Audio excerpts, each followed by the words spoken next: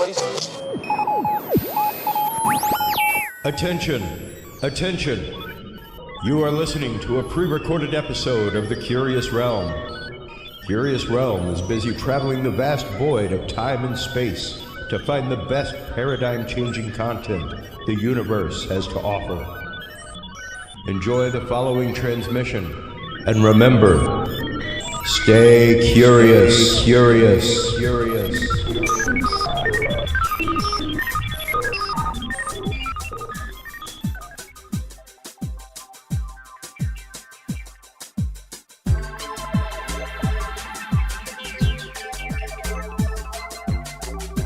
Coming to you from the city of the weird. Exploring topics from the esoteric and unexplored to dimensions unknown. Shining a light of truth on the darkest corners of our reality. Welcome to the Curious Realm.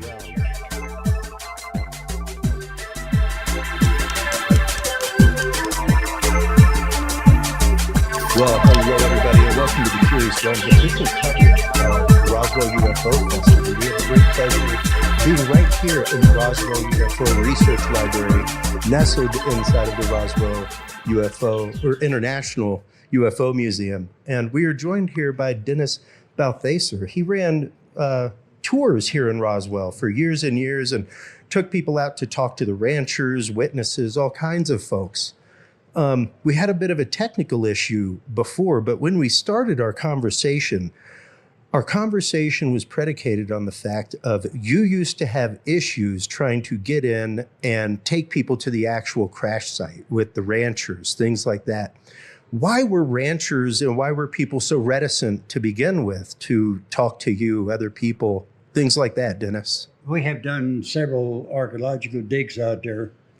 One of them, which we have on display here, was sponsored by the Sci-Fi Channel, and we had the University of New Mexico Archaeological Group with us. Mm-hmm. So that was a pretty extensive search we did that time. We did ground penetrating radar and different things. Actually, didn't find anything. So apparently when they cleaned it up, they did a really good job of cleaning it up. Probably more than one time. I imagine they went out there shoulder to shoulder a couple of times to clean it up. I have a feeling there may still be some metal somewhere under the ground. 79 years, we've had a lot of sandstorms, cattle and sheep going across it. Then more than likely there's some cover up. And we need to get back out there and do some more research on it. The actual site is BLM land, Bureau of Land Management. Of course. And we always had permission from them to go out when we went out. And the rancher currently doesn't want anybody out there. And in a way I can understand it. He has cattle and sheep running loose out there. Yeah. Out here in southern New Mexico, many of our ranches don't have fences. The ranches are so big, they're not measured in acres, they're measured in sections. Mm-hmm. And a typical ranch here could be 200 to 250 sections. That's square miles. And the rancher just didn't want anybody out there. Yeah. We will continue to try to go out there and do some more research as we can. And that's interesting, once again, that you had BLM permission to go out on this and dig. That's pretty phenomenal to begin with, that you even had the cooperation of the federal government in that kind of way. You figured it out. You have it. What's happening? One story with the BLM years ago, I had heard that they do environmental impact studies every so often on the ranches, and they had done one, and I heard about it, so I went to the BLM and I said, "May I see a copy of that?" Since it was the actual site. So they gave me a copy. I took it home, about the 7th or 8th page. It said, "Be careful out here because of aliens." That was the BLM. I went out the next morning to the BLM. I said, "Who put this out and where did you get the information?" "Oh, that's a joke. It won't be in the final copy." I said, "It's signed off by 7 people." I said, "Where'd you get this?" Seeming pretty close to final copy. No, it's a joke. It's not going to, we're not going to use it. He said, that won't be in the final copy. Here's my address, sent me a copy of the final copy, which they did.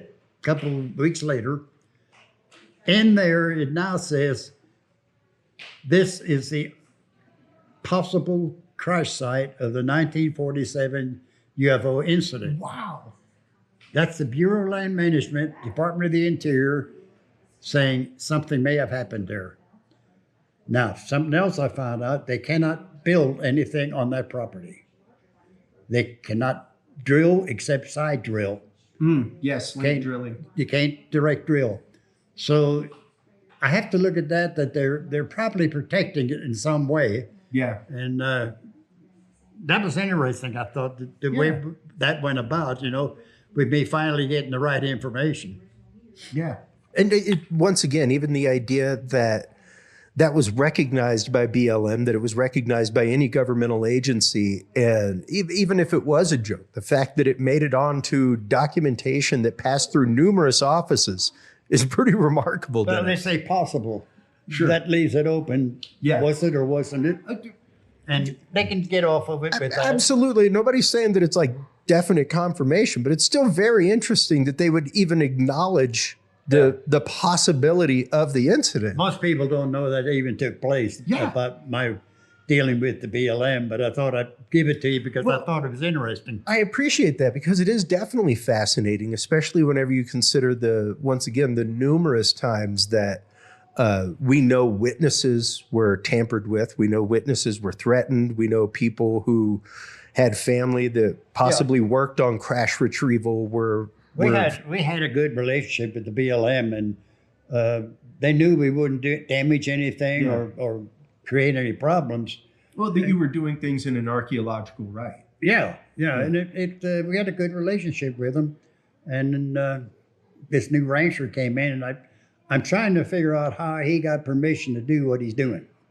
Yeah. If it's BLM, the land around there is private ranch land. So there he can probably shut it down. Sure. If he shuts that down, you can't get to the actual site. Yeah. Which is in the middle of that. So that may be the reason. And that's fascinating. And once again, coming from Texas, it's one of those, like we ran across it even in Aurora going up near where the well is. The well is literally located right on the outer fence of private property. Right. So when they see people go over and start messing around near the well, like a truck comes out and you're lucky if that truck doesn't have a shotgun with him, just in case. So kind of like Area 51. but you're talking ranchers especially out here in the desert, protecting their water rights, protecting sheep, protecting their land, all kinds of things. Ranchers not wanting anybody. It's a huge point of liability, most definitely. Particularly with cattle and sheep running loose out there. Yeah.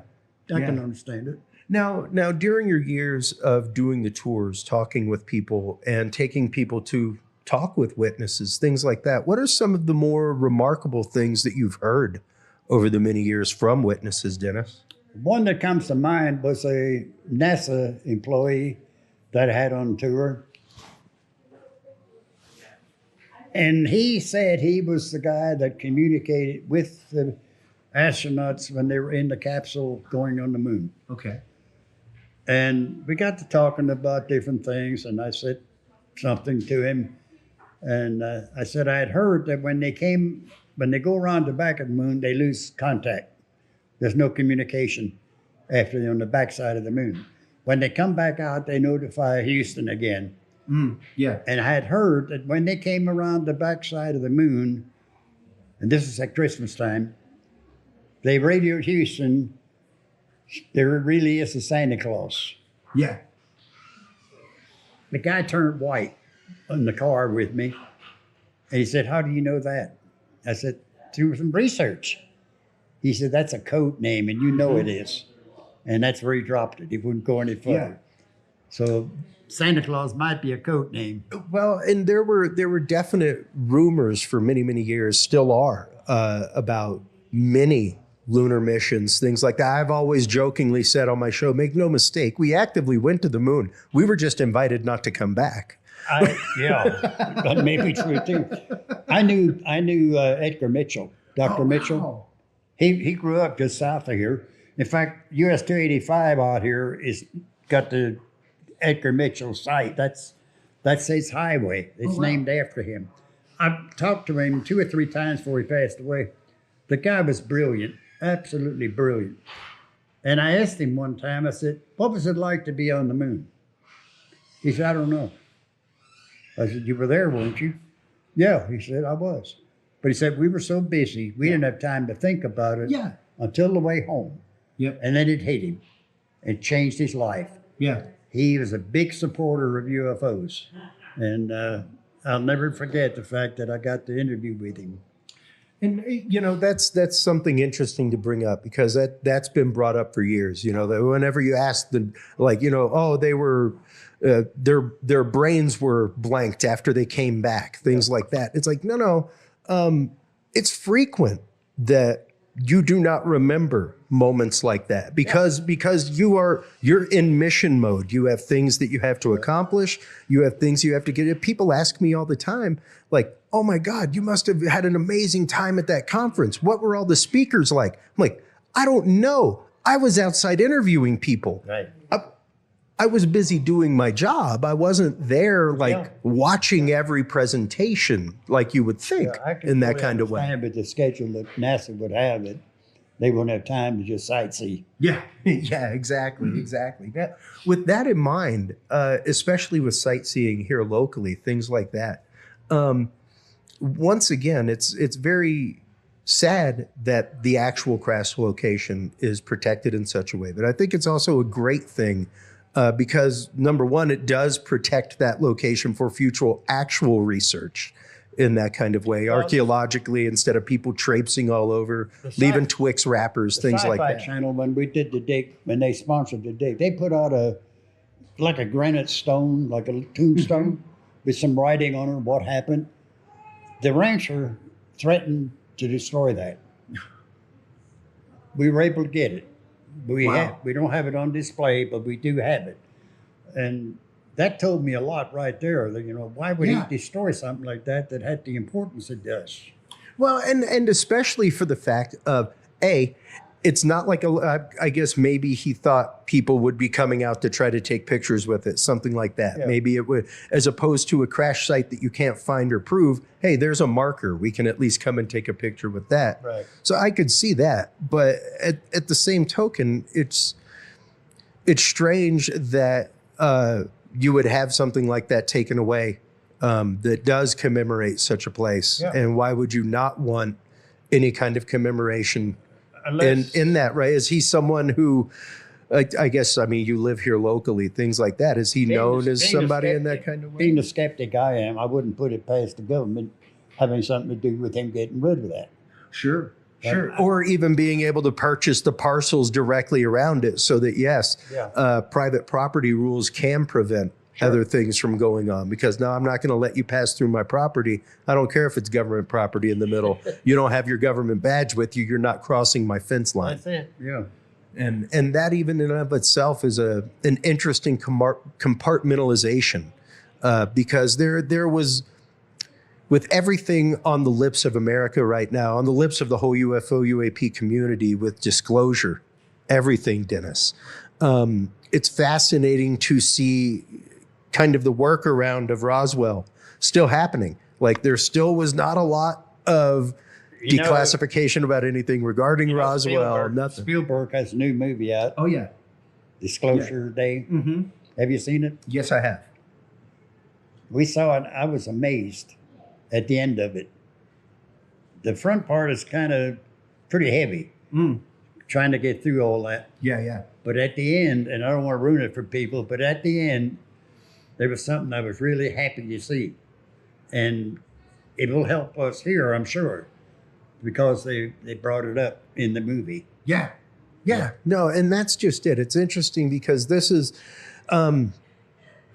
when you're looking at things specifically in the light of history, things like the JFK assassination, so many things that are still compartmentalized, so many things that are still, I mean, we just had secondary MK Ultra hearings this last week. And part of the conversation was, oh, no, those programs didn't stop. They just changed form. Now you're looking at it in the form of social media, things like that. Like the money was just shifted to other projects. Congress had a hearing a couple of years ago with whistleblowers. Mm-hmm. I understand that hearing has now been brought down to a committee. Yeah. Which means they're putting a lid on it. Yeah. And at my age, I don't look for disclosure in my lifetime. Mm-hmm. I'm 84 years old. I don't think it's going to happen. But I firmly believe that young people need to know what happened. That's right. One way or the other. Yeah. I'm the type of researcher that if it's not aliens, that's fine. I'll go fishing. Yeah. I didn't want to spend the money I did and the frustration for years trying to get the truth. Yeah. But I think young people deserve to know it. Absolutely. And that's just it. That's what I keep telling everybody. A lot of the people in communities are very, very upset. Like, oh, this is all a nothing burger. And it's like, well, you know, in all honesty, all of these files, the declassifications, things like that, they aren't for folks like you and I, Dennis. They're for folks like my dad, for whom the conversation of alien life or UFOs is a non-conversation. Well, it's obviously not a non-conversation to our government. They've spent billions of dollars over 60 years, and we now have the government documenting that to our face. It'll be the biggest story of the millennium. Absolutely. And I don't know how many people are aware of it, but this library here that we're in is the second largest UFO library in the world. Yep. Most people have no idea where the largest one is. It's at the Vatican. Yep. That's right. They have a couple thousand-year head start on us. A little bit. We have 7,000 books here. Wow. And the archive next door has over 100,000 documents. Magazines no longer being published and things like that. So this place is a gold mine for anybody that's interested in the subject. Absolutely. And that's just it. That's why I love coming over here. That last year was my first trip. And when I got home, I told my wife, like, we've got to go every year.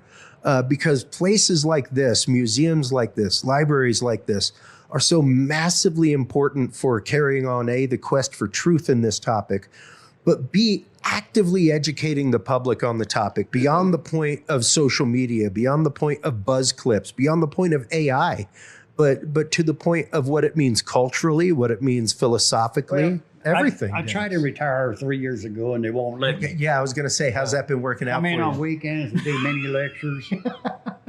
If a film crew comes through town, I'll come in and interview with the film crew. And a couple of months ago, I did one with the Tokyo, Japan crew. Mm-hmm. They sent me a copy of it. I have no idea what I'm saying on that video. They dubbed Japanese over the top of my English. And then the subtitles are in Japanese too. My wife looked at it. She said, "You look good, but I don't understand what you're saying." And then just recently, within the last 2 weeks, I did one from France and one from Brazil. And so the worldwide interest is still here. it's still right here, squarely here. We have a map out here of the United States and a world map, and people put pins in it. Yep. It is amazing. That thing gets cleaned every month. I'm sure. It's full I'm sure. every month Yeah. from all over the world. Dennis, speaking of the Knicks, I've got my 9-year-old here with me. He's interested in the topic. He's fascinated by it. What can we do to open the dialogue, open the conversation, literally cross-generationally in that kind of way? Well, I think young people, like I said, I think young people need to be made aware of what happened, one way or the other. And then we can put it to rest. And I think it's too important not to put it to rest. For me, I think it's the biggest story of millennium, Absolutely. and bar none. And I think we need to get to the bottom of it. I firmly concur. Dennis, thank you so much for your time today. Thank you so much for your time always and everything that you do. Thank you. Let everybody know where they can go to find out more about the museum, where they can go to find out more about your DVDs, everything else, Dennis. Okay, thank you. Appreciate it. Good interview. Thank you. Thank you. Where can they go to find your DVDs, find your work? Where can they go to find out more about the museum? They can contact me at my email, truthseeker@dfn.com. And if they're interested, I got one on my Roswell UFO tour, which I had to quit because of COVID. Yeah. But I put it on DVD. People still wanted it. And the other is my lecture on Roswell, Area 51, underground bases, and the pyramids. That's my 4 areas of research Awesome. for 30 years. So those are both made available if they want to send me an email and order it, and we can do that. Fantastic. Dennis, thank you so much once again. While you are online, finding everything from the International UFO Museum, the International UFO Library, as well as Dennis Balthaser, everybody. Make sure to stop on by Curious Realm. CuriousRealm.com is where you can like, follow, subscribe. That is where you can find all of our content and all of our coverage from live events like the Roswell, or like the UFO Festival, International UFO Festival right here in Roswell, New Mexico. We'll be right back with our continuing coverage right after this, folks. The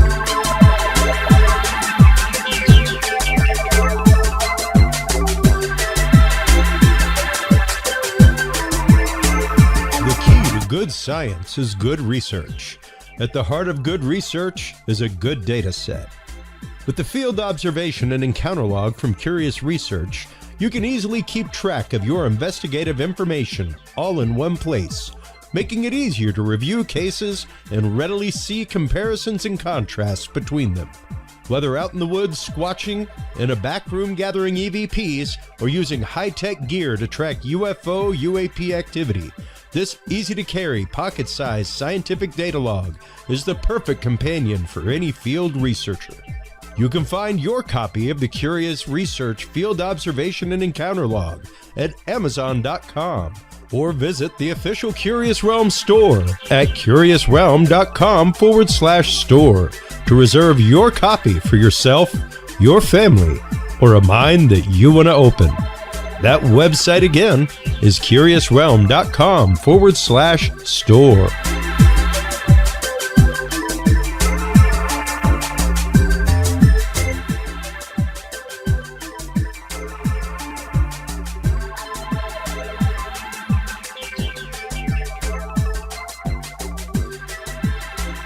Well, hello, everybody, and welcome back to the Curious Realm's continuing coverage of the International UFO Festival right here in Roswell, New Mexico.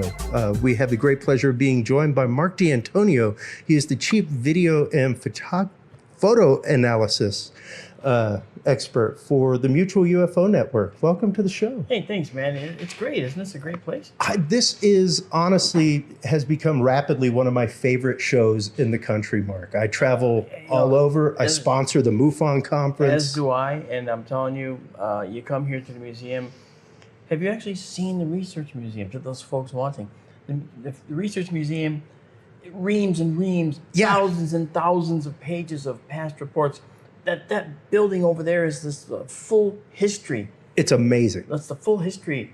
You know, it's rivaled only by David Marler's history in Albuquerque and Rio Rancho. And only one bigger than that is really the Vatican. And that's also true. So, now, what are they doing but with you it? can have access to these. And that's what's really cool is that, with a simple appointment over at the window, you can come in, you can spend a weekend researching and go through archives and reams of data that you would not be able to find online. It's absolutely awesome. True.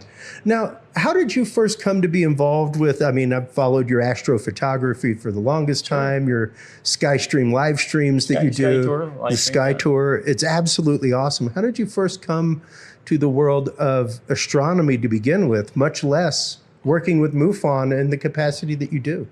Well, do you know those two things are actually linked directly? Because at age 9, I had a missing time experience. And I went on a school trip to a pond in Torrington, Connecticut, Burr Pond, B-U-R-R. And back then, the teachers would stay behind and talk to the bus driver on the bus while the kids went off and, did the pond things with the little pond guide or whoever was helping them. So there wasn't the same type of attention to watching where every single child is. Where's Bobby? Where's Bobby? Right? None of that was happening. So I remember getting off the bus with my bag lunch, got to the bottom step, and all of a sudden I'm turning around and going right back on the bus with my bag lunch. Literally that fast. I'm like, well, wait, why are we going back home? I still have my lunch in my hand. I get on the bus, kids are bouncing around on the seats, okay? And I'm going, when are we going to the pond? And they go, we were there all day, you jerk. Where were you? Wow. And I had my lunch in my hand. I really didn't recall 4.5 hours of time. And I don't know where it went to this day. And I went home from school. The day was over all of a sudden, and it was just morning. It was just like 10 a.m. when we got there. And all of a sudden, it's like 2 p.m. 3 hours or so, right?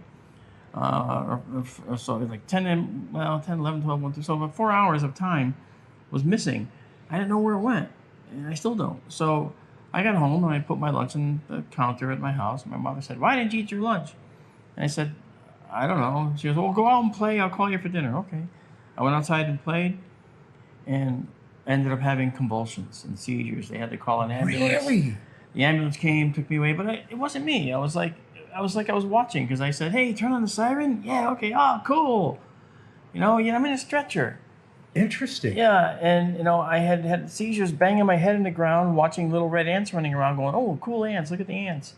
Not realizing I'm hitting my head on the ground. I mean, it was like and it bloodied my forehead. I didn't even care. Mark, wow. Yeah, and so I get to the hospital, and the doctors told my family, "Oh, well, you see, he must have fallen and hit his head, and he got a concussion, so that's why he had the seizure." No. I had the seizure that caused me to have the convulsions and get the thing. Yeah. So the actual source, to this day, we don't know. Wow. And no issues after? Never. Nothing again in your life Never regarding again. something like that? Never again.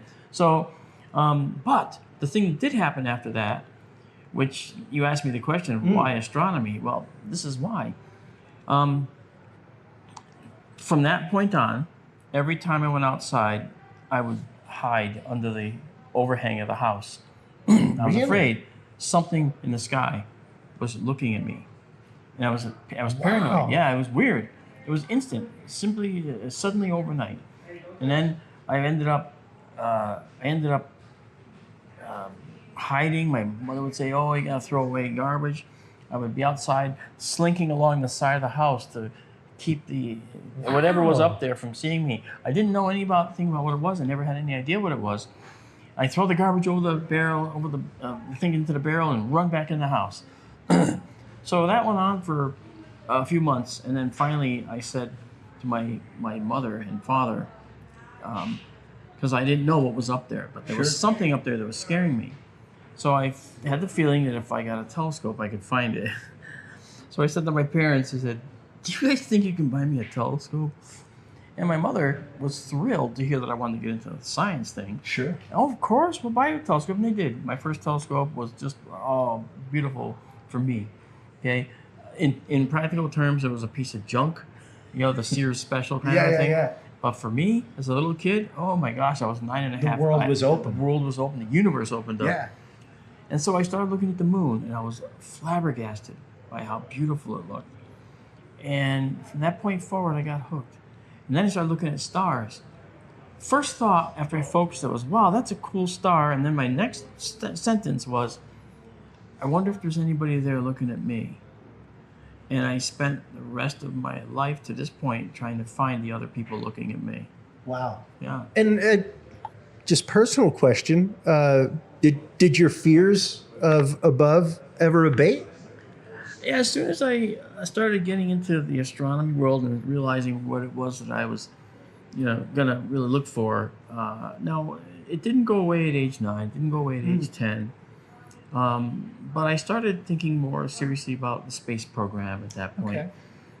When I was just late age 9 or so, I actually did something crazy. I actually built a space station plan and I sent it to NASA. Sweet. My mother was like, "Okay, we'll send it to NASA." Here we go. So she sent it to NASA, made me happy. Yay! And, it took 3 weeks, but I got a response. Wow. And the response I got was from a scientist working at NASA. And he not only wrote me a long letter telling me what he thought of my space station plan, which was all very positive, he sent me back a box full of mission patches, model kits, books, and I labeled that Space Box. Right? And I literally slept with it. No lie, it was next to me in my bed at night, and I'd sleep with the Space Box because I read, I looked through all these things. It was such an amazing amount of stuff he sent, and his letter was very poignant. It said, everything you wrote about in the space station plan is really important because some of it is stuff we're doing today and some of it's stuff we hope to be doing. Yeah. He says, you should stick with the space program because you've got a real future in space. That's That's epic. and Too cool, man. This is. And so what I ended up doing, and this is crazy, Chris, what I ended up doing was that scientist in that letter never left my mind. So 45 years later, I called him. Oh, wow. Because it turns out that that scientist is now the chief engineer for all the outer space robotic missions. He is the responsible person for sending every rover to Mars that we've sent. He's responsible for the probe to Pluto that we saw taking pictures, New Horizons. Yep. He's responsible for the asteroid visit probes. Every robotic mission that we undertook, he was the guy responsible for it. Wow. And his name is Gentry Lee. And his name was Bert Lee when he sent me as a scientist on in NASA. But when he became the Jet Propulsion chief engineer, his name was Gentry. I think that was one of his names, as his nickname or middle name or something. Okay. But either way, that guy, it sealed the deal. When I got that box back, that's when I knew I'm going to be an astronomer. There's no doubt about it. And honestly, the fact that you got to thank him later, the fact that you got to bring that up to 45 him. years later. That's awesome. Like, 45 years. honestly, as somebody who spent time as a youth minister, things like that, to pass things on to the next generation is what's massively important. Yeah. But B, to have that moment reflect back on you. I'll never forget the day that I had a random person pop over the seat of a bus and ask me, like, did you say you were Chris Jordan from this? To like, I had you as a teacher in 7th grade. The things you taught me changed the way I looked at the world. That's so cool. And it really is a moment where, like, you get to see that you impacted something. Yeah. And Or took someone, somebody in a different direction in their life. So the fact yeah. that you got to actively thank him for that is a huge, beautiful thing. Yeah, and see, I've always said that wherever I am now today, I stood on the shoulders of giants before me. Absolutely. So, And go ahead. yeah, no, as I was saying, so that led to my SkyTour live stream, which is a series of remote telescopes, as you know, that we run. I'm in Connecticut. I run them. They're in Arizona. Yep. I take the roof off remotely and I point the telescopes at the sky. We have 2 active telescopes in the Arizona desert now. We're going to add a 3rd very soon. Wow. A much bigger one. And we're adding a 4th solar telescope back in Connecticut to study the sun during the day. So we'll have the stars at night and the sun during the day, so I'll never sleep. Okay. And we also have plans and a commitment for a 5th one at a 7,500 foot altitude mountain site in Colorado. Wow. Yeah, and so we're actively pursuing that as well. And just today, as we were speaking, I got a message from friends in Australia because I've never seen the southern hemisphere sky. Oh, wow. So Whole different set of... it is a whole different set of learning, man. Yeah. Okay, same phenomena, just different types, different ones. So he said to me, "Tell us what you need." Because we're going to go, we'd like to scout out some locations for you and see what we can do to help you get it down here. Dude, wow. That is incredible, Yeah, man. having someone on the ground means such a big difference, you know? Yeah. Because you can go there and stay there for 2 weeks, 3 weeks, and you'll get some ground covered. But you need someone who's lived there. Yeah. Who knows what's going on, who knows the seasons, knows, Yeah, I was going to say, knows the weather cycles, things like that. In May and June, it's a torrential rain down here. Yeah. You don't want that. But in January and February, it's actually beautiful. Yeah. You know, and it's like, wow, well, those are the winter constellations for us. Yep. Down there, it's summer. You know? Yeah. Because the Earth's on an axial tilt, you know? Absolutely. And there's Australia, and here's us in the winter. You know, I'll never forget, one of the first astrophotography things that I posted was an anomaly that I found on the moon. And you responded. I'll never forget. I'm sorry. You responded amazingly well, and I loved it. And people were like, oh, you know, I was like, no, I love the fact that somebody came in and explained to me what this was. And it was a spire down in like the lower left-hand side of the moon that's a remnant of meteoric impact, where basically it rises in the same way a water droplet rises up. Oh, You're talking about the central peak in a crater. Yeah. Exactly. And you did a great job explaining what that was. Yeah, you remembered it. You remembered my analogy. That's pretty good. Absolutely. Yeah, exactly. Because it's one of those, I say all the time on my show, if we can get past that moment of what's in my red circle, I always say, please, more red circles. I want more red circles from everybody observing everything in all these parafields. But we have to be willing to accept the explanation of what's in the red circle.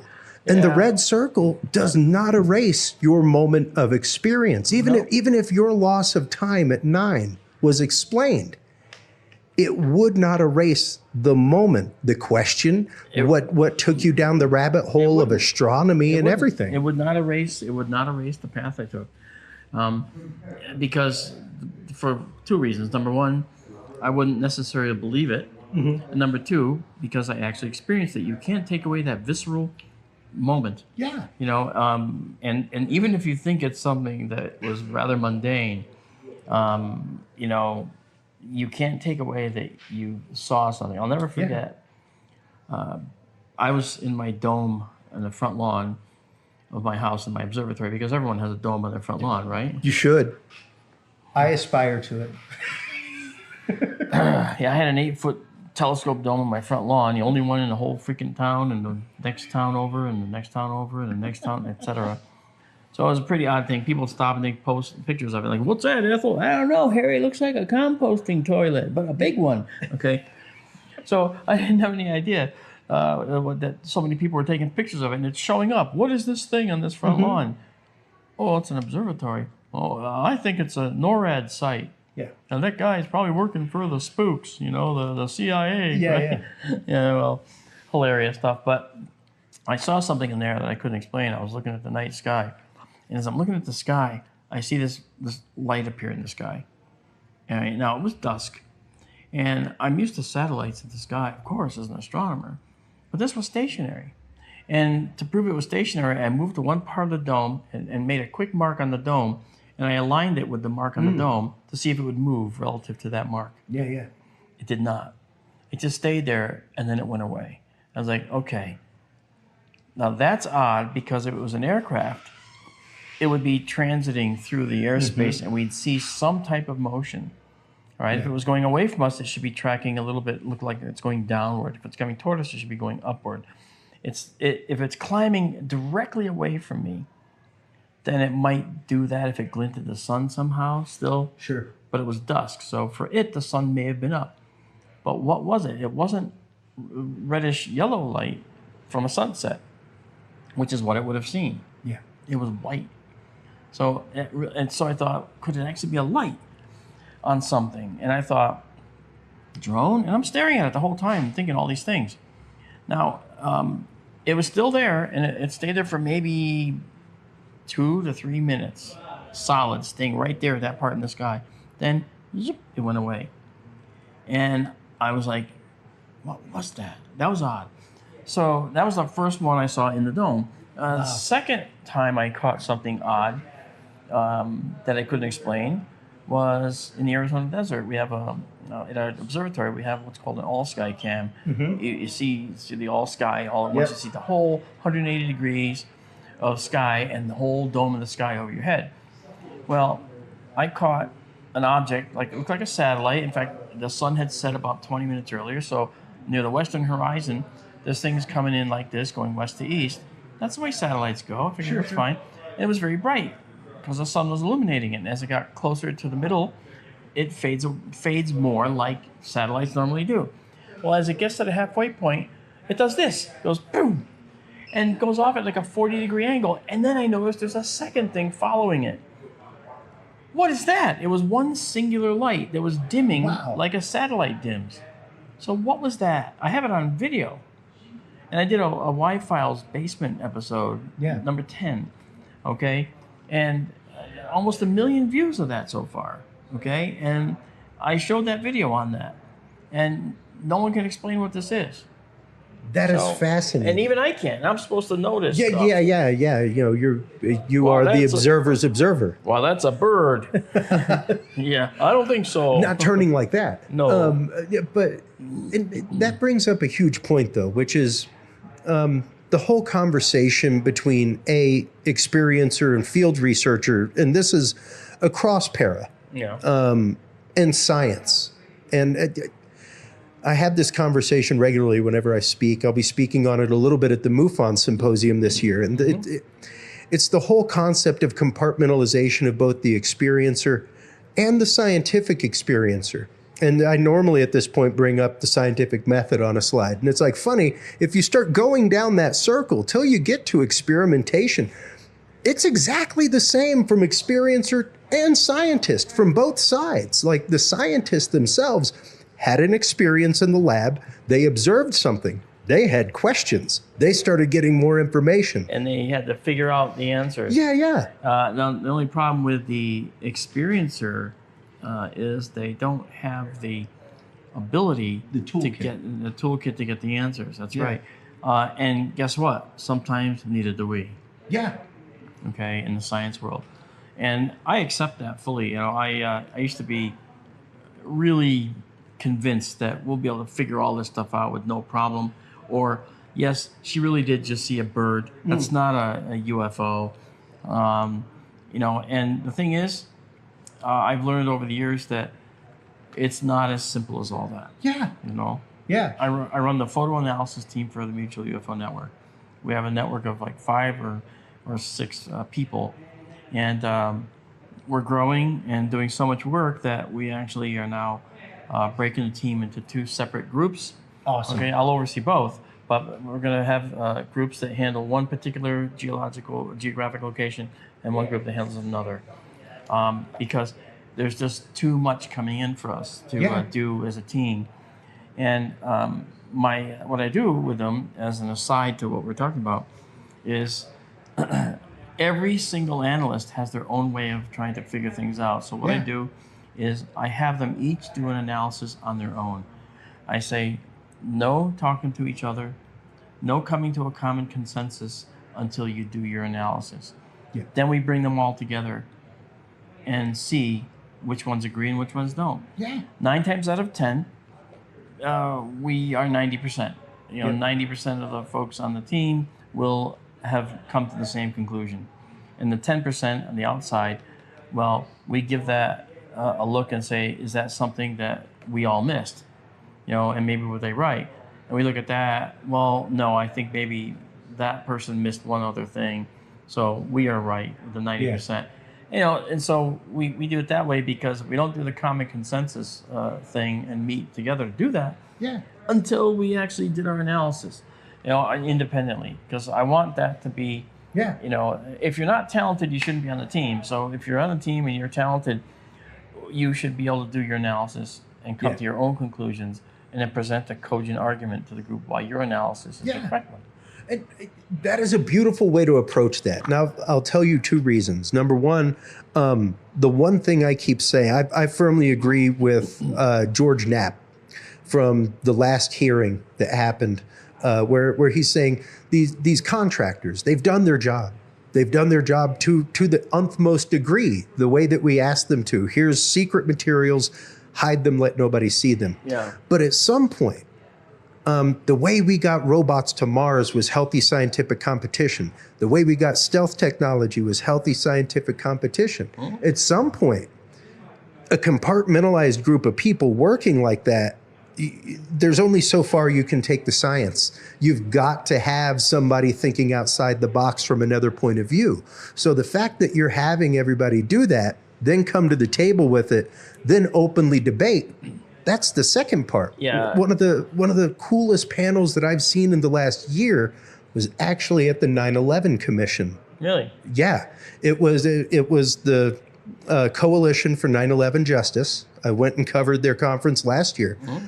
It's the only conference I have been to where there was a dissenting opinions panel, Mark, where the researchers had a chance in a 3-minute symposium, like you have 3 minutes to answer a question, you have 3 minutes to answer it. To ask questions about each other's work, to be like, hey, you mentioned this, what about this? And it was so beautiful. I've seen that at no other conference where it's like, let's have all the researchers get up there, present their work, and then actively debate each other on their work. Yeah, and That's science. It's beautiful. Yeah, exactly. And so, and speaking of 9/11, I was actually talking to someone about it just the other day, because they said it was definitely an inside job, And I was like, well, let me ask you a question.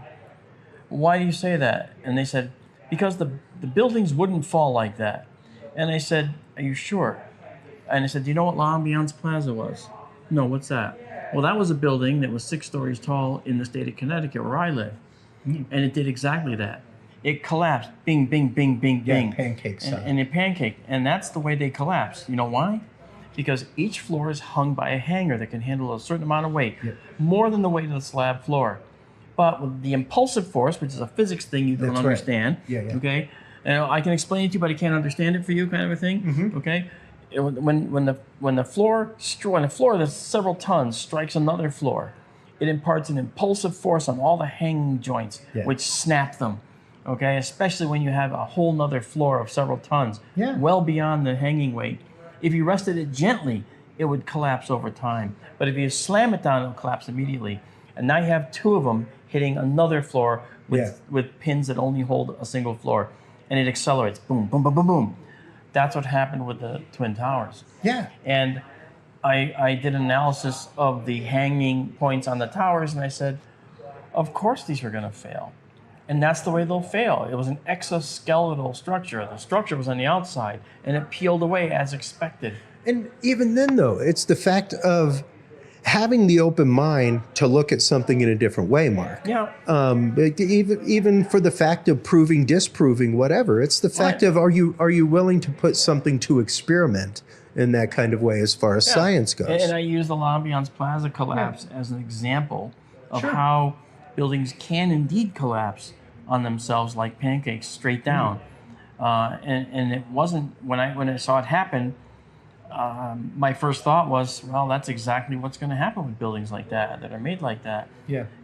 But again, it comes down to again, the toolkit I bring to the table is not the toolkit everybody else brings to the table. Some are far more advanced than me. Some are less advanced. And so we kind of meet in the middle, right? And sometimes the less advanced guy is the one that has the right answer. Yeah. And I'm more than willing to accept that. Now going back to UFOs, for instance. Absolutely. Okay, when you talk about, how they move through the sky and everything, people always say, well, they can't move that fast. Okay, there's no sonic booms. How come they can move through the water and not cause any problems? And that was the topic of my talk this morning. That's how they do it. They don't actually move through the water. In fact, they don't move at all. They don't even have engines. I didn't even mention that in my talk, but Let's get into that real quick. They don't even have engines, okay? Because all they do is transition from one position in space to another, okay? By generating particles that take them into another dimension, and then they have an entry point of a new point in space that they plug into however they do it. And then they end up coming back and transitioning to that spot. And they don't travel from here to here. If I go from here to here, I travel every point along that path, okay, to get there. But if I lift off of this spot and lift off to that spot, my finger wasn't felt touching the table anywhere here. Yeah. It was just here, and then it was here. Well, what is this? Okay, well, if this is the Earth, okay, and the three-dimensional world we live in, when you leave it, you literally vanish into the sight of anyone watching. Now you're in another dimension, then you come in here, you suddenly appear over here. And you didn't go through every one of these points. If I do this, well, then that's what people are familiar with. I walk from this room to that room. But if I disappear from this room and appear in that room, that's something that people are not used to.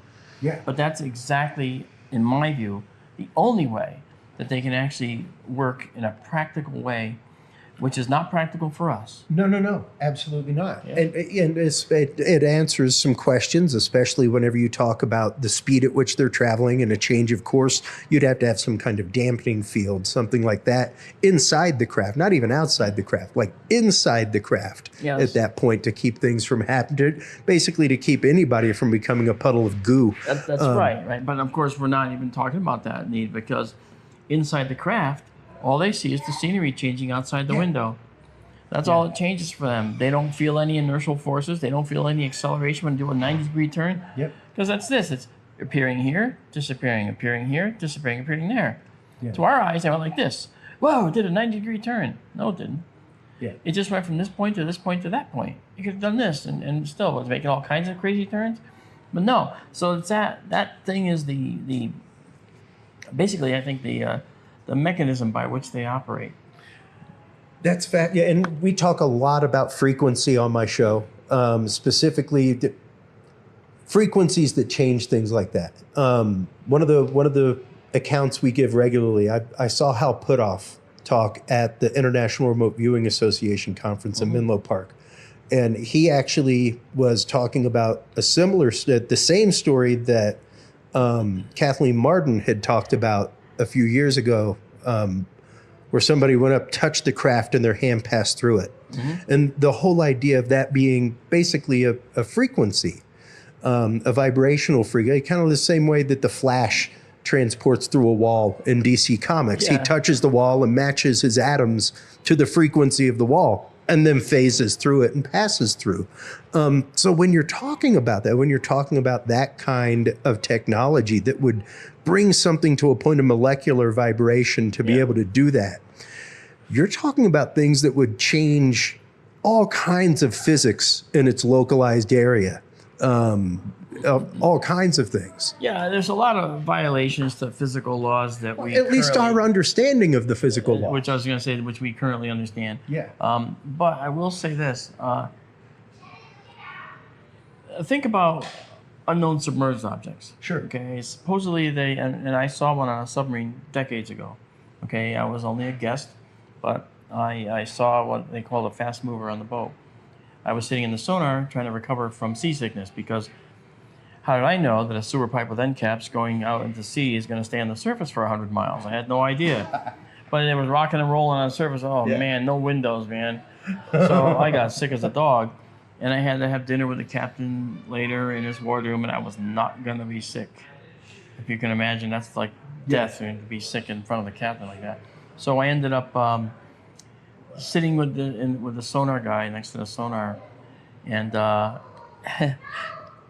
was trying to get my stomach back when we're underwater at that point. It feels like this. So anyone watching this, the way it feels in your room right now, if it's smooth, that's how it felt underwater. You don't know you're moving. Sometimes you feel a little vibration, and that's when you're going into water that's warmer or cooler, because one end of the boat hits it before the other, so it kind of ripples through the boat. Yeah. And that's the only way you know you're moving.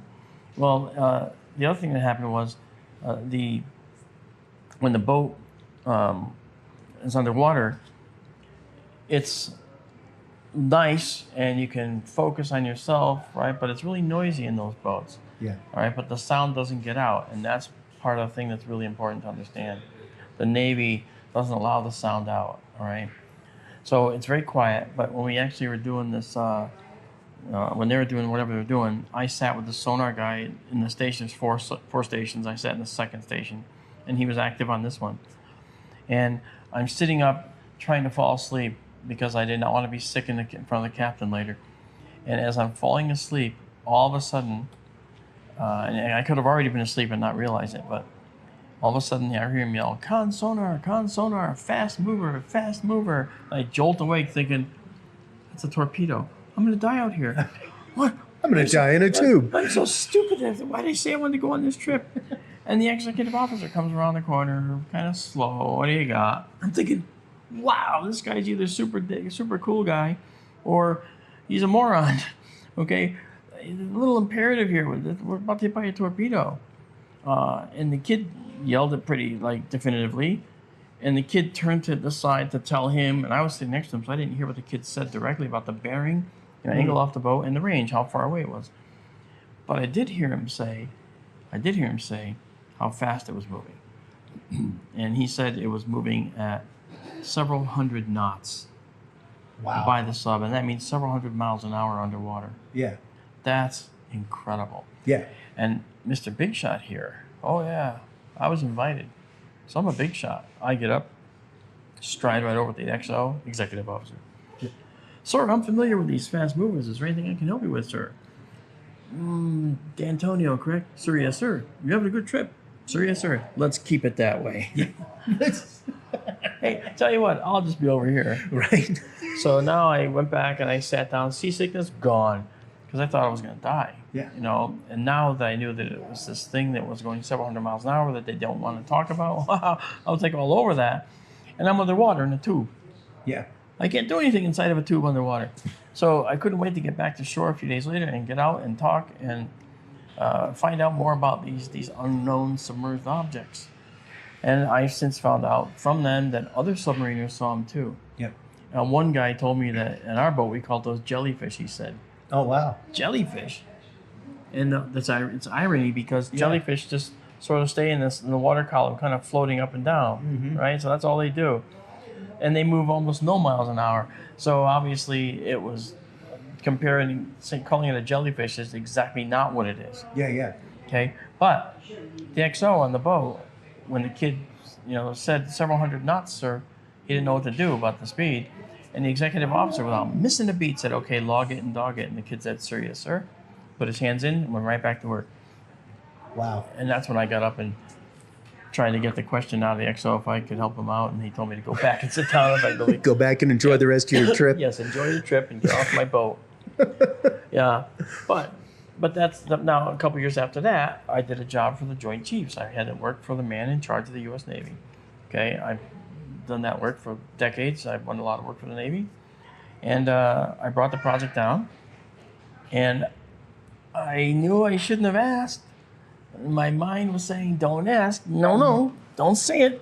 But the words were already coming out. What can you tell me about the fast mover program, sir? Oh, I literally, physically went, and closed my eyes like I just committed career suicide, And when I opened my eyes, he's laughing, not laughing, but smirking, going, "I can't talk about that, Mark. I'm sorry." I went, "That's okay, sir. I'm sorry." He goes, No problem. Great job on this project. We'll have you do more. Thank you, sir. Thank you, sir. And I drove back to Connecticut, and talk about missing time.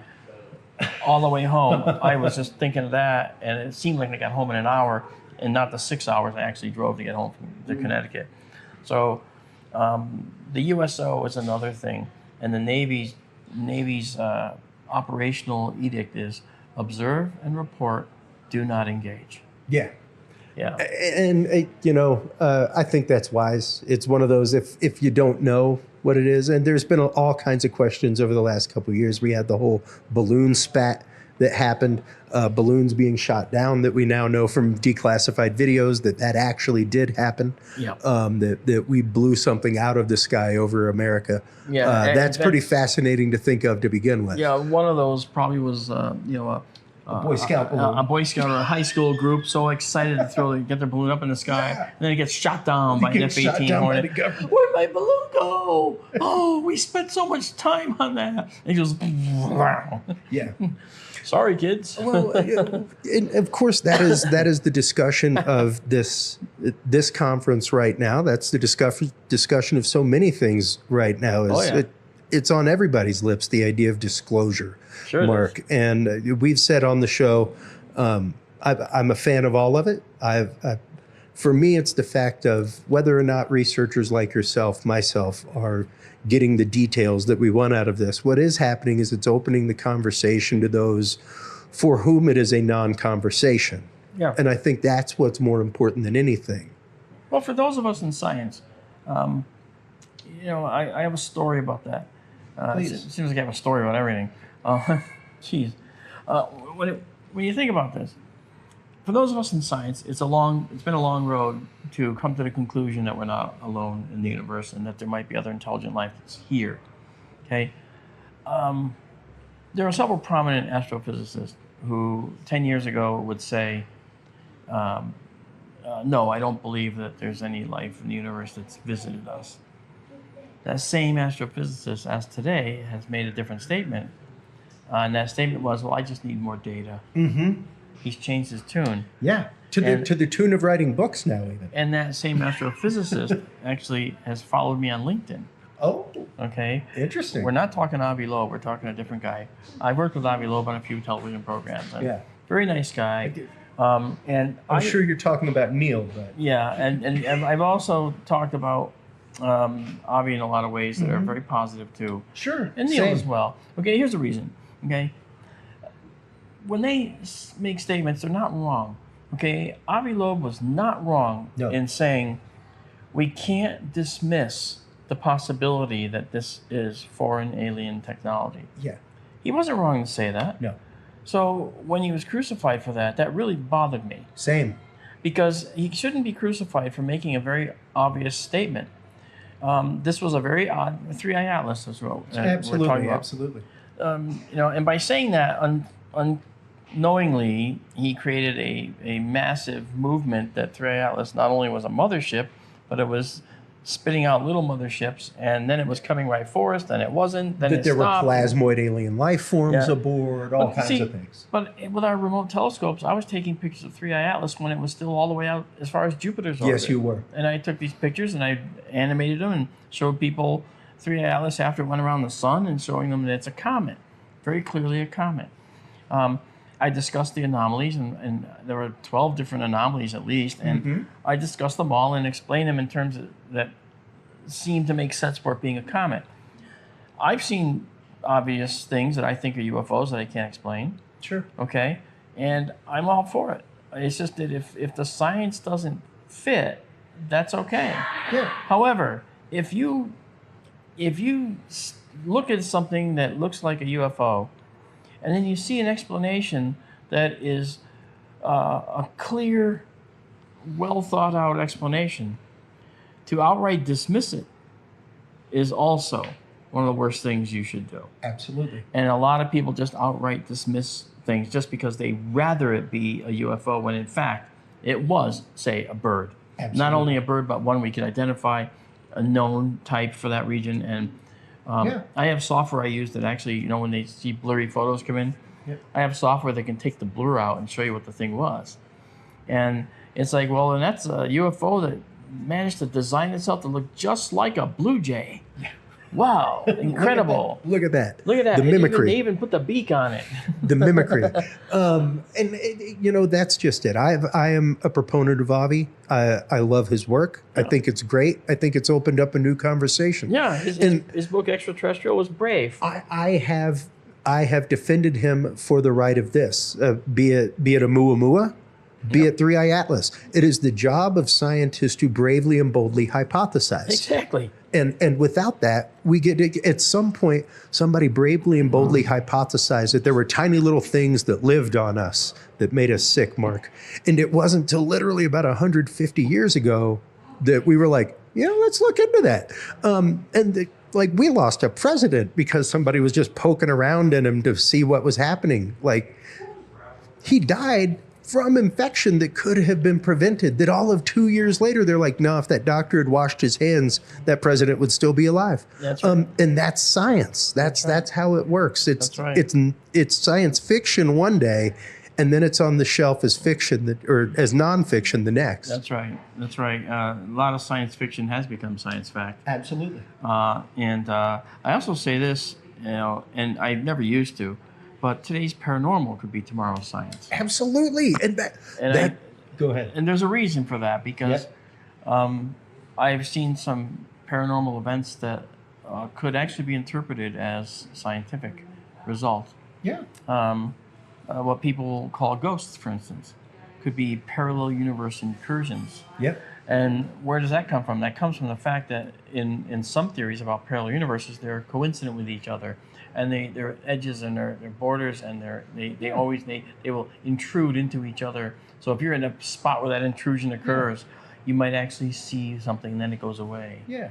Okay, I had that happen, and I couldn't explain it. I actually wore from the hospital. I wore a headset that had all kinds of electrodes, and I would push a button every time I saw something.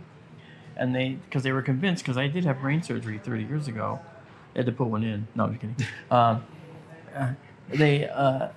They actually had to remove a deadly cyst, not cancer or anything, and it was perfect. It went perfectly fine. But so they took it out, and as the injury matured, I thought maybe that's the reason why I'm starting to see things that aren't happening, because my brain is replaying imagery. This would also replay voices I heard in the past. That's what I was thinking. Well, it turns out that's not what it was. Okay, the stuff that I was hearing and the stuff that I was seeing appears to have been coming from a different dimension. Now, why would I ever come to that conclusion? Right? That's kind of nutty. But I thought I was losing my mind. I've had studies, MRIs, I've had CAT scans, I've had these special halters for the brain just to see if it was I thought it was the maturing injury that was causing me to see these things. I figured, all right, I'm going to have to live with it. Okay. Well, it turns out that I was in my shop working on a prop. Because as I mentioned before, I've had the pleasure of working for a decade with Douglas Trumbull, famous visual effects guy. We're very good friends. We're working on a project together, a movie about Nikola Tesla, as a matter of fact. Oh, wow. And while we're doing that, I was building a prop that was going to be used in the movie in my workshop in Connecticut. And I was about to drive it up to Doug's studio so we could look at it and he could critique it. Well, as I was about to start packing it up, I saw this this creature walk in. It was like a little dog, kind of like this, had a little kind of like a gait like a Pekingese or something. But I couldn't really see it because it was sort of half in, half out, where it was sort of semi-transparent. So as it got closer, it stopped and it made a little rhythmic circular motion and plopped down and looked like it was doing this rhythmic, like it was licking its fur. So I'm looking right at it going, man, my brain is really a phenomenal organ because I must have seen this thing in the past. I walk up to it. I'm looking down on it. I see the backside of it. I say, well, I'm seeing the back of it now. The brain should just be seeing a projection of what I saw with my eyes. It doesn't know what the backside looks like. Why do I see that? So I stepped on it. And when I stepped on it, everything changed.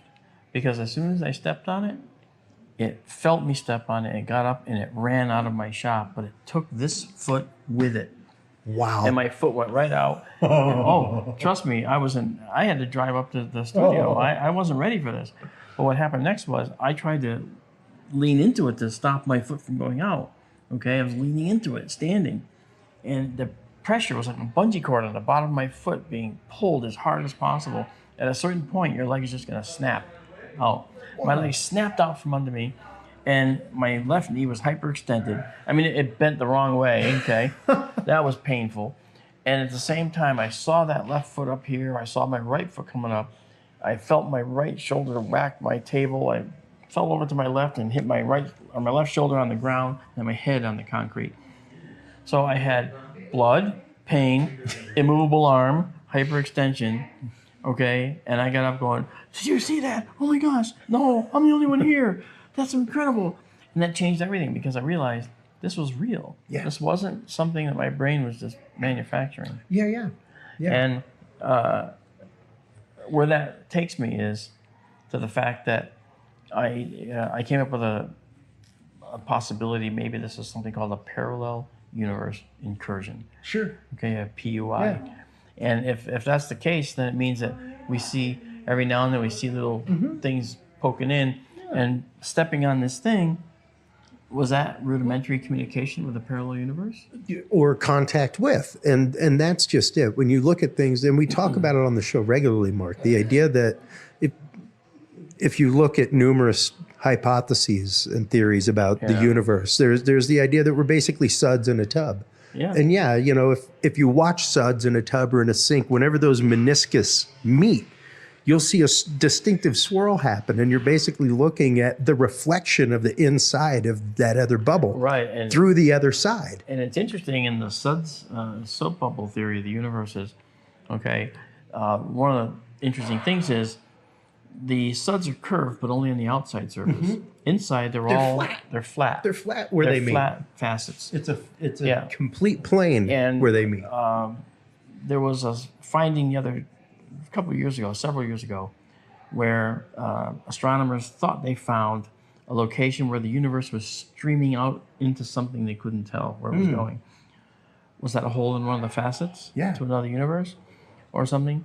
Or is it something that we just don't understand, a simpler phenomenon? Even the hyper pathways that we now know exist within the solar system and outside the solar system for energy to flow through all kinds of things. It's fascinating to think about that yes, if you could somehow ride that slipstream, you'd be looking at a whole nother form of transportation. So yeah, I agree with that. That's pretty interesting stuff. So I don't know too much about the hyper pathways, but It's fascinating. I'll share a few articles with you because it's interesting when you get into it. Just the idea that, yeah, they're basically almost like Swiss cheese. The fact that like this hole connects with that hole, and there are places where this energy moves at a different rate than it does in the rest of the system. Okay, it's I can see energy movement. Like yeah, that. yeah. And I mean, especially whenever you're looking at a great example would be kind of like sunspots, things like that, where you're talking about the coronal discharge that moves from one location to another. If that were to be able to partically move faster from one location to the other through a less dense area of space, so to speak.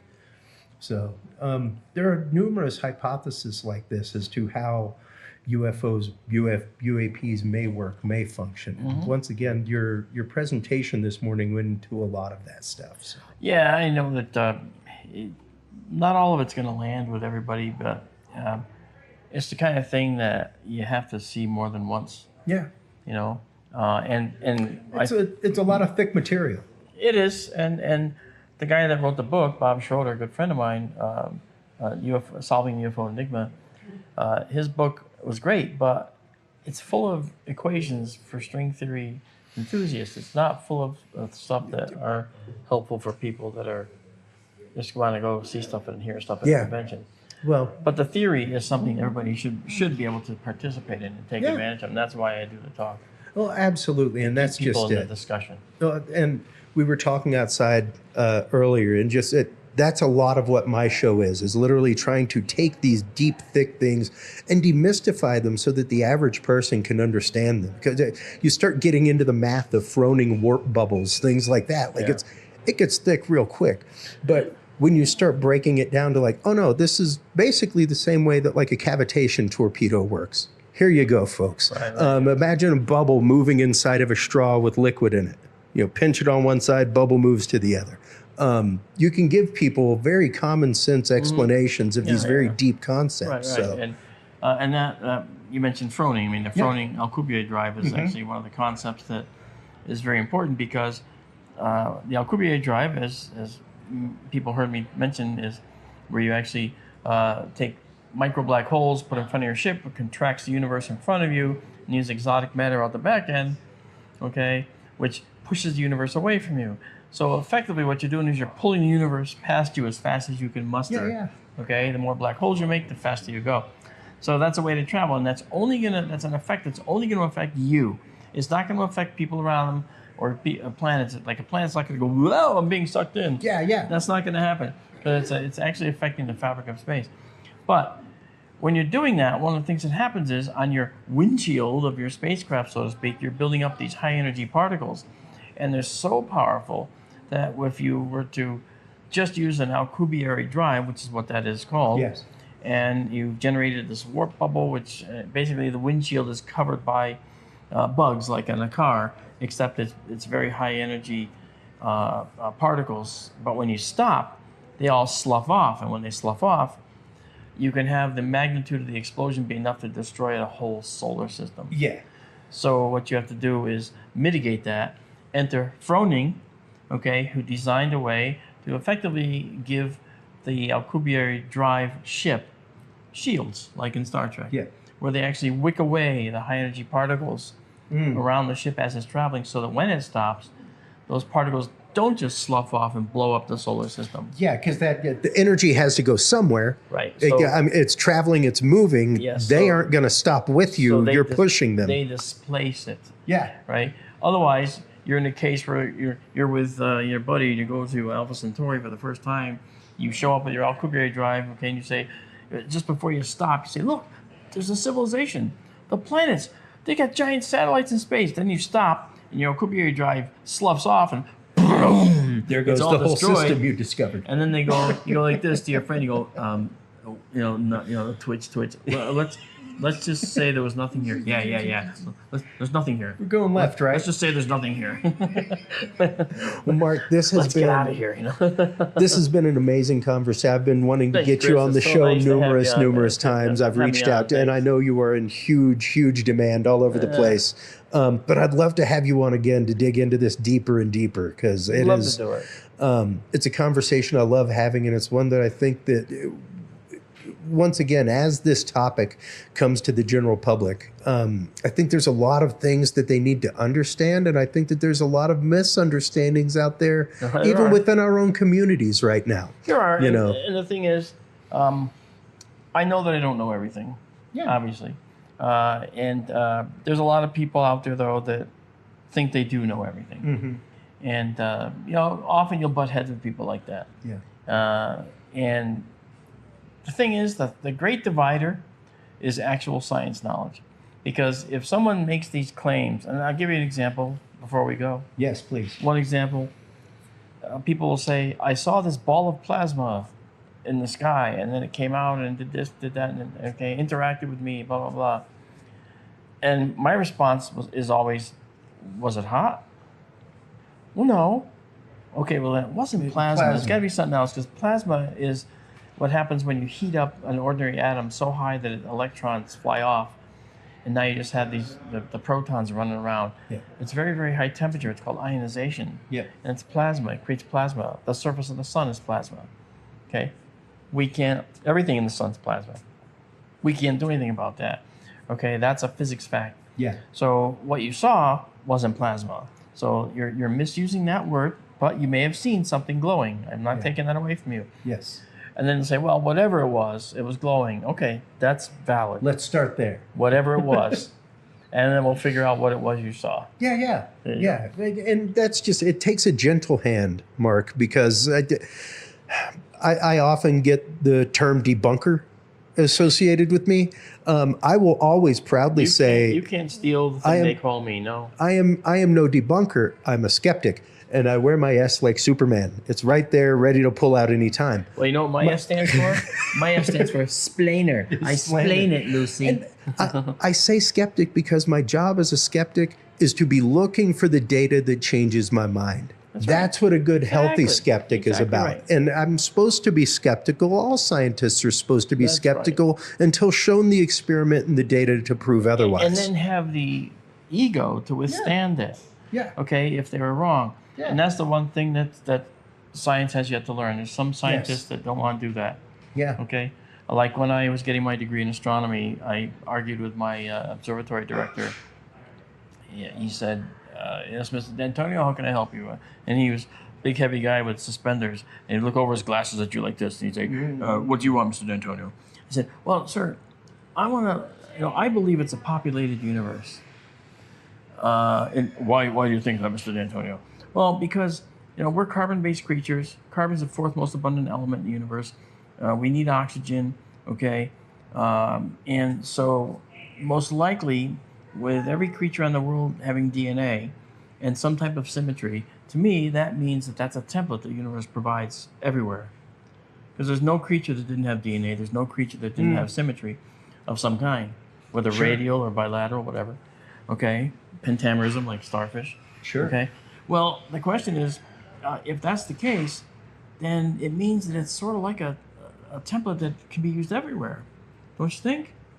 And his response was, and what proof do you have, Mr. D'Antonio? I said, well, right now we don't have any proof, sir, but we're going to get it, okay? Because it's just a matter of time before we start finding planets around other stars that do have an oxygen atmosphere.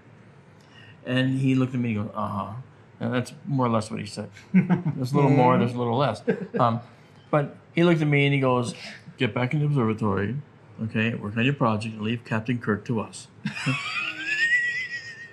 And I was like, I was like this. I was like, twitch. Okay. So that was 1983 when I got my degree. 1985, okay, or 1988 rather, is the first time we were able to confirm a true exoplanet around the other star. So Mark decides to go back to that university, into his office, okay? Haven't talked to him for 5 years. I walk into the observatory, you smell the ancient wood, okay? And the old wooden floors are creaking as you walk in, okay? The door creaks when you open it to go in. It's an 1800s observatory building, lovingly cared for, actually. As you walk in, you walk into his office. As I'm walking into his office, he's on the phone. Haven't talked to him in 5 years, okay? I lean around the corner and I smile at him, and he looks out at me and he looks up, he sees me, he goes, it was only one planet. And what that is saying is That's as obviously, close to an admission as he could get. not only that, it means that I was living rent free in his mind for 5 years That's about right. this. That's right. And he knew I was coming. I didn't call him, and he knew I was coming. That's very funny. And that's just it. I think right now there's a lot of science, like you said earlier, that is now turning to the para, especially since quantum entanglement, things like that. It has changed the conversation. They are now reaching across the board to us. It's pretty fascinating to see that. And it's great to have people like you in place who know their language. And that's something that I try to ingrain with my audience, is the fact that we need to, whether you like science or not, folks, if you want them to listen to what you have to show them, you need to learn their language. It's not evidence, it's data. It's not evidence till 4 or 5 people have looked at that data and come up with the same conclusion. And if you don't know the science, you don't know the terminology, that's fine. Yeah. We'll listen to what you have to say, and then we'll see if we can bring some science to bear on it and prove your point. Yeah. And if we can't, it doesn't mean that what you saw was invalid. It just means that we couldn't prove your point. Yeah, we can't explain it yet. And Yeah. that's a lot of science. But that doesn't say you didn't see what you saw. That's right. You That's know? right. James Fox movie, I know what I saw. Great movie. Yep. Okay, I love James. Great guy. But I will say this: people know what they saw, and they know what they experienced, and you know what? You can't take that away from people. That's right. And I wouldn't. Yeah. But they will have seen something that to them has changed their life. Yeah. And if you can't explain it, to me, that doesn't dismiss it. That reinforces it. Yes. So Exactly. I'm okay with that. And I love hearing that from a scientist, Well, because that's where I it do should have be. a shirt. That's where it should be, you know. And as we started this conversation, it was reaching across the board from both sides, reaching across the aisle from both sides, from experiencers and researchers to scientists, and scientists to experiencers and researchers. And it's got to be an open-minded and open-hearted conversation on both sides. It So does. I want to thank you for having the open heart and the open mind, Mark, Chris, thank you. and for having Great this time. truly open and honest and revealing conversation today. Enjoyed being here. Thanks, brother. Absolutely. Before we let you go, let everybody know where they can go to follow all your work, where they can go to follow the Sky Yeah. Tour live streams, where they Yeah, can go to Sky get a hold of MUFON and give you the data that they have Yeah. collected in the field. Yeah, Sky Tour live stream is our remote observatories that we enjoy having people from all over the world join us on clear nights. We open up usually all of our systems in one night, and we have people looking at all the different telescope views, and all the pictures we take, which are stunning and rival some of the best observatories in the planet, we give away for free. So that's because I believe that astronomy is something that is a science that should be free to enjoy and learn. You shouldn't have to be able to have to pay lots of money to learn it. Yeah. So that's skytourlive.org. We are a nonprofit. Sky Tour, all one word, live, all one word, no, skytourlive.org. And if you have UFO sightings, you can either reach me at our contact skytour@gmail.com or MUFON analyst, MUFON analyst @gmail.com. Or you can go to MUFON.com and you can connect with my team there, the photo analysis team. And depending on where you are, you'll get a response from someone, and we'll go through your case. We love it, man. Awesome. Well, thank you so much again for the time. I greatly appreciate it. Thanks, Chris. This has been Absolutely. fun. All right. While you were online checking out everything from Sky Tour live stream as well as MUFON over at MUFON.com, everybody, make sure to stop on by Curious Realm. CuriousRealm.com is where you can like, follow, subscribe. That is where you can find all of the episodes. That's where you can find all of our video channels as well, embedding all of the channels of our guests and everything else right there at CuriousRealm.com/videos. When we come back from this quick break, we will continue with our live on-site coverage of the International UFO Festival right here in fabulous Roswell, New Mexico, right after this, folks. Where it all started.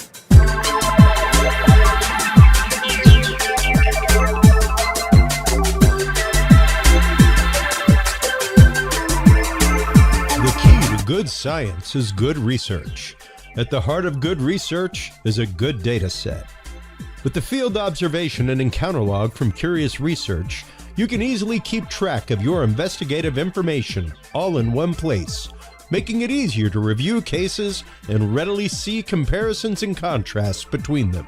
Whether out in the woods squatching, in a back room gathering EVPs, or using high-tech gear to track UFO, UAP activity, this easy-to-carry, pocket-sized scientific data log is the perfect companion for any field researcher.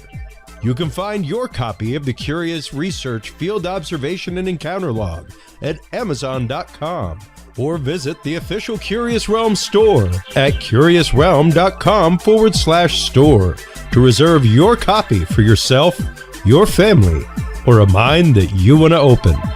That website again is curiousrealm.com/store.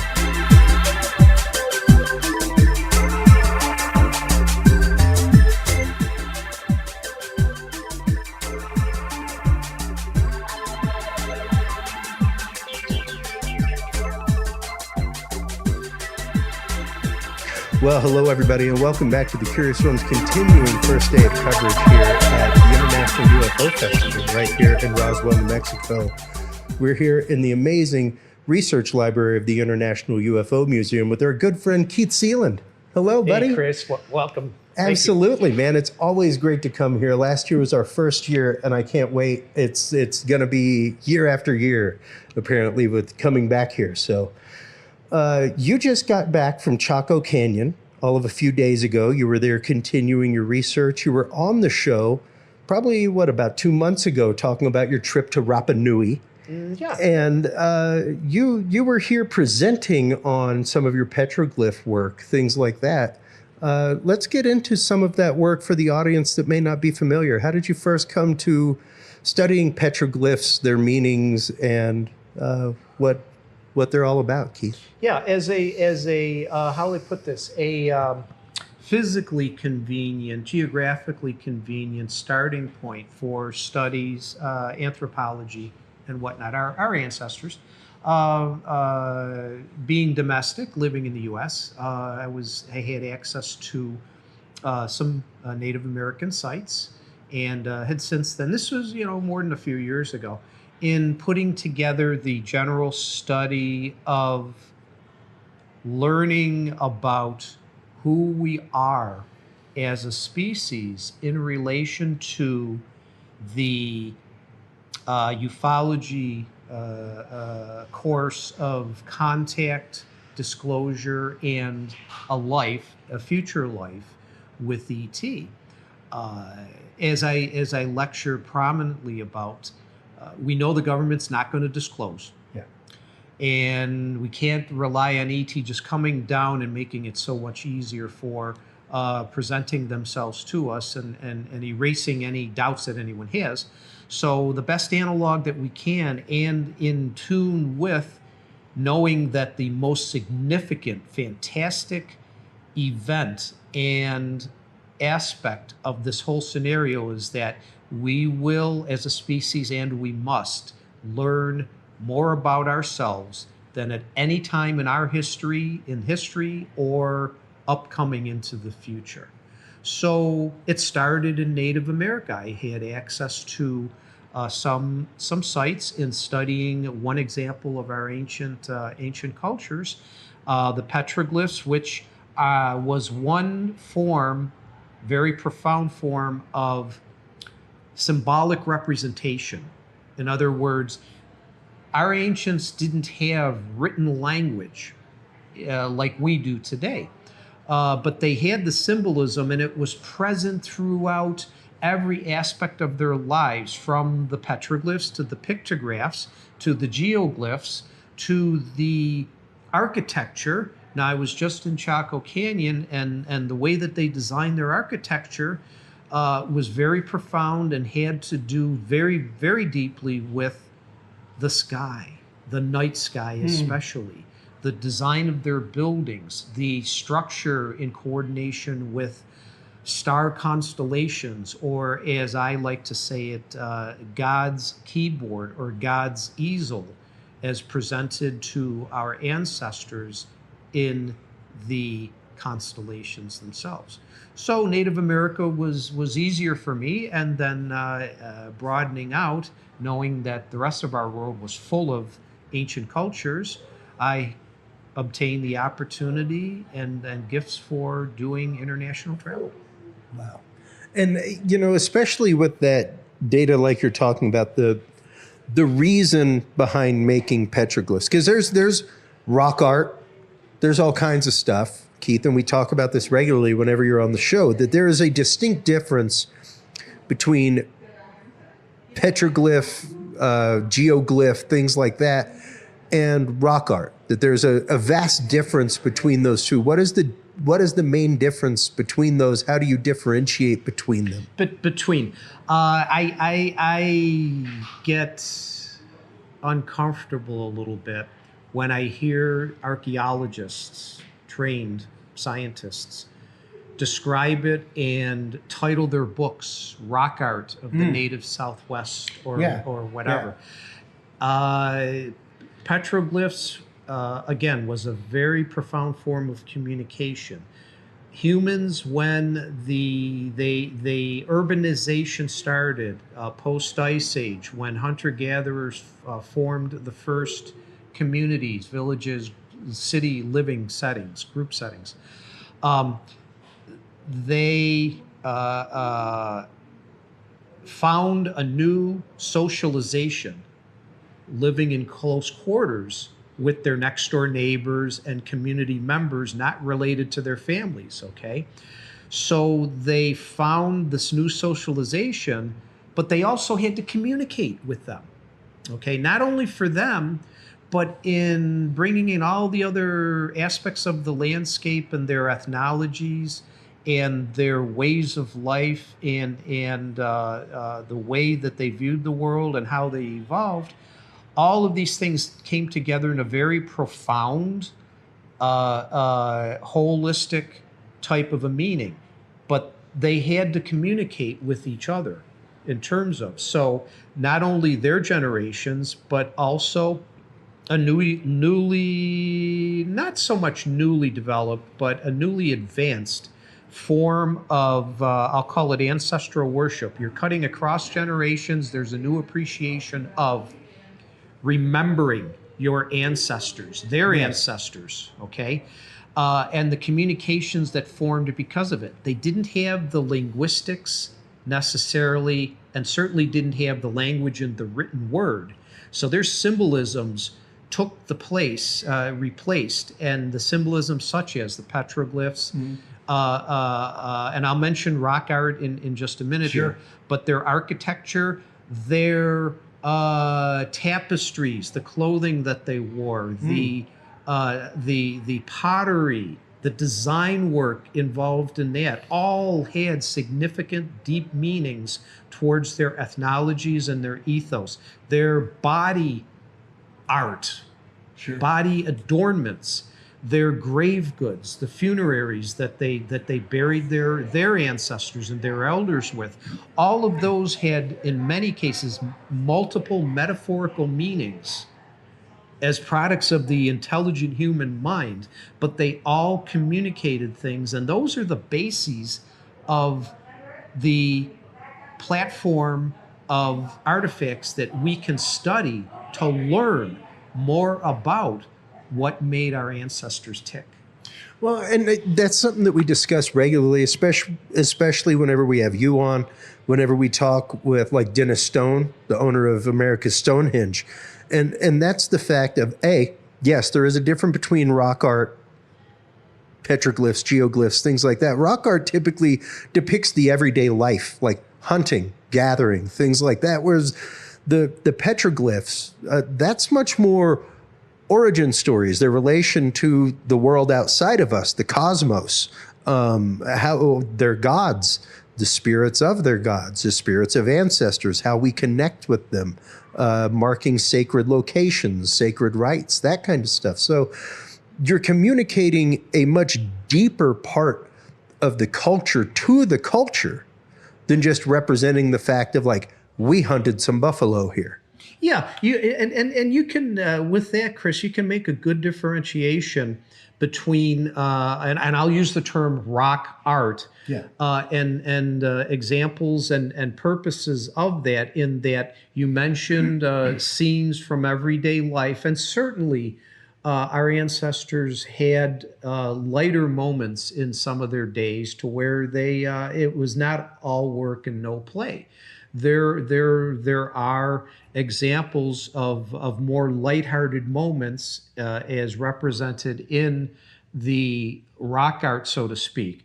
Another purpose for rock art is, as you were kind of touching around, they became navigational panels, navigational tools, potential sources of food and water for passersby. Yeah. And those of different tribes or newcomers or people doing sojourns to trade with them, and they needed help along the way to get to that. So rock art could be the category, the compartmentalization of navigation could be also a very representative example of rock art. Where then you have the glyphs, so to speak, and they take on a much more profound spiritual, cosmological dimension to them.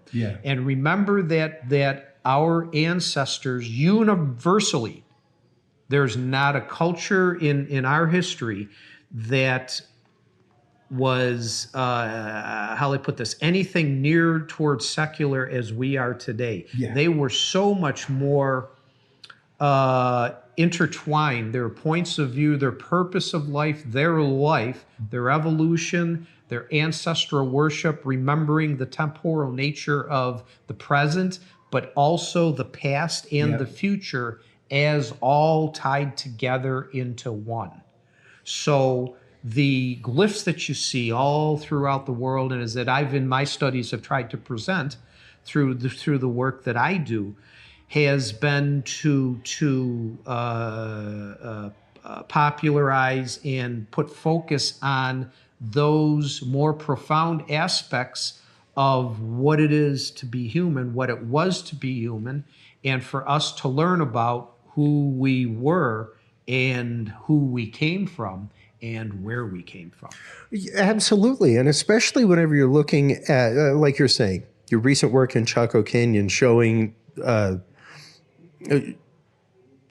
constellation style building of the complex itself. Just the fact that you are communicating an unchangeable, in the case, unless there's some kind of cosmic cataclysm, unless there's a quasar explosion or something like that, that star is going to be there 10,000 years from now.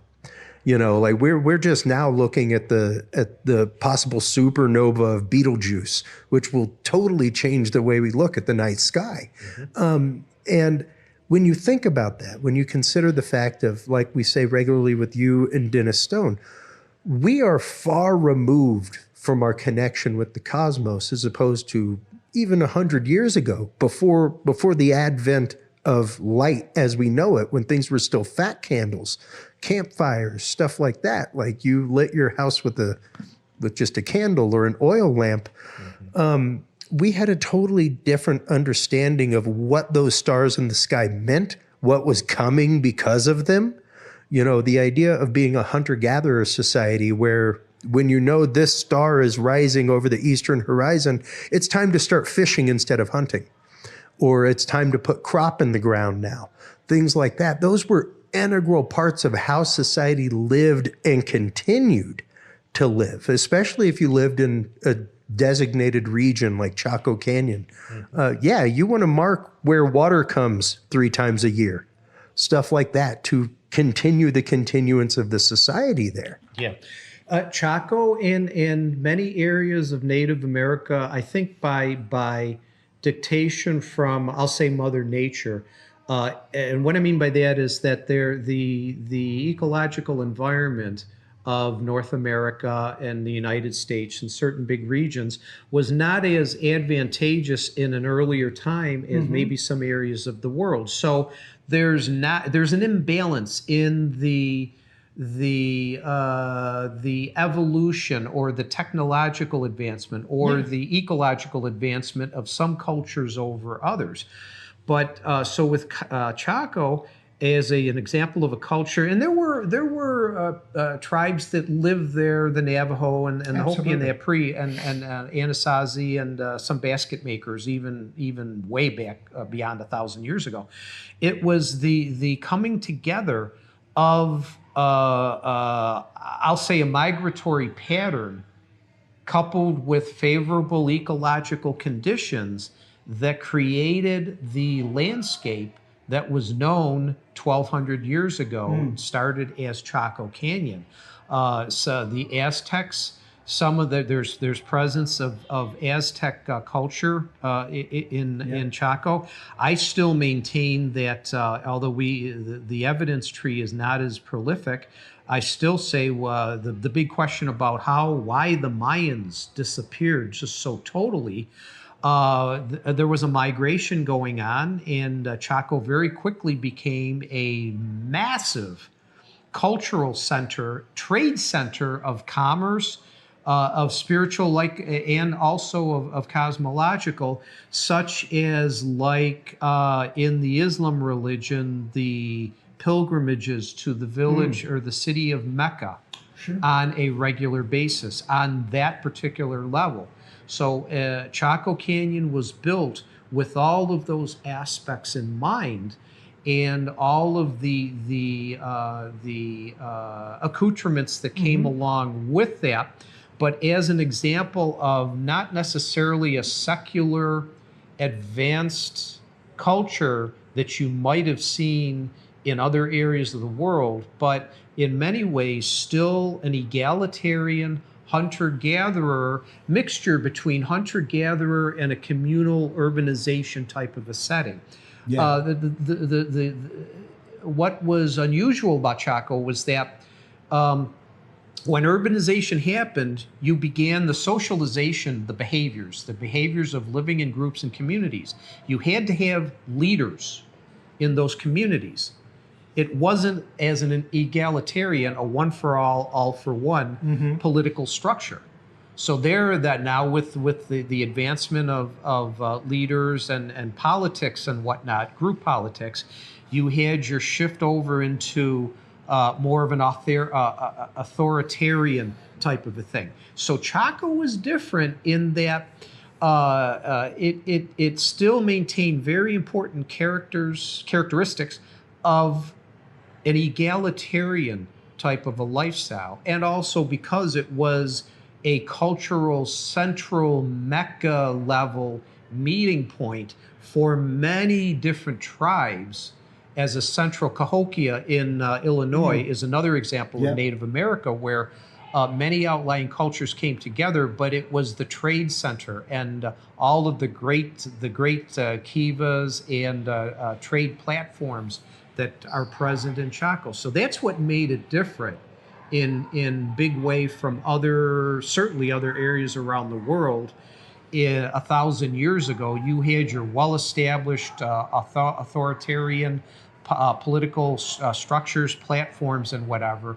And Chaco just was an example in Native America of being still more one for all for one, less secular, but also more highly tuned to a harmonious, ecological, environmental, universal existence. And it's interesting that you bring that up, because when you especially look at the various cultures, like you said, that not only inhabited Chaco over the years, but who came to gather there, were they all of, I guess, the easiest way to put it, are they all of unified spiritual background? Do they all basically have the same cosmological backstory, so to speak, in that kind of worshipful center way?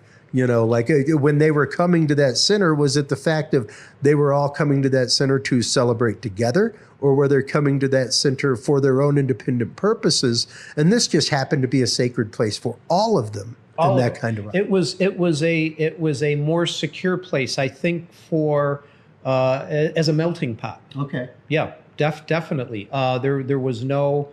I don't think there was really much of any secularism. There is no presence of any. What's the word I want to use? Military structures. Okay. Or certainly there was in a couple of the kivas, they were built strategically on a higher elevation on top of a mesa a few hundred feet above, looking down on the plateau and the canyon itself extending out. But it wasn't, there has never been any findings of militarily significant. Yeah, nobody was like putting their foot down and saying like, this is ours, come and fight for it, things like that. No show of struggle, intertribal struggle would really be the easiest way to put that. Yeah, no. And again, that was the central location. Chaco, if it was categorized by us today as an urban center, the land footprint of Chaco would dwarf Cahokia, which has its own footprint of about 7.5 square miles. Wow. Chaco is many times the size of Cahokia. If a either proper or different definition was put on what is contained within a municipality. Yeah. I mean, again, as evidence to being a mecca for this entire Native American region of North America, the roads that they had travel hundreds of miles. And what's interesting, this I found out too, Chris, and that's one, I'm going back in maybe in the fall, October, November. But some of the roads that they built, boy, they were interested in straight roads. They did not believe about curves at all. If a road came up from 50 miles away, if it came up onto a mountain ridge, they didn't go around it. They went over it. They dug and built steps up the ridge, up the mountain, sometimes a few hundred feet tall, sometimes a little precarious. You're looking, okay, the stairs are pretty narrow and everything. Yeah. They just went right over, back down to continue the road on as part of their grand architectural design and engineering effort. But also interconnected with the spiritual nature of many of the customs in terms of travel for living people, to trade centers, or for to make processions towards ritual and ceremonial ancestral worship ceremonies, which was, again, and that's part of my big part, the cosmology and the spirituality and the profound connection with, I use the term often, the great chain of life. Okay. And what that means is that, Chris, they were so much more interconnected and in tune with the entire universe. The chain of life included human beings, all the animal life forms on Earth, all the plant forms, the Earth, the ground itself that you walk on, the ground beneath, the underworld, so to speak, the terrestrial world, and the sky world above, the three vertical dimensions and the four cardinal directions of compass readings, north, east, south, and west. They were all so interconnected with all those things and made their life's purpose intertwined and immersive in that particular way of life. And it didn't matter what Native American culture you came from, it was a melting pot. So it's present, and like I said before, with the communication of petroglyphs, the meanings and the purpose, having the conversations with other people, viewers of the petroglyphs. But that iconography also extended into all the aspects of their life, including their necklaces, their body adornments, their dress, their pottery. everything else, their rituals and ceremonies, their attitudes and behaviors, everything had a higher purpose to it. And with that in mind, you were just having a conversation with somebody outside regarding Hopi prophecies, things like that. These things come up regularly, especially on shows like Ancient Aliens, things like that, Keith. Specifically, amongst all of these petroglyphs, things like that at Chaco, were there any messages left as far as prophecy? Were there anything like that written down on the walls? Anything that was passed on to future generations as far as, I guess, directive? Where we're supposed to go, what we're supposed to be doing? Are we following the path we're supposed to be following? What's most fantastic is all of the millions of glyphs and iconography that have yet to be discovered. Okay, being a melting pot, Chaco, my impression is that it was not so much of a library depository for prophecy, an all-encompassing, all-correct prophecy, in that being a melting pot, you had many different representative nations having access to it in that way. They would take back to their tribes, as the Hopi did, as the Navajo did. They would take back their ideas, and with whatever advancements and tweaks that they wanted to put on their ethnographies and whatnot, to take them back. But there was an overall feeling of, how will I put this?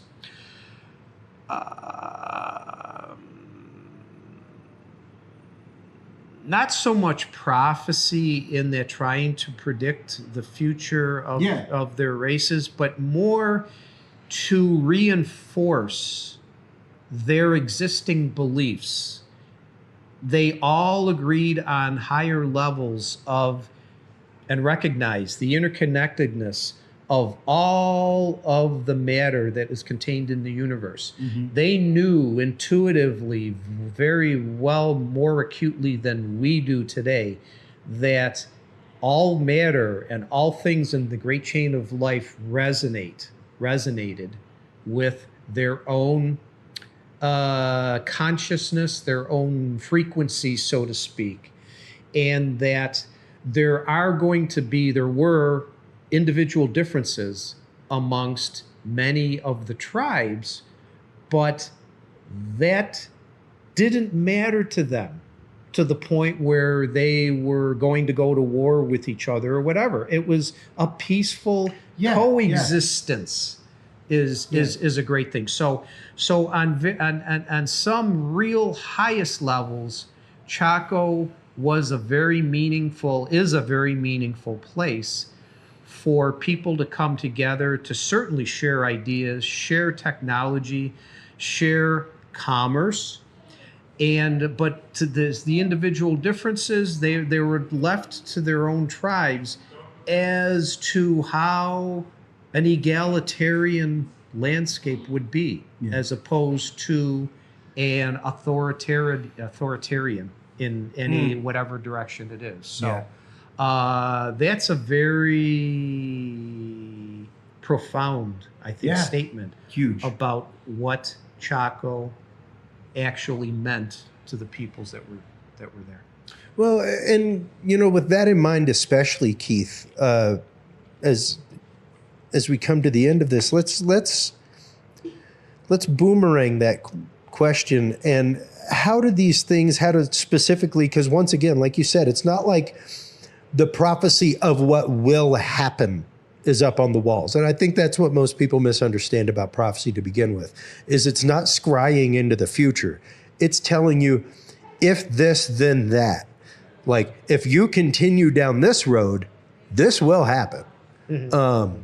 The prophecy always contains a choice. There's always a choice inside of there when there's proper prophecy. If someone's just telling you something's going to happen, they're a seer. They aren't a prophet. There's a difference there.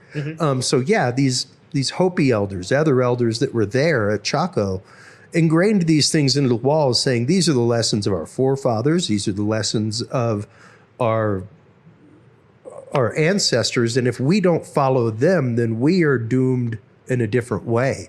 How did these things relate to literally the message of the humaniverse, what we talk about all the time? How can we get ourselves to a point of no tribalism?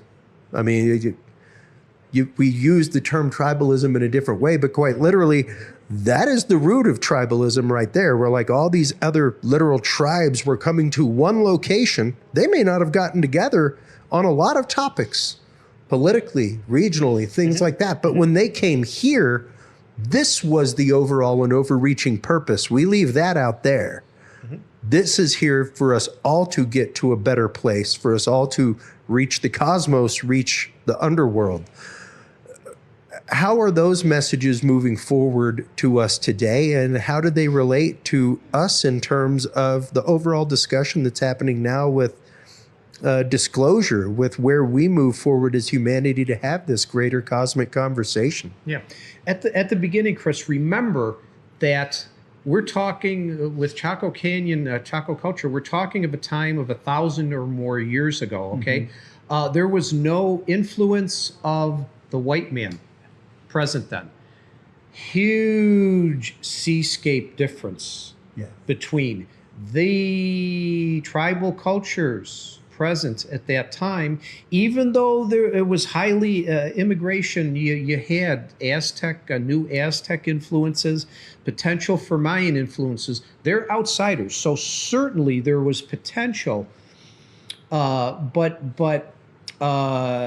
we can relate more to the modern day version, aka the white man. And it only seemed when it had to do with prophecies and whatnot amongst Native Americans, it was the presence of the white man that caused a lot of these, shall I say, derailments of the cosmogonies or the ethos or the ways of life of many of the tribal cultures. When the white man came aboard, that was it. So let's maybe correlate that to today in terms of the contact disclosure with ET and I won't even say life with ET, just say disclosure with a capital D. So today's version of our world, so to speak. Now, again, back then, Native American, a lot of them they were kindred spirits. They had their differences maybe and what, and certainly they had wars. I'm not saying that they didn't. White man seemed to stir the pot, so to speak, a lot more violently than any of those cultures, those other cultures ever did with each other. That's exactly right. So today, when we talk about disclosure and whatnot, they were a lot less fractured as a global or at least regional accumulation of nations, life forms, human settlements and whatnot. Today, we are a lot more fractured than they are. Yes, the global reach is high, more than it's ever been and more than it I guess ever can be until we get out of Earth. But my point is that there wasn't so much of what I call a Rand McNally effect back then. They knew faraway immigrants came. The Aztecs came from Mesoamerica and then the Lakotas to the northeast and all those cultures around. But the Rand McNally effect is the creation of maps and delineation, national socio-political delineation maps. Today, to my best recollection, this year there's 236 of them in this world. Wow.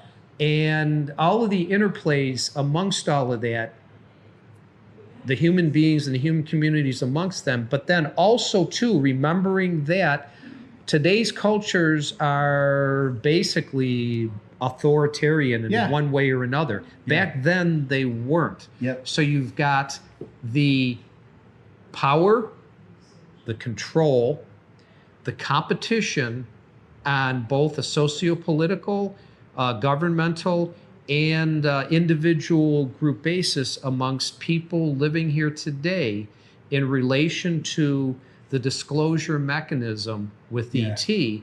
We're a lot more secular today. I just pointed out 3 reasons why. They had power, control, and competition mechanisms, but they were built under a far different ethnography. And in terms of the disclosure meant different things to them because ETs were still gods, and that they were far more intertwined within the spiritual nature of their existence than we are today. Yeah. That's, I believe, Absolutely. in my mind, the biggest difference between then and today. Absolutely. I could not have put that any better, Keith, because it really is the fact that, just to loop it right back to the beginning of the conversation, we are not connected to the cosmos as we were 200 years ago, even 100 years ago, and our understanding of that, and especially our place within that, cosmically cog-wise and circular history-wise, the idea of, no, it doesn't matter how many generations, we're going to make the same mistakes. As the adage goes amongst humans. And that, like, they had a really good lock on that concept of like, no, like, pay attention to these stories, because if you don't pay attention to them, we will repeat them. It will happen again. There's no prophecy needed for that.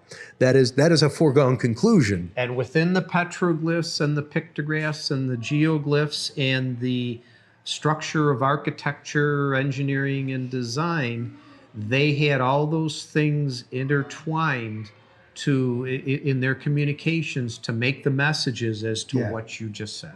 Absolutely. Keith, I want to thank you for your time during this busy conference. I know you've got 2 or 3 presentations that you're giving, and you have been over there answering questions like literally all day. So if you weren't, you were out presenting, and then you came back and had lines of people asking questions. And as I say in every one of my lectures, it's to the audience. Without you, these events don't happen. We are boots on the ground. We go seeking the knowledge. When we get that knowledge, we want to share it. Yeah. And if the audience isn't there to share it, there's no one to share it with. That's right. And that's what our ancestors did precisely in their symbolic representation, is what I categorize it at. Yep. So before we let you go, let everybody know where they can get their copy of the Humaniverse Guides, because they are absolutely awesome. I love every time we have you on to talk about this work.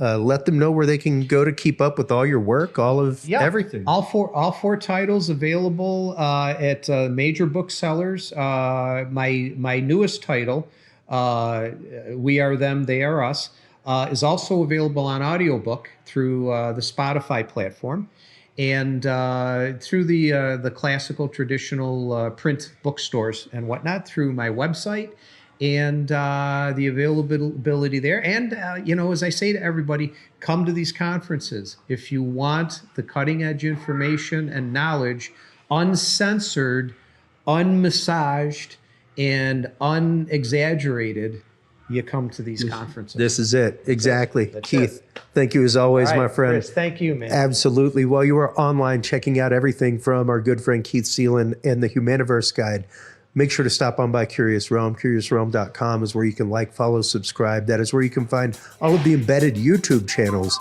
of our guests right there at CuriousRealm.com/videos, and where you can get your copy of the Field Observation and Encounter Log by Curious Research. When we come back from this quick commercial break, we will continue with our second day of coverage from the Roswell UFO Festival right here in Roswell, New Mexico.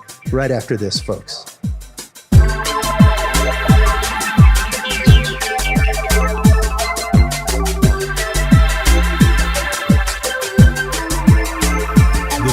Good science is good research.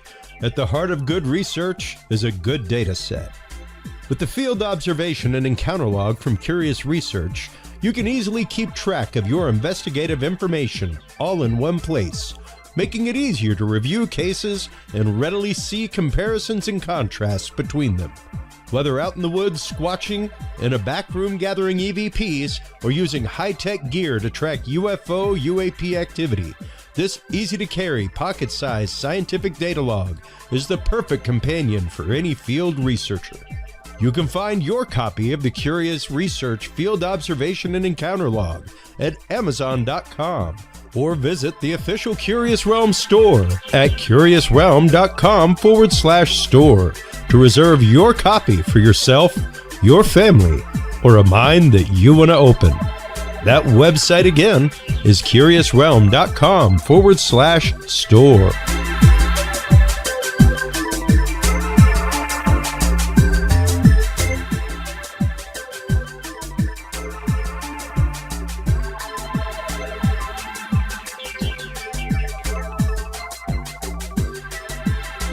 Well, hello, everybody, and welcome back to Curious Realm's second day of coverage here at the International UFO Museum for the Roswell UFO Festival. We're very pleased in this segment to bring you Marie Tellier once again. She was on an entire episode not too long ago talking about the Holloman Air Force Base incident. You're here presenting on that case as well. How did the presentation go? Well, I'm actually presenting tomorrow. Oh, okay, but okay. I've had quite a few people come up to me who are very, very interested in it. You know, everyone seems to know a little bit about the Holloman landing, Yep. but their facts and the whole story, they have little bits and pieces of it. So I'm really glad that I'm here to present it in the entirety of it, and also all the research that I've done on it. That you know, I can vet a lot of those, whether they're facts or they're innuendo. Yeah. And well, the really cool thing, especially here, like we are right now in the research library of the International UFO Museum. And the cool thing is here in New Mexico, aside from the Vatican, which probably has the largest archive of such things for the last couple thousand years, or at least last 1,000 or so. Let's get history right, Chris. You won't even mention the basement.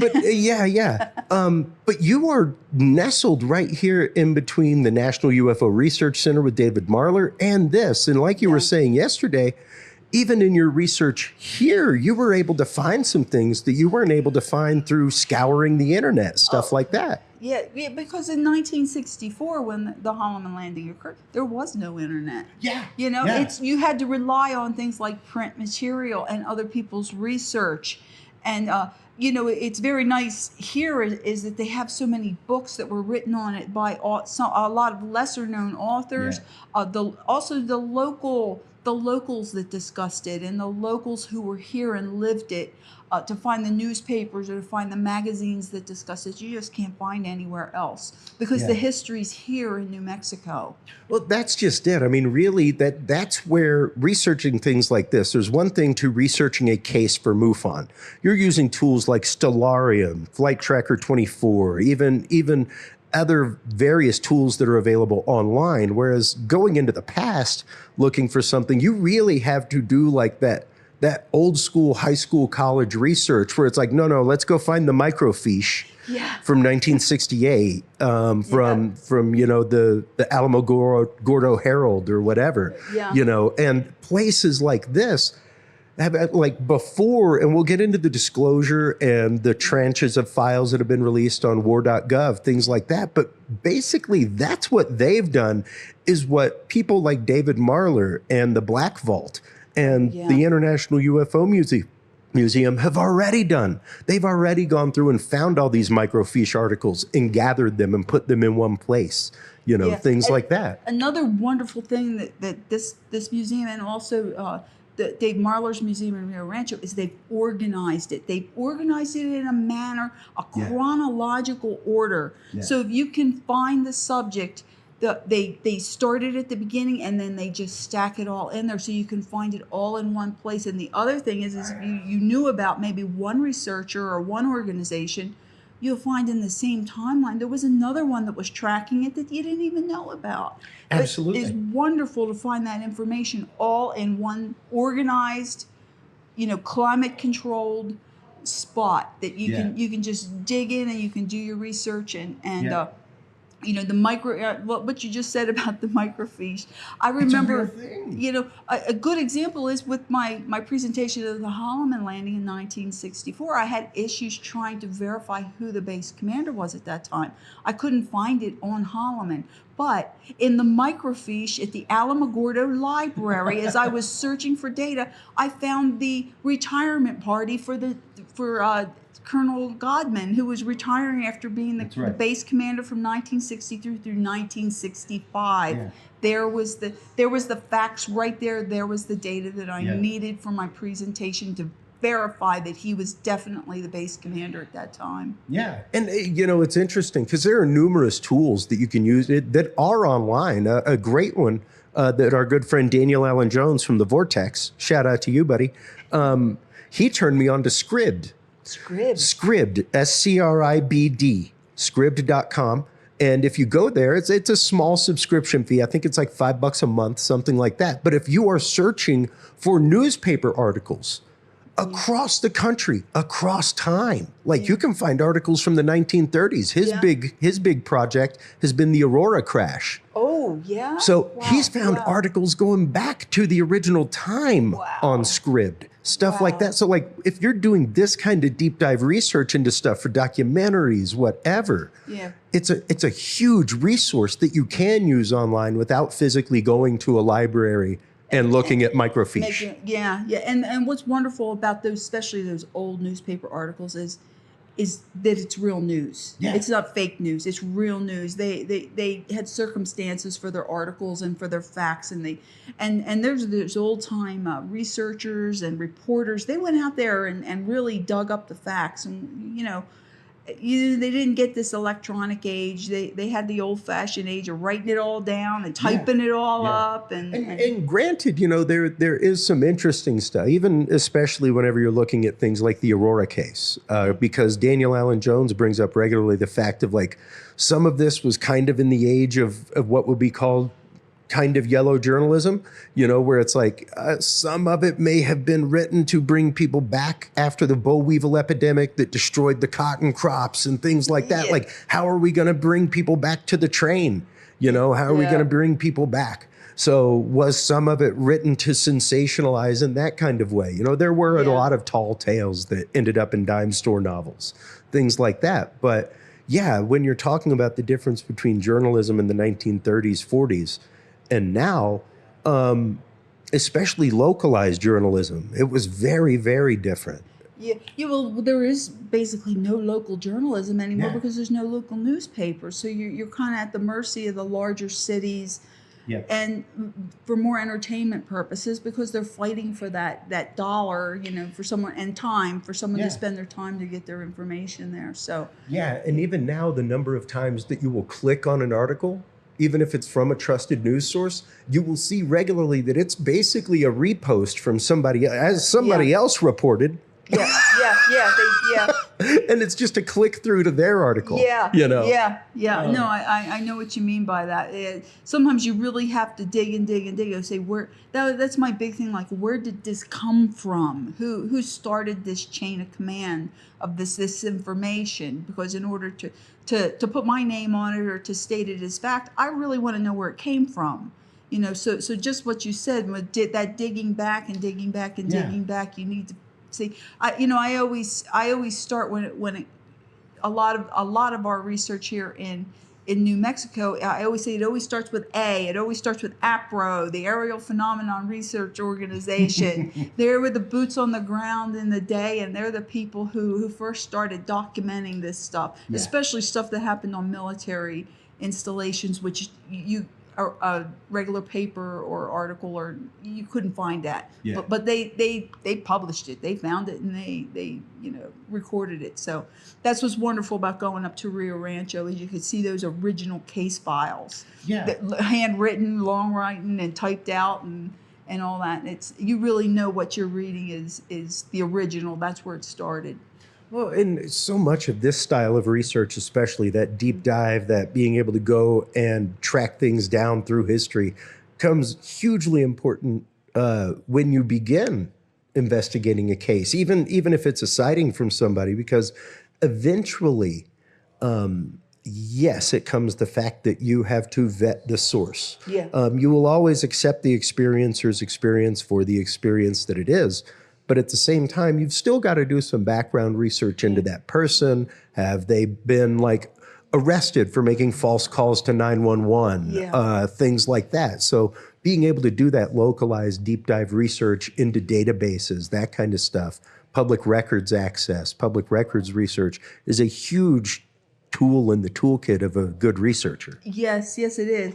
And this, a lot of this stuff today can be manipulated. So you really have to be careful with what you're saying and what you're reporting and what you're investigating before you. And I mean, there was a documentary. This is where the fakery goes. And I just recently presented to SoCal MUFON on spotting digital fakes in photography, Excellent. Yeah. things like that. And my wife and I just watched a documentary the other day, Maria. And it was about a case that I remember in Texas where like a woman killed another woman and took her baby and claimed that she had given birth to this baby. And she had a history of doing things. And even the hospital was like, hey, when she came to us, we put alerts out because we couldn't give out a patient's name, but there's something freaky going on here.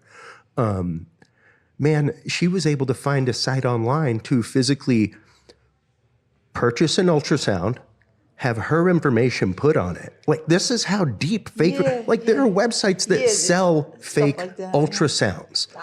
What's that even used for? Why does that even exist? Yeah, why is that even a thing? What else would you need an ultrasound for? That's just it. That's how deep the fakery can go, and exactly how accessible it can be as far as documentation. Like, I'm a Photoshop whiz, man. I can take documents and match them together and assemble documents from 3 separate ones and like, hey, look, that 7 matches this 7. Let's make it say 77, like things like that, and heal the spots where you'll never see it. Right. So if I can do that, just with my decent Photoshop, I can't imagine what somebody that does that on a fully professional basis would be able to do. Somebody who works in the world of like Hollywood effects in that kind of way. Yeah. No, I agree with you. It's getting harder and harder as a MUFON investigator to spot the fakes, to especially with AI. Oh my God, with AI, with photos and renderings that people are submitting with casework, it's just getting harder and harder every day. You really have to educate yourself. You have to not take things for face value. Yeah. And you have to do your due diligence. You have to do the work, put the work in. You just can't, slap that's what it is on it and take it as gospel. You really got to do your research. Absolutely. And, that research starts at home forever and always. Like I will always say, as researchers, we need to till our garden regularly. And part of that tilling to prepare the soil is also weeding. Yeah. Because you can't just till over the weeds. It's just going to grow more weeds.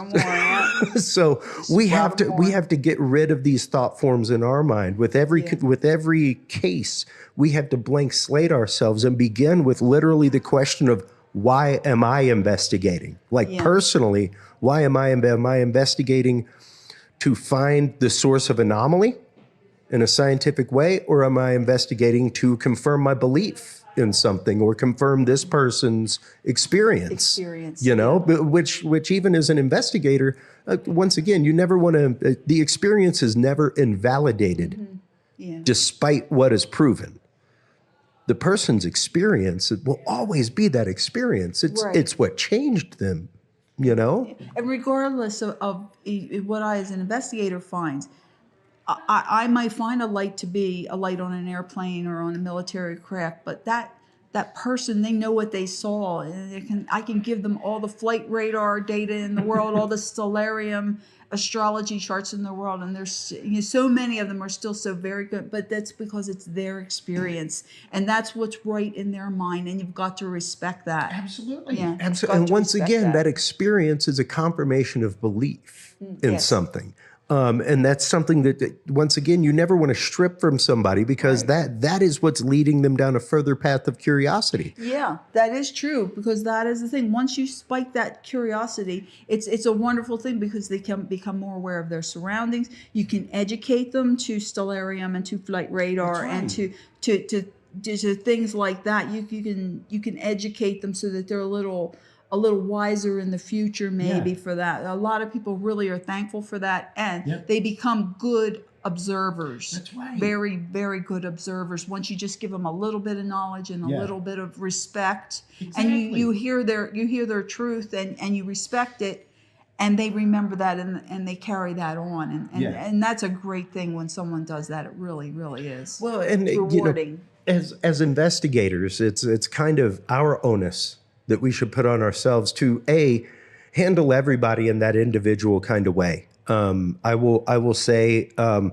tip of the hat to the Diocese of Washington, D.C. for divesting their exorcist. Yes. I was happy to see that. Yes, because I was too. the problem comes in, as a former Catholic seminarian, as somebody who has the right of exorcism. At the very beginning of it is a very clear, numerous page investigative manual. These are the processes by which you investigate each case individually. And if you are saying all of these as a blanket statement are demonic, that means you are no longer investigating on a case-by-case basis. Exactly. And what you were doing is not in line with the rubric, and it's not in line with the rules laid out of investigation for demonic possession.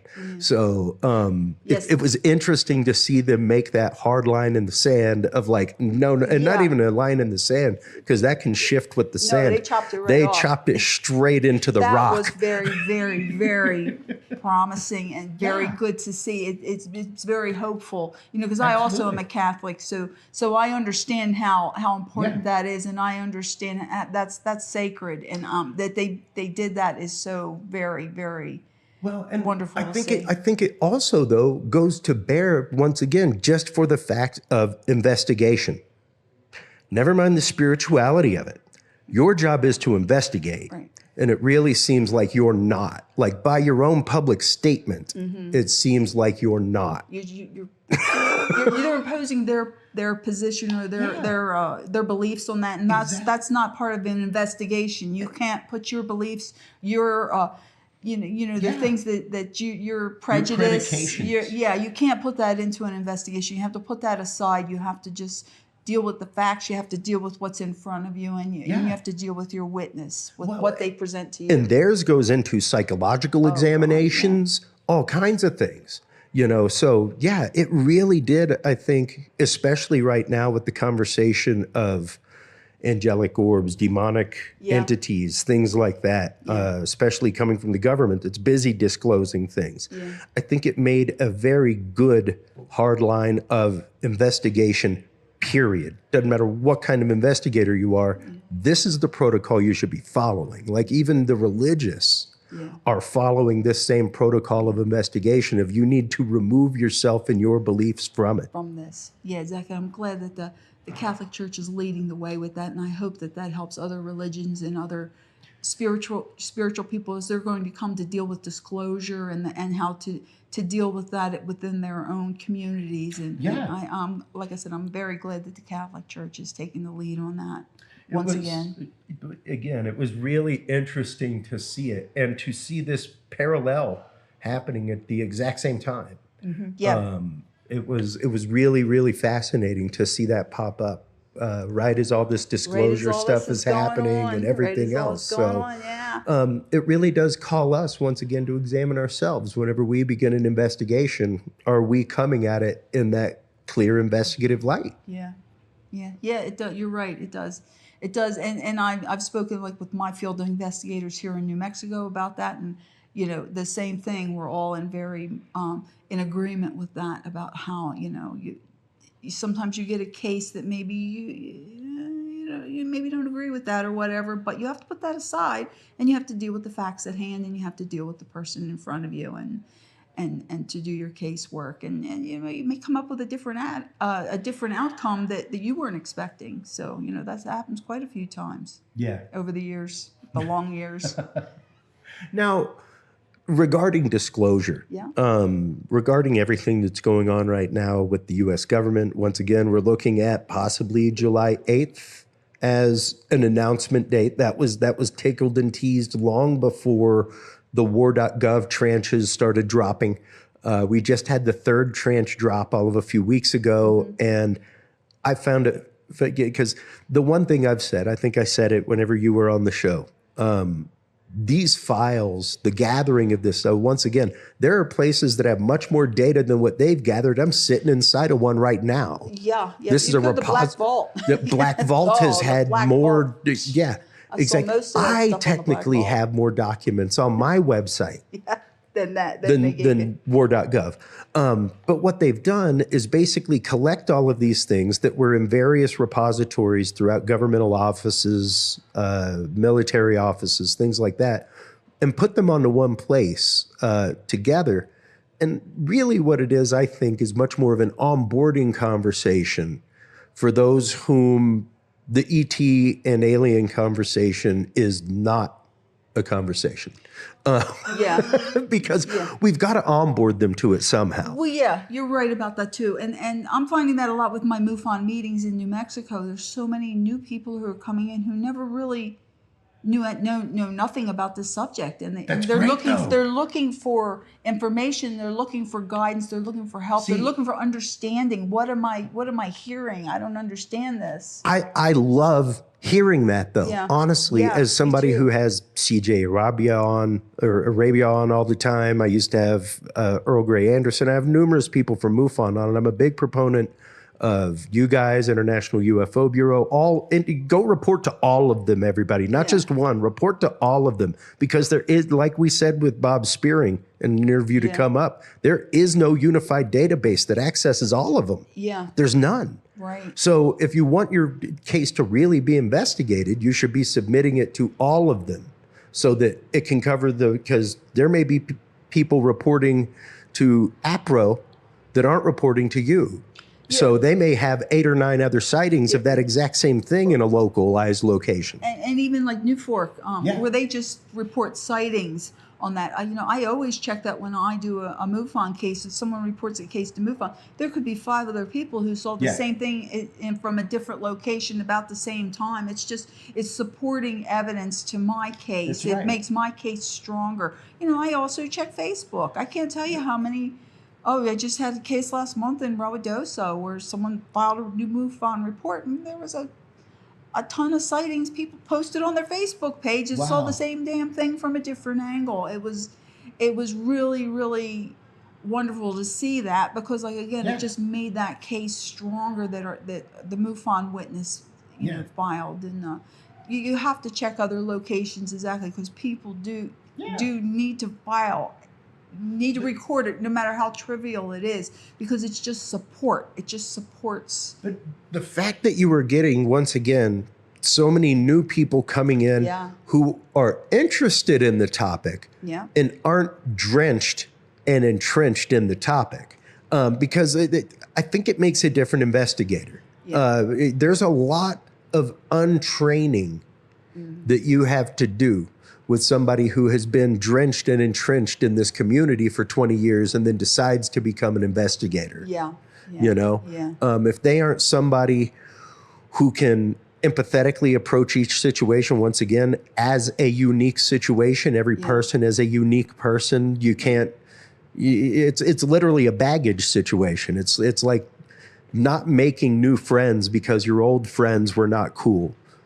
Hey, these people are not those people, and you can't treat them as such. So trying to untrain the brain in that kind of way, to look at things objectively, not to look at them in the light of conspiracy, not to look at them in the light of community conversation that happens online, things like that it's a huge part of the training. Yeah, and also so many people come in, what they think they know, they saw in a movie. Yeah. And I'm like, that's entertainment. It's the same thing with some of the television shows that are on. I go, that's entertainment. Yeah. Okay, that was made for entertainment purposes. That's to get you to buy a ticket and to come back and watch it again. I go, there's a difference between that and reality. I'm not saying that what's in a movie isn't true or based on truth. Sure. but you have to learn to separate the chaff from the wheat. You kind of have to. I have a 9-year-old son. Last year, my 8-year-old son at the time at Psy Games, first annual Psy Games, was in the kids' room learning mind sight, learning to see colors and shapes with no eyes. Okay, yeah. Wow. Pretty phenomenal stuff. That was. And it's really cool. He's been training in it lightly since. He's been doing some of the online games for Psy Games. They've come up with a whole online training system. So as a 9-year-old, he's kind of been testing them as a kid, and we've been giving them some data. Now, he's seen Star Wars. He watches Stranger Things, and he's like, will I be able to be like 11? And I'm like, absolutely not. Absolutely not. While those things are based on some of what you're learning, son, we aren't like, there are ethical protocols as well. You don't remote view other people without their permission. You don't remote view into their life. You don't go around trying to win the lottery, because that's not what you use this for. Other things happen. There's even in witchcraft, there's the do no harm, because, well, it's going to come back on you. So it's the same thing. Like, I always found it interesting that even with remote viewing for the military, there were ethical protocols of you do not remote influence. You do not remote view this. Citizens. You don't do that. United States citizens. It was fascinating to see that. But I have to untrain my son of some of the expectation of like, no, you aren't going to like use the force and pull that water bottle over here to you. That's not going to happen, buddy. That's not reality. But could you influence that bottle to a point that a sensor could detect it? Yes. Yeah. And that's wild enough. That has to be enough. It's the little things that have to be enough. But that's just it. We do have to rein back people's expectations. We do have to. And honestly, I think that was some of the beauty of Steven Spielberg's new movie, because so many people, even my brother, was very, very staunchly against the new movie. Like, oh, it was horrible. I can't believe it. And I started out that way on it, and I went back and I watched it a second time. I really did. I took a week of steaming and stewing, and I went back and I watched it again. And then I tried to watch it from a more empathetic point of view. I tried to watch it from the point of an experiencer, because I started to hear so many experiencers who embraced this movie, and it helped them, and it gave them hope, and it gave them, they didn't feel so crazy, or they didn't feel so alone after seeing that movie. And I said, well, God, I didn't think it from that. I guess he's right about the empathy. I really needed to find that, and I did the second time I watched it. And I completely changed my MUFON meeting for the following weekend to tailor it more towards that. And we spoke for a good 45 minutes. Everyone just about had seen the movie, and everyone had an opinion on it, which was wonderful to get that kind of interaction with everyone within our community talking about that. And some people had different opinions, and some people didn't really didn't like it. But once again, I think most people went in with the expectation of, we're going to get the answer. Steven Spielberg is read into a lot of things. And I think a lot of Steven Spielberg's answer in the background was like, I'm read into nothing, dude. I have hired some people who, like Jacques Vallée, to be, and had Hynek on set helping advise on things. That's it. Like, I'm not read into I haven't sat in with the Joint Chiefs of Staff. I haven't been given like footage of the Holloman landing. Like, none of that has happened to people. Okay. Like, it's cool that you have me as part of your mythos. However, I'm just a filmmaker.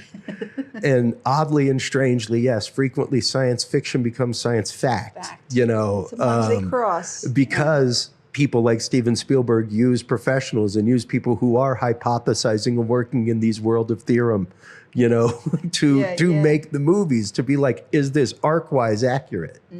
Is this community-wise accurate? Like, he spent years talking with experiencers, things like that, preparing this movie. That was wonderly when I heard the back end of that. It was very evident in the movie. I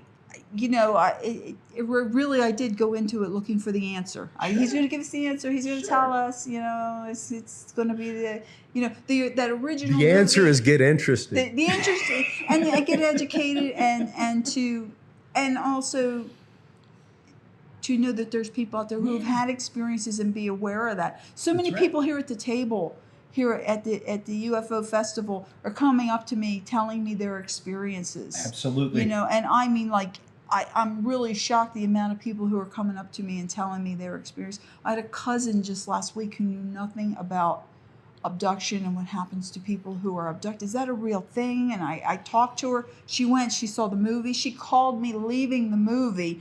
Oh my God, I can't believe that. And we had a good long talk about it. So that's great. She's educating herself.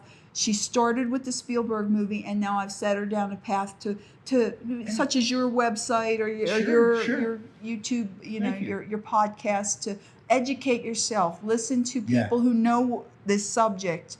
Don't catch it on the street. Don't follow digging conspiracy. rabbit holes and kicking dirt up into the water that we're all drinking from. And that's honestly a big point of why I do my show the way I do, why I talk mainly to researchers, experiencers who become researchers like Kathleen Martin, things like that. Because there are so many shows out there that are just feeding the conspiracy, that are just digging the rabbit holes, reading the stories that are out there without vetting them, things like that. And it gets tons of views, it gets tons of traction, stuff like that.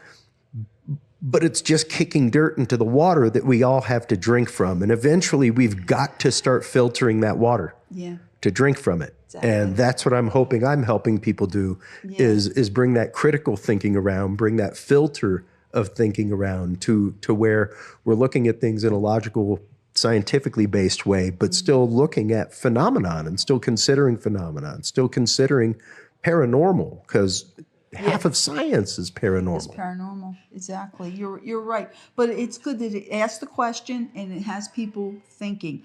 I always say, think with your own brain. That's right. Think with your own brain, and also, the evidence will lead you to the answer. Maybe it's just the answer you're looking for, but that'll be enough for you. And if that's all that's enough for you, then just take that and be comfortable with it. Live within your own skin, with that. And that's the only thing you can really hope for, and it's good to help people out, is so that they're, especially experiencers, so that they're comfortable in their own skin. No, and that's a huge thing, because like we talked about with Mark D'Antonio yesterday, like we talk about regularly on the show, and there's a reason why on our field observation guide or field observation log, it has the scientific method. Because until you get to the point of experimentation and wash, rinse, repeat, that cycle of the scientific method is the exact same cycle of the experiencer. It's the exact same cycle. You observed something. You had questions. You started looking into it. You had questions further. Right. Until you start experimenting, that's science right there. Exactly. So it is the same. And we have to be able to open up that conversation across the aisle. We as investigators have to be willing to listen to experiencers, open heart, open mind, take every experience prima facie as true until proven otherwise. Now, with that in mind, in the last few minutes, for those out there that may be an experiencer, that may have seen something in the sky, how does the process work? Let's walk a case from somebody hopping online and filing through it, maybe even hitting Kathleen Martin outside with the ERT, things like that. What is the process with MUFON? How do things work? Well, when you file a case on MUFON, you'll come to the part of the case with, what is your experience? Did you see craft? Did you have an experience? Did you see lights? You can pick what entailed your experience. Sometimes it includes everything. You saw a craft, you had an experience, you saw an alien being. Well, it'll bring you to a questionnaire to ask you more about your experience and defining what you saw. Once you get to that, from MUFON's point, they put the case to the state in which it happened, like it would come to New Mexico if it were me, and I'm the state director, and I would look at it, and I would decide to what level my field investigator would be assigned to that case. So when an experiencer case I get, because I'm at the highest level, but there's only parts of that I can verify and that I can do. Because if someone's had an experience such as an abduction, they need to speak with someone with training. They need to go to our experiencer research team. Yeah. It gets turned over to our experiencer research team, where Kathleen Martin is one of the heads of, and also CJ Arabia, she's one of those, and Dr. Medich, and they are trained professionals who will take over that case and will speak with that person that's been abducted. Get the information that they need to get from them, speak with them, and possibly get them on the right direction to get the kind of therapy or the kind of help that they need to deal with it, depending upon what level, of course, effect this has had on their life and on their body. Because we do have experiencers who have physical evidence that they need to, you need to, if you have an experiencer with that's had an implant or possible, so you have to make sure they get medical attention. Absolutely. People are, it's like I don't want to use the term, but it's like a rape. It's a violation of your body, and there's times you need to get medical assistance for that, and that's not something that you take lightly, and you want to make sure that your witness gets that if they need it. Well, and I think a huge part of the ERT also is that therapy part. Yeah. Because so much trauma, whether you have an implant that's an invasive foreign body inside of you or anything like that, or it's what trauma can physically affect after, period, which is a huge range of things. So much can go on from heart issues to everything. Yeah, very much. Very much that can become continuing medical issues if the trauma is not dealt with. Right, and also too, hypnotic therapy. Sometimes you need some hypnotic regression to bring all of it back. People, they talk about, they get little bits and pieces or snippets of it sometimes coming back to them, and they want the whole story and they want help finding that. Sometimes you have to help them, just to help them and let them know what's available, what's out there for them. Get to the bottom of it. Also, move on recording it, because something you touched on earlier, it could have happened to them, it could have happened to their neighbor, it could have happened to the guy down the street. You want to keep track of that kind of thing if something's going on, and it just you just have to be very empathetic with the person, and you have to try to give them some kind of comfort. I mean, they reached out to us. That's a first step. That's right. We probably, what do we say, 1 out of 10 may file a report. You think of how many people that don't file a report, and that are out there and are confused or just looking for help, and you don't know where they're looking to find it. Yeah. So it's nice when someone does file it and they do reach out to us. Well, and I think truly, as far as any experience or anybody who has, I've seen my craft in my life, or objects, I should say. Should be very clear about that. Objects. They were not craft. I can't define them as craft. One of them was an amorphous blob moving through the sky. It had no actual form. So lots of that. And there's more of it out there than people realize. Yeah. I think the biggest thing, especially with MUFON reaching back out, with any organization reaching back out, is that validation that you're not alone. You're not alone in your question. You're not alone in your experience. You're not alone with having seen something. And I think that being seen yourself is a huge part of that equation. Yeah, they know they're not alone. And I think that's one of the biggest things. People say, wow, this happens to other people. I'm like, more people, more than you'll ever know. And I've told people that here at the table just this weekend. There are more people than you'll ever know has that same experience as you. Absolutely. Thank you for reaching out, and we really appreciate them reaching out to try to find out. I think they're just looking for answers. All of us are looking for answers. I think we all are. Hopefully we'll get them somewhere, some way. Somewhere, somehow, sometime. Well, with that in mind, where can everybody go if they have had a sighting, New Mexico or beyond? Where can they go to report that? Where can they go to find your coffee and coffee and saucers meetings? Coffee where cups can they? and saucers. Yeah, Cup coffee of cups and flying saucers. saucers, yeah. And where can they go to join up with Alamogordo MUFON and Yeah. everything else? Yeah, well, if you follow MUFON Report at www.mufon.com, right at the top of the page, you can report a sighting or report an abduction. It's as simple as a click. If you live in New Mexico, I have meetings on the first Saturday of every month, 11 a.m. in Las Cruces, New Mexico at the Brannigan Library. And then on the third Saturday of the month, I have Coffee Cups and Flying Saucers. That's a program I've had for the last 10 years in Alamogordo. Yeah, we've had it there for a long time. We have it at Otero Arts, and we drink coffee and we talk about flying saucers and our local events. I try to tailor my PowerPoints to a New Mexico related event because we can all relate to that. Absolutely. And then we have open discussion at the end. Last month we discussed the Steven Spielberg movie. Yeah.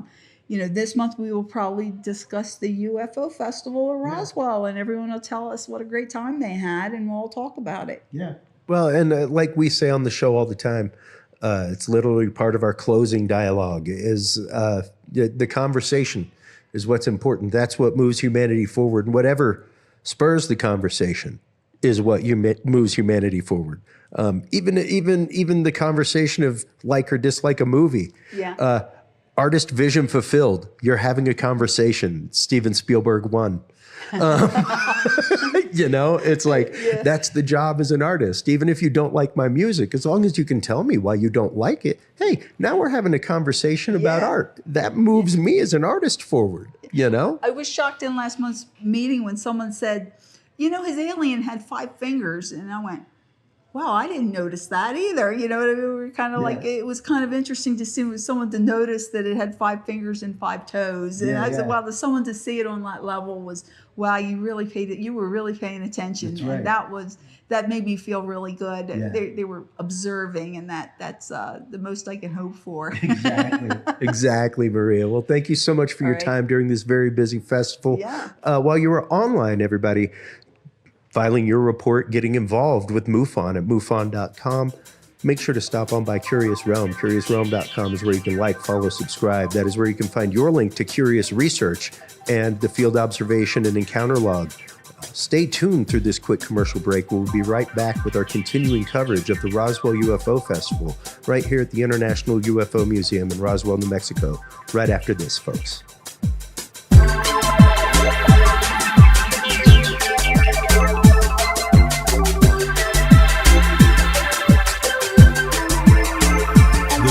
Good science is good research. At the heart of good research is a good data set. With the field observation and encounter log from Curious Research, you can easily keep track of your investigative information all in one place, making it easier to review cases and readily see comparisons and contrasts between them. Whether out in the woods squatching, in a back room gathering EVPs, or using high-tech gear to track UFO, UAP activity, this easy-to-carry, pocket-sized scientific data log is the perfect companion for any field researcher.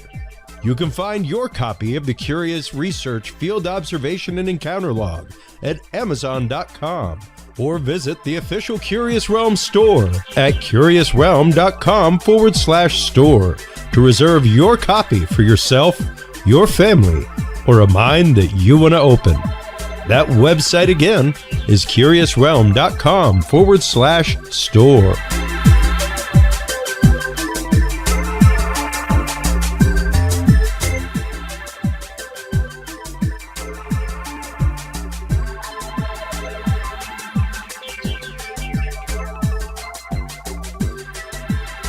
Well, hello, everybody, and welcome back to the Curious Realm's continuing coverage of the Roswell UFO Festival right here in Roswell, New Mexico. We are at the International UFO Museum right now with geologist Frank Kimbler. Hi, good morning. Welcome back. I'm so glad to have you back on the show. I have followed your work for a while now. We had you on last year. You are one of the folks who actually goes out to the crash site, the surrounding area, and have found tons of debris, tons of things that have been contributed here to the museum. On display. Yeah. And so Absolutely. it's been featured on a lot of documentaries too. So Yeah, it's kind of yeah. And how did you first come to be involved with the museum locally? How did you first come to be involved with investigating the Roswell case, Frank? Oh, that's a crazy story, because when I first moved here to get my new job at the New Mexico Military Institute, I didn't even visit the museum for at least 6 months. And then I came down here and I went through the museum, the International UFO Museum here in Roswell, and I went through it and I'm going, well, this is really cool. There's a lot of neat stories and a lot of pictures and everything. But the first thing I said is, where's the physical evidence? I want some touchy-feely stuff. So this library is pretty big. It's they say it's second for UFO content. They say it's second only to the Vatican in the amount of material. It's massive Yeah. what And y'all have assembled. What you see here is only the tip of the iceberg. They have a lot of it is stored away and archived. But I started reading every single one of the books, the ones by Don Schmidt, Tom Carey, Stanton Friedman, Berliner, everything. And then I watched all the documentaries, because they have the documentaries, the ones here that are on film that you can watch back here. And I watched them all. And then I said, you know what, I'm going to use my geology and my science background, and I'm going to see if I can find some physical evidence. Now, I'm a prospector at heart. I've got a gold hunting metal detector and a Fisher gold bug, and I'm going, all right, this is really cool. So it took me a while to track down the exact location, a little bit of back engineering to find out exactly where the crash site is. But I went out there and started looking around, and I went out there. The first day I went out there, I really didn't expect to find anything, but after about 8 hours of swinging a metal detector around, I got this little ping, and I got excited when I dug it up. Here was this little piece of metal in my hand. Wow. And I'm going, oh my gosh. And then the wind blew, and it blew it literally out of my hand. It hit the ground, and I had to take another 3-4 minutes to find it again. To find it again. And I'm looking around, because you hear stories about, are the black helicopters going to come and are the vans going to pull up out here? And I'm going, this is crazy. And that brings up two questions. The first one popped in, and I don't know why I didn't ask it to you the first time when I was here last year, Frank. You came here to work at the Military Institute. That's right. You immediately went out and started looking at the Roswell crash site.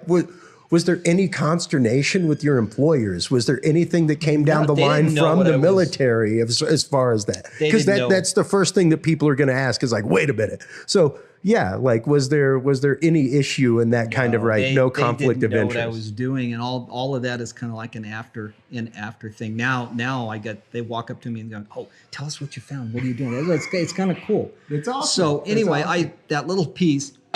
I brought it down to the here in the museum, and I showed then the director. Her name was Julie, and she thought I was crazy.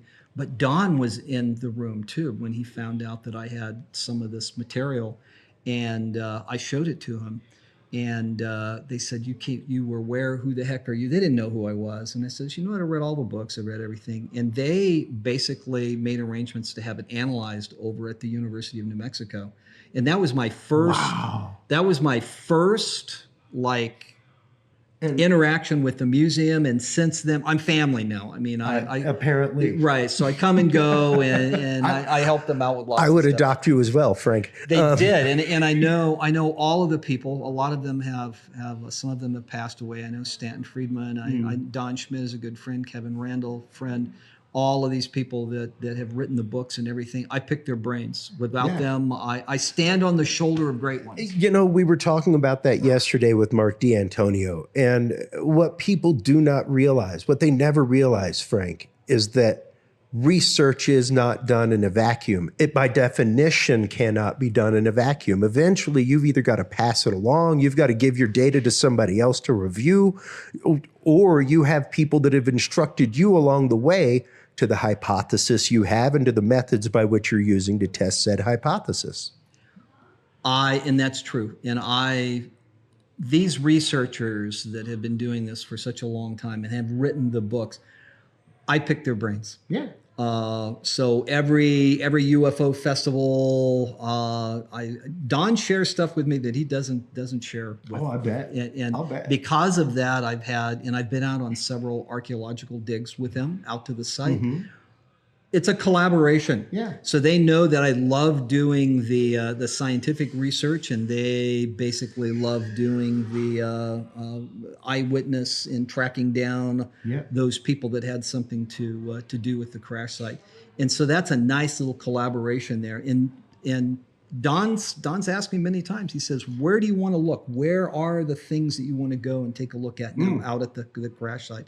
And so we collaborate on this, and that's what's nice about this is knowing these people and sharing information. I don't hide anything.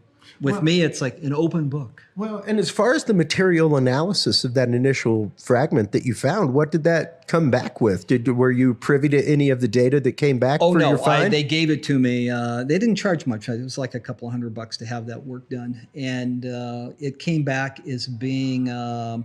it was an aluminum magnesium alloy, but it was odd. So it didn't fit the ones that we normally make. Standard manufacturing deviation from that? It ended up being kind of anomalous. Okay.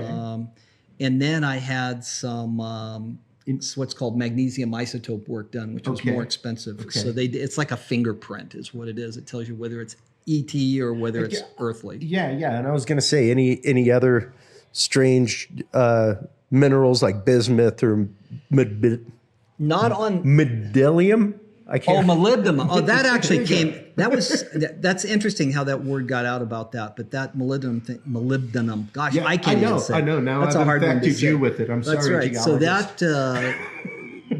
that was an error made by a lab up in Canada, and that kind of stuck. And that's just it. A lot of my show is demystifying these things. That's why I wanted to bring it up. I said, if this is true, then it's extraterrestrial. Yeah. I mean, beyond a doubt, because you can't have 3% molybdenum. Come to find out that they didn't do the analysis the correct way, and they made a mistake, and they still published the fact that it had 3% molybdenum. I'm going, what are you doing? This stuff is like crazy. Yeah, you can't have a large percentage. It's a very large percentage. And you can't even mix that in aluminum very well. Anyway, I ended up being an expert on this. So the isotopes came back as being... It was really odd because it came back right on the edge of being extraterrestrial or earthly. So it was right on the margin of error. And I'm going, this is crazy. Wow. And then after that, there wasn't much. There wasn't anything done to back that up any. So, I mean, it's a strange story. Things have disappeared in the mail through FedEx. That's another story where the stuff was sent off, and that would have been one that proved that it was extraterrestrial. The fragment just completely disappeared. FedEx disappeared. Yeah. That stuff has happened. So now I'm careful. So this is where we stand. The material, and I've got 30 or 40 pieces of this metal. Oh wow! And the metal is still being evaluated. There are people that are looking at it. We find strange things, silicone rods inside. When you look at it under high magnification, there's almost like a rutilation of silicone. Yeah, well, not silicone. It's silicon mixed with magnesium. So it's kind of weird. So they're like little silicate rods. Yeah, almost. there's little rods that run through this stuff under high magnification. Interesting. And so we're looking at that, and the alloy, the element configuration is not listed in a book anywhere. There's this like big catalog of aluminum alloys, and you can go and look at the percentages, and it doesn't match. It's not that we can't make it, it's just that we don't make it. Yeah. And that's where this stands. We're still looking at this stuff. The only thing that I can prove is that it's been through an explosion. That is easy to prove. Every lab says, oh, this stuff is burnt and it's been through an explosion. Yes, I have that. But that doesn't tell you that it's extraterrestrial. Well, and I find it very interesting that your first knee-jerk reaction to the possible extraterrestrial link to begin with was, this just can't be. Like immediately, scientifically, you were like, nope, that you're wrong. Like this data is not right. Were you, whenever you came here and started this investigative process to begin with, were you a believer in that, right, Frank? Or were you just like scientifically curious about what was happening? Well, because I'm a scientist, there's always that curiosity, and I have a very open mind, and I look at all possibilities. And I never really discounted the Roswell event at all, or the fact that we may have been visited from extraterrestrials. In fact, I saw one UFO when I was in my 20s. Okay. And I saw that, and it did the typical zigzag pattern across the sky, and I'm going, okay, well, that's not one of ours, and it's not Russian, and it's not Chinese. So, I have a very open mind. When I first found it, I'm going, could the first piece of metal, which it's called AH1 because it was found in an anthill. Okay. That first piece, when I held it in my hand, I'm going, could this be? No.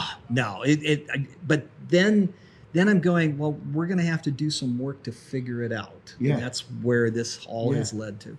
And that's like finding a gold nugget. When I went out there and found that, I kept going back looking for more and more and more and more. I guarantee you got the fever real quick. Oh, man. yeah. It was like, this was alien metal fever instead of gold fever. It's like finding your first crystal in a field or something like that. That's you right. are prone to go back and look again. You have to go back and look. That's just, you get the bug, and then you want to keep doing it. Well, with that in mind, like you said, that is only one. That's e pluribus unum of the fragments that you have found. How many others have been through this testing and have the results come back similarly in the other results? I say we because there's other people that are working on this with me. Sure. We keep ending up with anomalies, so to speak, but nothing that will conclusively say that it's extraterrestrial in origin. We keep coming up with stuff that, okay, yes, it's been melted. Yes, it has an element composition that doesn't match things that we make here on Earth, but it's not that we can't make it. So then people don't believe. In order for something to be proven to be extraterrestrial, you need to have 3 independent laboratories look at a piece of metal and basically come forward and say, we can't make this is off-world. The labs, need to say that. Yeah, we can get the first one, but we can't get the other ones. We can get people saying, they'll say probably extraterrestrial, but they will not come forward and say that it is. This is off-world. This is off-world. Yeah. We don't have that, and you need 3 of those. We get twosies and we do have the 3 where they say, it's been melted, it's been through an explosion. But see, that could be anything, and this is what drives the whole thing crazy. It's like a wall, is what it is. So it's hard to get past that. So if you could get some master metallurgist, maybe the old, I forgot the name of it now. It used to be called Alcoa. Their people could look at that stuff and they could say, hey, it's off-world or not off-world. But we do not have the smelting processes to make this happen, things like that. Like we, despite any vacuum chamber, whatever, cannot make these things meld together in this kind of way in this environment. Structure, the element alignment on the inside. Yeah. These are the kinds of things, and I don't have that knowledge. I'm a geologist turned... methods of manufacturing are totally different. And that's what that huge compendium book that you're talking about is. Right. If you were doing aerospace research and wanted to make a flange to go into outer space, you'd need to know the tolerances of the aluminum that you're working with, and that's what those books are for. Oh, the book, you can take this. I can take the analytical data on any of these specimens that I have, analytical stuff on the element percentages, and I can plug it into the go out on the internet, and I can plug that in, and it'll actually tell you what alloy it is and whether it matches anything that we have. So there's alloy match. Typical uses, things like it tells you all of that stuff. Manufacturers you can go to have it made. Some of this stuff is weird because we end up, I do have some pieces that say, it's used for the manufacture of bridges and ship hulls. And I'm going, but wait a minute. Why is that out in the middle of the desert? Bridges and ship hulls, and yet this material is thin as a sheet of paper. you're not going to be building a ship out of this stuff. And how, And if why you is it were, out why there? at this tolerance? Yeah, why is it's this such so, a why is yeah. it so thin and so we get crazy things like that. So we just can't get reputable labs and very important, knowledgeable people to come forward and say, hey, you've got ET material. I'm working on that. And it's interesting because one of the things I keep referencing all the time is the last whistleblower hearing that happened where George Knapp was there. I know George. George done some work with him. And one of the things he said was, I actually laud these contractors. They have done their job. As a contractor to the nth degree that they are, they have done their job as far as protecting a material that was given to them, reverse engineering it. He's like, but I'm sure at this point that all of them are looking for an on-ramp to bring other people in, because once again, with science and with research, you can only exist in that compartmentalized vacuum for so long. What gets us robots on Mars is healthy scientific competition is That's what true. gets us there, is collaboration. And people working together. Yeah. So like at some point, there's got to be a lab at some point that's willing to break the silence. It's willing to say. Should. And I talked about that during our UFO panel. Yeah. I said, hey, you know what? We have material. We need to have the material in hand. Somebody's got to come forward with material, not a picture. Yeah. That's just it. A picture does nothing. A video does nothing. When you have physical material that you can get scientific data from, that's invaluable. Invaluable. If we have that. And that's It's why. literally holy grail material. So in the literally in the movie that just came out, God, what was the name of that thing? I always forget it. I don't know what. Disclosure Day. Yes. So the movie that came out, I hate giving away the ending to that thing, but a lot of people have already seen it. So on Disclosure Day, they were showing right towards the end. They were showing all of the videos and it was all videos about things but there was no tangible, touchy feely. And then the end, they rolled out. People can go look this one up. Yeah. It's I've seen it on YouTube. They actually use Skinny Bob. Skinny Bob. They use Skinny Bob. I'm going. They use Skinny Bob for this. I'm going. Dang! I almost laughed. The famed supposed Russian footage. Yeah. When I saw Skinny Bob, I'm going, oh my God! I says, you know what? That's it. I mean, that's live, and everybody's doing this.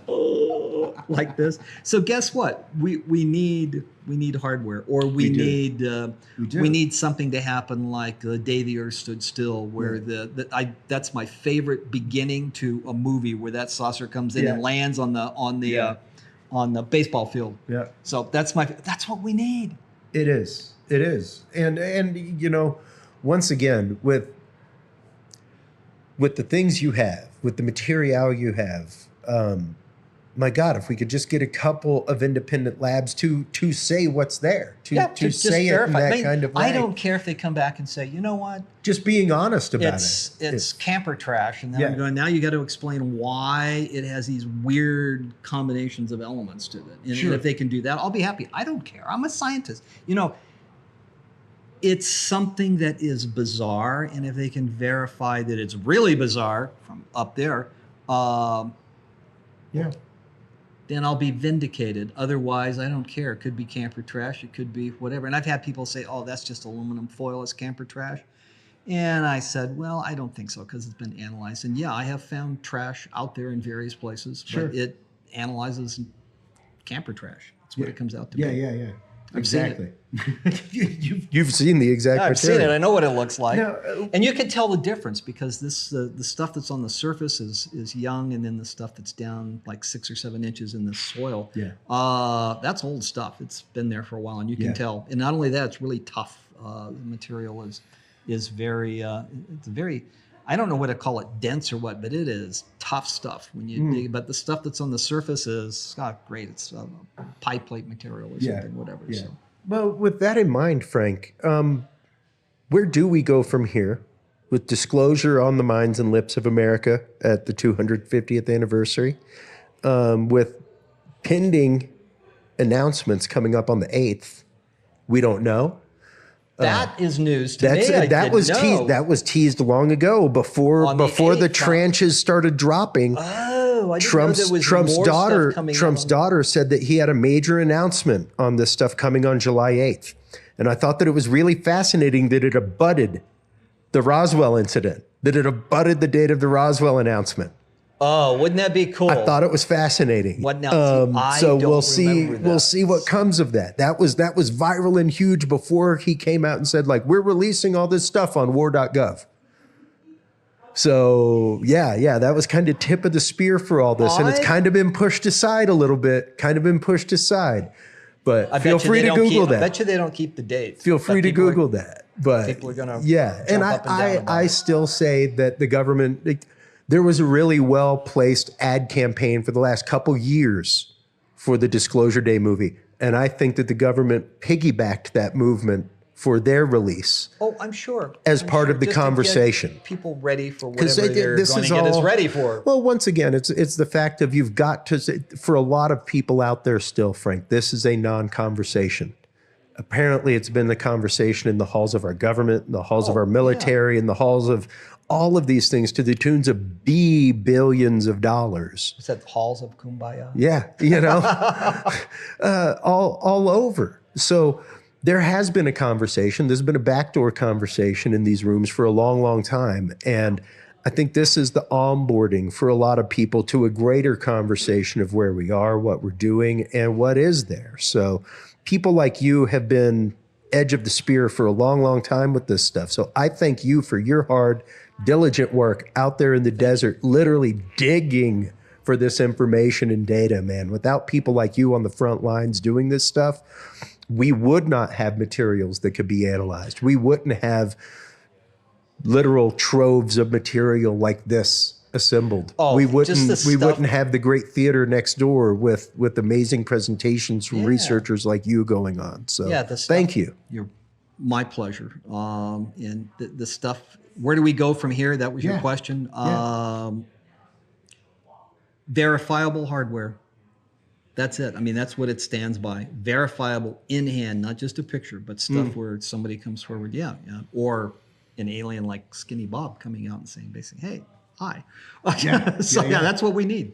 Yeah. That's what it's going to take. And I can continue. I will continue doing the research until I get people coming back and saying, hey, this is what it's ET origin. That's what it boils down to. Otherwise, it's just kind of foo-foo and fluff. And people come and listen and they say, oh, interesting, like nerdy data, but What am I supposed to do with that? that's right. Yeah, well, and that's just it. It's one of those, like I keep saying, the whole idea behind the tranches of government documents. It's one of these things that it's nothing new to researchers like us, to Don Schmidt, to anybody at MUFON. What it's new to is the average person, once again, to whom this is a non-conversation. So the fact that even the government has seen fit to take all those files from various agencies and make them publicly available in one place, I think is a huge step forward in a lot of ways. So do I. Absolutely. So I'm hopeful. I always hold hope out for humanity, despite the madness in the world. I am hopeful for the fact that we as a community will be able to come into this new world of research with new eyes, and with data-driven science like what you're talking about. I want to see the Holloman landing film Right? from '64. I want that one. That one will be a slam dunk for me, especially if the military comes back and says, "Oh yeah, they landed here. They came out. We talked to them." this happened. I Now, love that one. what do you think it would take to go out to Holloman with some radiation detectors? That's been to done. that location. There's nothing there. Nothing there. Nothing there. I was talking to the MUFON director here in New Mexico. She used to work out there, and that place has been scanned. There's nothing. Nothing came. Okay. I did that with Roswell because people asked me if there was any radioactivity. I have some very sophisticated equipment, and there's nothing radioactive out there, like zero. Believe it or not, if you dig down a couple of feet, you do run across things that are ever so slightly radioactive, more than likely some fallout from and it fits the time frame. But other than that, there's nothing out there. Yeah. The typical isotopes that you would find, that it just left my head. The one that they had all the studies about with milk and everything else years ago. Yeah. Strontium. that kind of stuff. Yeah, I don't have the strontium ones, but I've had a couple of barium peaks, which are leftovers from that testing. Yeah. But it's winded fallout, things like that. From the first atomic test. It's just small stuff. So I recognize that pretty fast. But otherwise, science is fun and curiosity. It's a pathway that more and more scientists now are actually stepping forward, and more engineers, which is really great. They don't mind talking about it. Like Avi Loeb.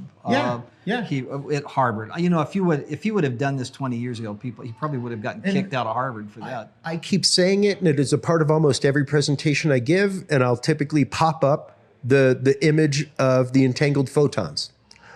And since that won the Nobel Prize a few years ago, the concept of quantum entanglement, what Einstein was talking about decades ago with spooky action at a distance, things like that. Since that won the Nobel Prize, buddy, science has been running to paranormal. They have been running to the field of UFO, UAP study. Sure, they have it helps been them running. explain some of the stuff that they couldn't explain before. Absolutely. Well, it's suddenly one of those like, well, let's take another look at this, because now there's a different light. And the whole idea of we are all connected in a different way, that all this is connected in a different way, is out there now. Who's the biologist at Stanford that does a lot of UFO stuff? He's a biologist, and he analyzes things. I forgot his name. But he talks UFO stuff all the time. He didn't used to do that. So. Absolutely. And it was the same thing with Michael P. Masters. And I want to say it's University of, is it Utah? Something like that. But he is an anthropologist, and his whole concept are these us coming back from the future. I've read his amazing people need to go out concepts. and look Amazing at that and read it. concepts, because when you start anthropologically stretching out the human biology and timeline, we start looking an awful lot like Gray. I saw his research that he'd done, and it's really a lot of fun. It's pretty phenomenal. Look at that. Yeah. And guess what? People don't laugh at that anymore. No, not at all. They absolutely say, not. This is legitimate science. It is no different than what did this hominid species look like when we reconstruct it from DNA or something like that. Absolutely 0% different. So, but that's the beautiful thing about science, is that we are supposed to, in science, bravely and boldly hypothesize. And that's what the experimentation and everything else in that latter part and the wash, rinse, repeat comes in. Is this hypothesis float worthy, or can we red team poke enough holes in it that it sinks? That's science right there. Exactly. That's what it does. Exactly. Well, I want to thank you for the time once again on a very busy Roswell UFO Festival. You are absolutely welcome. I always enjoy doing these, and I like to talk about the things that I've found, and I like to talk about science. It's cool. Absolutely. Science is cool. Remember that. Science is the best, folks. We need more Magellans. We need more people that are like, please give me funding so I can go there to the edge of the world and see if I fall off. Curiosity and discovery. That's what drove the world. That's it. Before we let you go, let everybody know where they can go to find more about your research, where they can go to find out more about the Roswell UFO Museum and everything that you do, Frank. You know what? The best thing that you can do is go out and type in International UFO Museum and Research Center in Roswell. And then if you can also I love YouTube. You can type my name into YouTube and you can bring up more documentaries than you can possibly imagine. So go do that. Go type my name into YouTube and go, hey, Frank Kimbler, Roswell, and you'll bring up a lot of stuff. And you know what? A lot of the documentaries are out there, easy to see. I've been on Ancient Aliens. I've been on, and you can pull all those old reruns up. That one is called like Relics of Roswell. And then there was Alien Encounters Episode 1 on the Discovery Channel, which was filmed at the Variety Roughneck Bar here in Roswell. That one was really a lot of fun. All of these you can just pull up if you just do a search on my name. And I don't have a website, and I don't write books, but you can go out and find all of this stuff, and you can see what people have cobbed together from out on YouTube, where they have stolen things and put it out there, which I don't care as long as they tell the truth about it. But sometimes they make up stuff. I'm going, just like in good science, as long as the credit is given. As long as you bibliography your work. I've seen some of those YouTube things where it's just really, really kind of cool. I said, they did a really good job on this. Why didn't I think of that? So I mean, it's great. I could have had 20,000 or 200,000 views or whatever. Well, Frank, I want to thank you so much Hey, for you're the welcome. time as I always. appreciate it. While you are online checking out everything from the International UFO Museum and Library and Research Center here in Roswell, everybody, make sure to stop on by Curious Realm. CuriousRealm.com is where you can like, follow, subscribe. That's where you can find all the episodes as well as your copy of the Field Observation and Encounter Log. When we come back from this quick commercial break, everybody, we will continue with our live on-site coverage of the Roswell UFO Festival right here in Roswell, New Mexico at the International UFO Museum. Right after this, folks. Baby Skinny Bob will show up.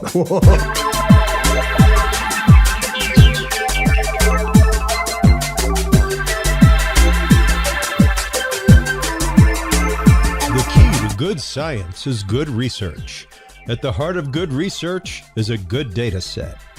With the Field Observation and Encounter Log from Curious Research, you can easily keep track of your investigative information all in one place, making it easier to review cases and readily see comparisons and contrasts between them.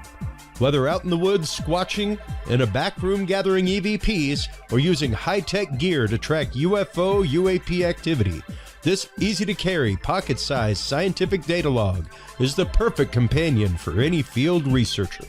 You can find your copy of the Curious Research Field Observation and Encounter Log at Amazon.com or visit the official Curious Realm store at CuriousRealm.com/store to reserve your copy for yourself, your family, or a mind that you want to open.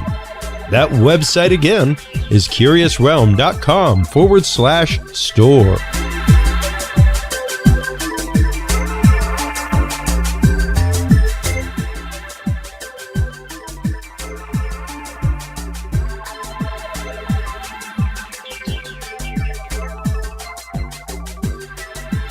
Well, hello, everybody, and welcome to the Curious Realms continuing coverage of the Roswell UFO Festival right here at the International UFO Museum in Roswell, New Mexico. We have the great pleasure of being joined by author and researcher Kevin Randall. He is the author of Project Blue Book Exposed. Welcome to the show for the first that time. and Roswell in the 21st century and understanding Roswell. A plethora. I've done about 38 books on UFOs. So, Well, how did you... Let's get into the conversation. How did you first come to the world of UFO, UAP research to begin with, Kevin? well, A, it's UFO, so Yes, let's lose the absolutely. UAP. But I always blame my mother. Okay. When I was a little kid, she took me to see Earth versus the Flying Saucers, which tends to date me because the movie came out in like '56. But that got my interest in UFOs, so I always had an interest there. And as I had an opportunity in various times, I would go out and do UFO investigations. The first one I ever did was I was in high school, and you'd always heard that the UFOs are just always fuzzy things seen in the distance. Nobody gets a good look at them. And one of my friend's mothers had seen a UFO, and I wanted to talk to her about that. And the first thing I asked her was it distinct? And she said it was crystal clear. It was hovering just above the barn. I think she was in South Dakota, and that kind of negated the argument. Well, they're all just fuzzy objects in the distance. And so I continued on from there. Interesting. And how long was it before you, you're a military veteran. Did you do any kind of investigation while you were in the military? What did you do while you were in service?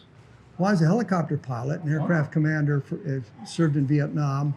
Once I got out of the service after discharge from Vietnam, I went to college and went to Air Force ROTC. Was commissioned, spent 10 years in the Air Force as an intelligence officer, and got out of that. And then after 9/11, I joined the Iowa National Guard again as an intelligence officer because I needed to get in the fight. So I spent a year in Iraq as an intelligence officer. Finally retired in 2009 as lieutenant colonel. So there's a reason that you don't like the term UAPs, is what you're saying.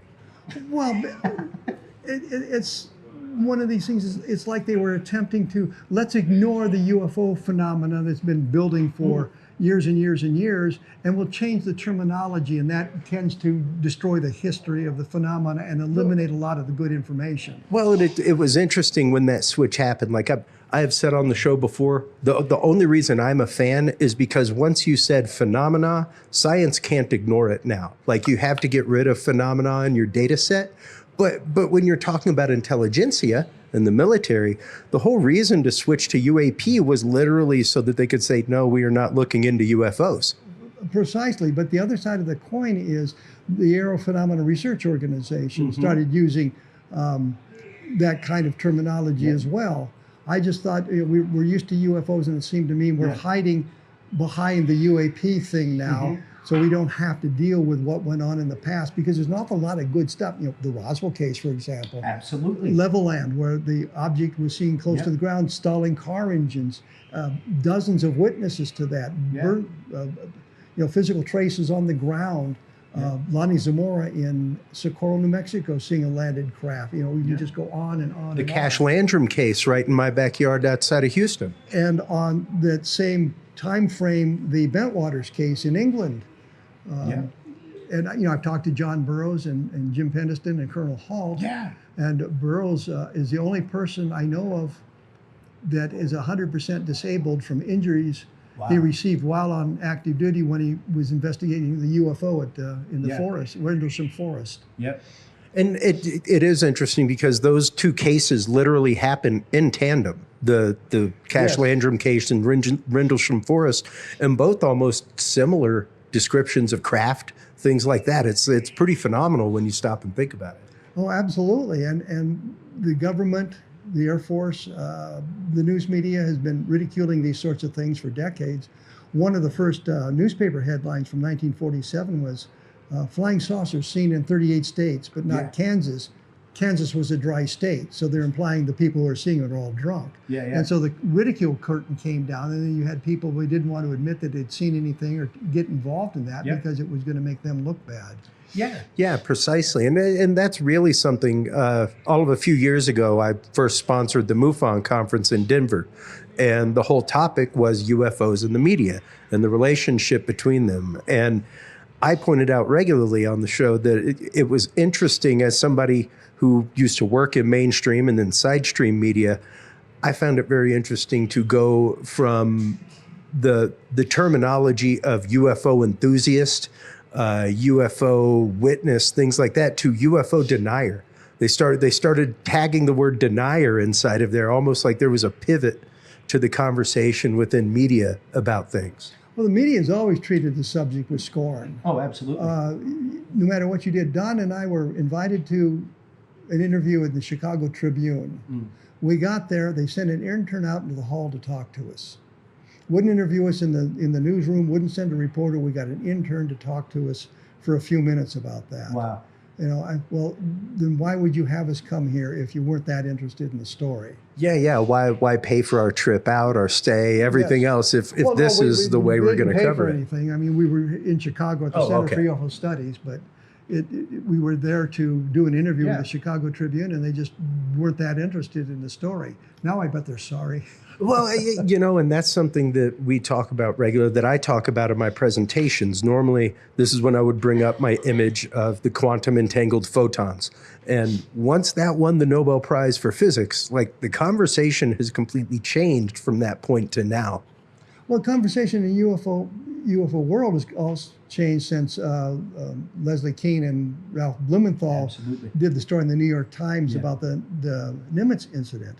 And so you see less of the ridicule, but they still trot out that stupid mogul explanation for Roswell. And I just saw something the other day about it. And you say to them, well, flight number 4 was canceled.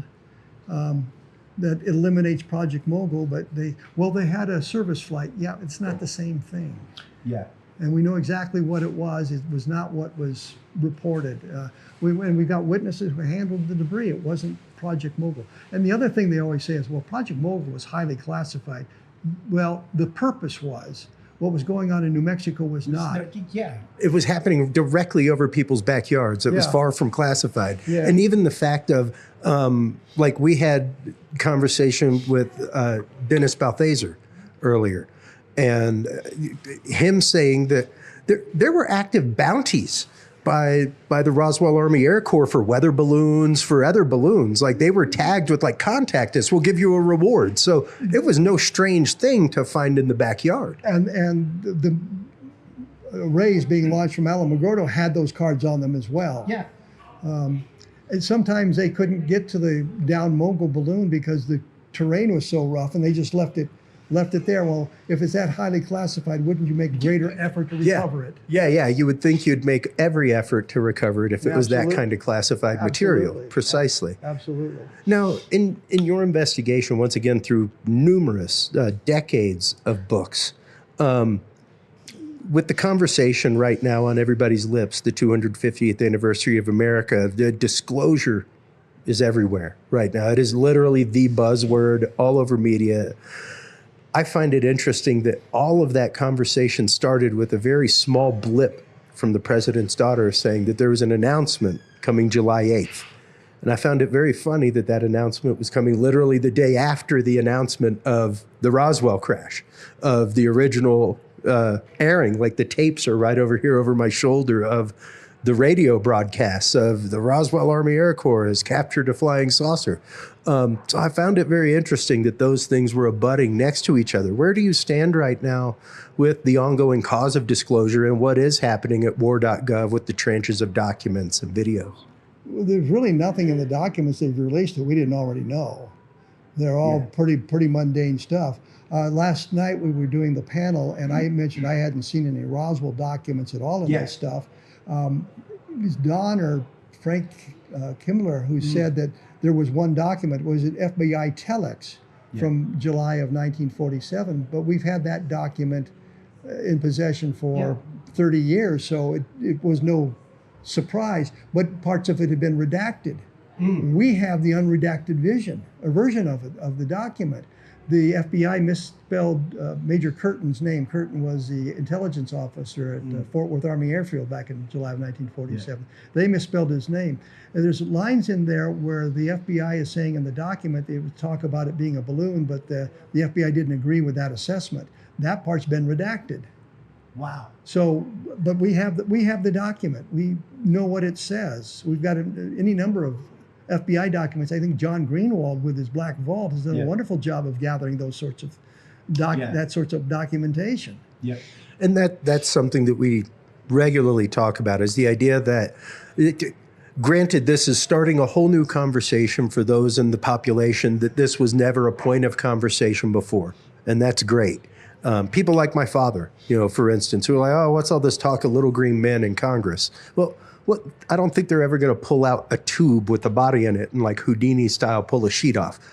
But what it is definitely a conversation for folks like that and an onboarding to a greater conversation of, well, at least our government has spent billions of dollars looking into this. They find it curious. Don't you find it curious how they're spending your money? Well, first of all, I want to say that, to quote Mac Brazel, you know how they talk about little green men? They weren't green. Yeah. Yeah. But and that's kind of a way of dismissing it as well. Well, you're just talking about little green men. Absolutely. In Roswell in the 21st Century, a book I did that outlines all this stuff, I spent an awful lot of time researching when the little green man entered the lexicon. Yeah. And it goes back to at least the early part of the 20th century. So it's been around for a long time. And I've forgotten the germane part of your question now. Well, I mean, where are we with disclosure? Where are we with Roswell? How do you think the conversation is changing amongst the general public who, like I said, for whom this is not a point of conversation yet?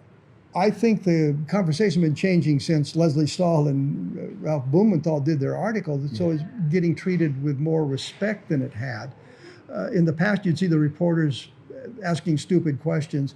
I saw an interview where the reporters interviewing a little girl with a lollipop.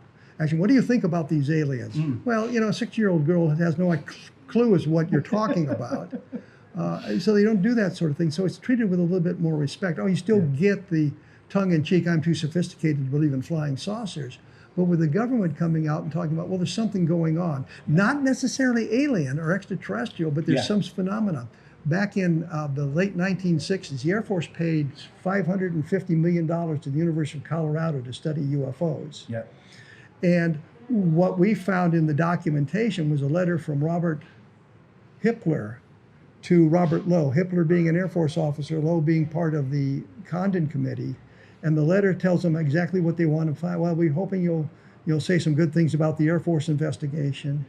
You'll hope you'll say that there's nothing to it and nothing of scientific value can be found by further study, and Project Blue Book should be closed. This is before they even began the investigation. Yeah. And lo and behold, when it ended, that's exactly what the Air Force found. Nothing like telling, well, I want the results of the investigation right here, right now. Yeah. And for 50 years, we put up with scientists saying, well, you know, there was a scientific investigation of UFOs and we didn't find anything. And my answer was always, well, about 35% of the cases in the Conduct Committee studied have no explanation. Yeah. And there were cases they refused to look into. Levelland springs to mind again because it was only 10 years after Levelland. They could have gotten to witnesses. There were dozens of witnesses. Yeah.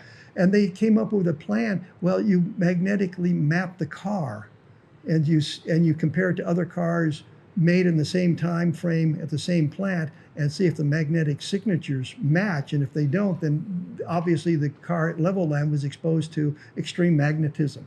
Yeah. But they didn't want to do that. They said, well, we can't, you know, it's too late to do any of that. Well, no, it wasn't too late. And we've done some of that kind of thing since then. Yeah. I used to magnetically map my cars just in case. Just in case something happened, so you had a baseline. Yeah, but the idea was if you magnetically map cars made at the same plant, the same time frame, the same make and model, you can get a pretty well established baseline to see if it's been adversely affected by exposure to a heavy magnetic field, because that's what we assume is going on with sort of an EMP type thing. Yeah. Yeah. But the other thing, the Conduct Committee said, well, we can think of no way that if you apply a magnetic field to a car, install its engine, that when you remove that field, the car will spontaneous start. Well, that spawned some research on my part. Mark Roddicker had done a book on vehicle interference. So I went through all the cases, and most of the time, it sounds like the driver had to take an action to start the car. It didn't spontaneously start. In Levelland, I think one guy said he started the car, but the others were talking about, well, my car functioned normally, or I could get the car started again. Yeah. So that kind of science, well, we can think of nothing that would stall a car engine, and when you remove the magnetic field, it would spontaneously start. Well, why don't you do some research and find out if your basic assumption is correct? Yeah. Yeah, no, and you know, that brings up the fact that we talked with Mark D'Antonio, who's a scientist. We have scientists on the show regularly, and when you're talking about such things, it's one of those if you cannot experiment it, you know, that's kind of the issue with a picture or a piece of video or something like that. Is there's no tangible data that can be experimented as far as science goes. So we need something more than just the image or the video of it. One of the things you can do in that case is try to duplicate the picture and see if you can duplicate it to the extent that the picture is good. The problem with most UFO photos, at least it used to be, that 99% of them were faked and 99% of them were taken by teenage boys. Yeah. So they were faking a lot of stuff, and they've come out since then, photos that were accepted by experts. Yeah. Well, we faked that. Yeah, absolutely. And that's something else that we talk about regularly, that I actively present on as somebody who has been a photo analyst and recovered photos and video and audio recordings for 30 years of my life. Is those things are very easily faked, especially with modern technology. Back in the day, you at least needed some kind of modicum of knowledge of photography, videography, something like that in order to properly fake something. Now with AI out there, everything else, even being able to spot the signatures of AI is an art form in and of itself. Yeah, I investigated a case in Amana, Iowa, where a young man had taken a photograph of a streak of light and two bright lights at the end of it, and he didn't know what it was. We finally, with modern technology, were able to blow up the frame, and we could see that it was a light plane with its landing lights on. But it was, for a while, we didn't know exactly what it was, but we finally got to the technology where we could identify it. Absolutely, and those things depend on the exposure time, the ISO of the image, all kinds of stuff affects the way things are. The quality of the camera, the quality of the film. And even the fact that, like MUFON will tell you in any field investigator training, your cell phone is not an actual camera. It is a series of sensors and it gives you a representation, but it also interpolates a lot of data around that image. The prime example I give in my spotting media fakery was when the Samsung Galaxies first came out. They were actively known for AIing the photos of the moon to make them better, you know? And it's like that was built into the phone to make that happen. So like they were actively using AI to generate a better image of the moon when it knew you were taking a picture of the moon. Well, I've been involved in cases. There was one case where they presented a photograph and it looked like there were three, it was sort of like a hot cross bun with three on it. And we looked at that and we studied that and we said, you know, that's a triple exposure of the moon. There was another case where they had videotaped something for a couple of hours and it said it finally faded away as the sun went down. And I'm thinking, yeah, I think you got Venus there, pal. And on the video cameras, if it couldn't resolve it properly, you'd get sort of a bat signal on the picture, and you look at that and say, yeah, that's internal reflections from the camera. So you don't have a good photograph. So we learned that. I had an experience after I put the security cameras on my house.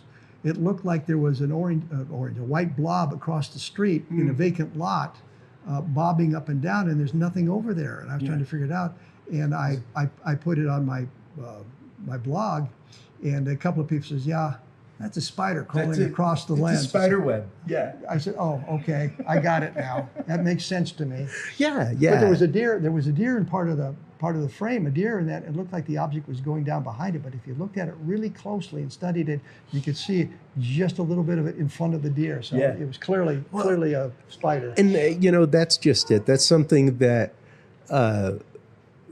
we talk about with investigators regularly is how are you investigating? And most importantly, why are you investigating? You know, even as an author, you have to consider why you are taking on a story, why you're taking on a branch of investigation. And when you're investigating that, even checking yourself as far as, am I looking at this through the proper lens? Am I filtering what I'm looking at properly, or am I filtering it to the ends of the dialogue I want to set up? Well, if you'd been in my presentation this morning at 10 o'clock, you would have had all that information, because that was basically the idea behind it.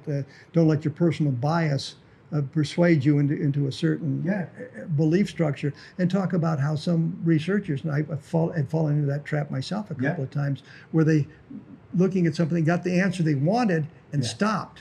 And now I say, we've got to ask the next question. You've got to take the next step.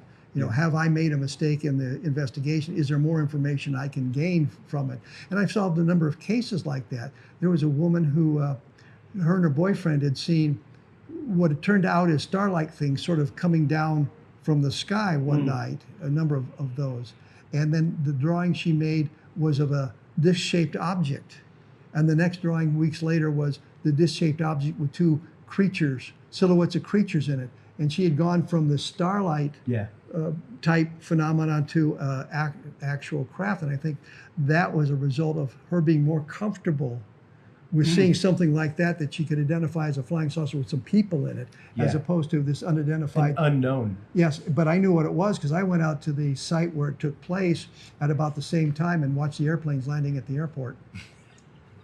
Well, it was the landing lights in the distance and the angles of it, and they said, well, we called the airport, there were no airplanes coming. I said, yeah, you got the airliners, you didn't get the private pilots and all that stuff. Well, and that's what I tell people all the time with flight radar, things like that. You know what you're not going to see? 75% of military planes.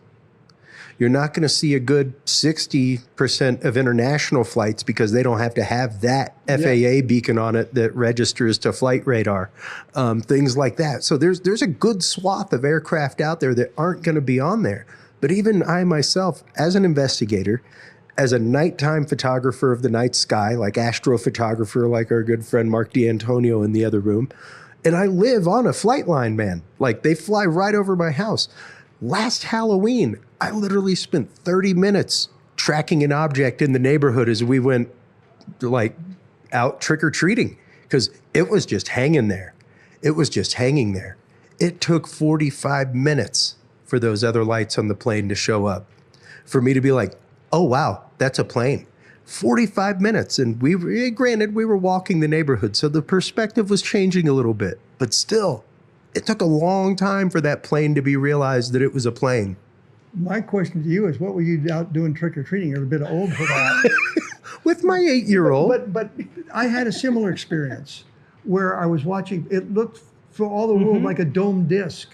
And it was the angle of the lights, and I was looking at it, and then it turned and I heard the roar of the engines. But it was like a minute for me. It wasn't a long period of time, but the same experience. It was an airplane. It was an airplane. Yeah, and it's just the refraction of the light off it as it's moving, the way it glints back at you. I mean, satellites do the same thing as they come over the curvature of the Earth. They go brighter because of the angle of the light hitting them, you know. Well, I get tired of hearing this story. For the longest time, because I do a 5-minute segment on UFOs for Coast to Coast once a week. Oh, epic! And I was looking for sightings, and I don't know how many sightings you would see where the people had seen a string of lights, and you're going, "It's Starlink, you boobs." The one that fooled me was sort of a donut-shaped object that was bright, and you see the bright thing in the middle, and it turned out it was a launch of the satellites, but the picture was taken like from 400 miles away, so the person wasn't there to see it, and it looked really odd. And you're looking at that and said, that's a rocket going up, and you wouldn't expect them to be able to see it that far away. Yeah, and you know, especially whenever you're talking about things like that, one of the main rules that I give investigators is, A, you shouldn't be reading stories about locations you're going to investigate, things like that. You should be going in blank slate as much as possible, because otherwise you're basically polishing the filter through which you're going to look at the data you're collecting. Whether it's a haunted location, a Sasquatch spot, doesn't really matter. If you're looking up the lore of that location before you go out to do a true investigation, you're coloring your data at some point. The other thing I always say that you have to go out and look at the site. The woman who was creating the drawings, she didn't know what they'd seen. The boyfriend didn't know what they'd seen. So they were confused by it. And I went out and sat there in my car for 20 minutes and watched the same thing. And I knew it was one of the runways for the local airport. But you have to go out on the site because you have to look at the terrain. You have to understand the environmental factors under which that sighting took place. And if you don't do that, you may miss the explanation, a legitimate explanation for it. Yeah. No, exactly. And there's even, like, once again, if you're doing library research like this, there's still a lot of boots on the ground that has to be done with that kind of stuff. There's still a lot of going to location, still a lot of going and talking to witnesses, all that kind of stuff involved with a proper, good investigation. The problem with the Roswell case, though, is the primary witnesses are all gone. Yeah. But on the other hand, Don and I made videotapes. We have audio tapes.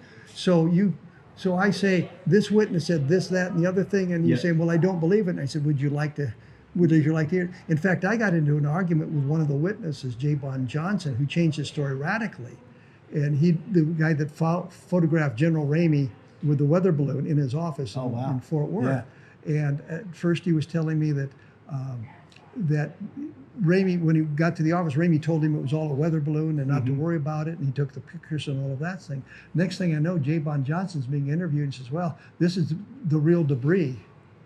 And I said, that's not what you told me. And he says, you got me cold and all this stuff. I said, no, that's not the way it happened. You sent me I sent you that's what it was. I sent you a letter and you called me. So you knew what we were going to talk about. Yeah. And then I said, and you told me at least 7 times it was a weather balloon. It had nothing to do with the Roswell case. And you say, no, it was some of the real debris. And I said, would you like to hear the tapes? And I don't know how many people contacted me about that, telling me that I'd misquoted J. Bon Johnson.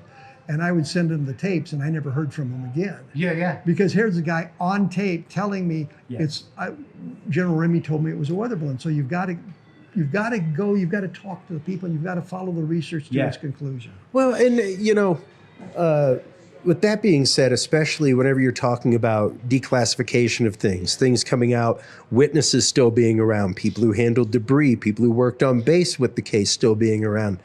You know, there was just a new hearing for MK Ultra just this last Tuesday.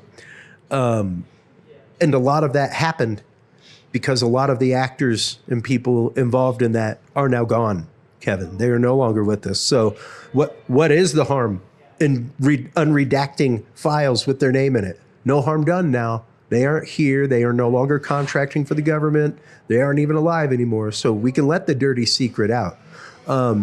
It's once again really fascinating to see that there has been no additional declassification for Roswell, that there has been no additional information that's come out with everything, despite the fact that of any case out there, despite maybe the case in 1933 in Italy or something like that, like you're definitely talking about the fact of a good 98% of people, maybe there's a survivor or two out there that was a witness, but most people that were witness to that or involved with it are no longer with us. So what's the harm in declassifying everything about it?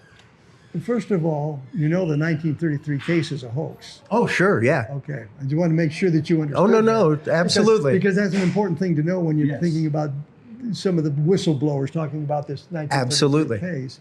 And I think that it's not necessarily redacted or protected for the protection of the individuals involved in it, but it's the information inside of it that may be harmful to the general public. We don't know what it might be or what it might say or how bad it might make the government look. Yeah. But some of that is not only to protect the witnesses, but it's also not to give our adversaries in the world ammunition to fire at us as well. Oh, absolutely. Well, I'm for full disclosure myself personally. Absolutely. I think we should do that, and I think some of the things we've learned about what our government did in the past is just horrendous. Absolutely.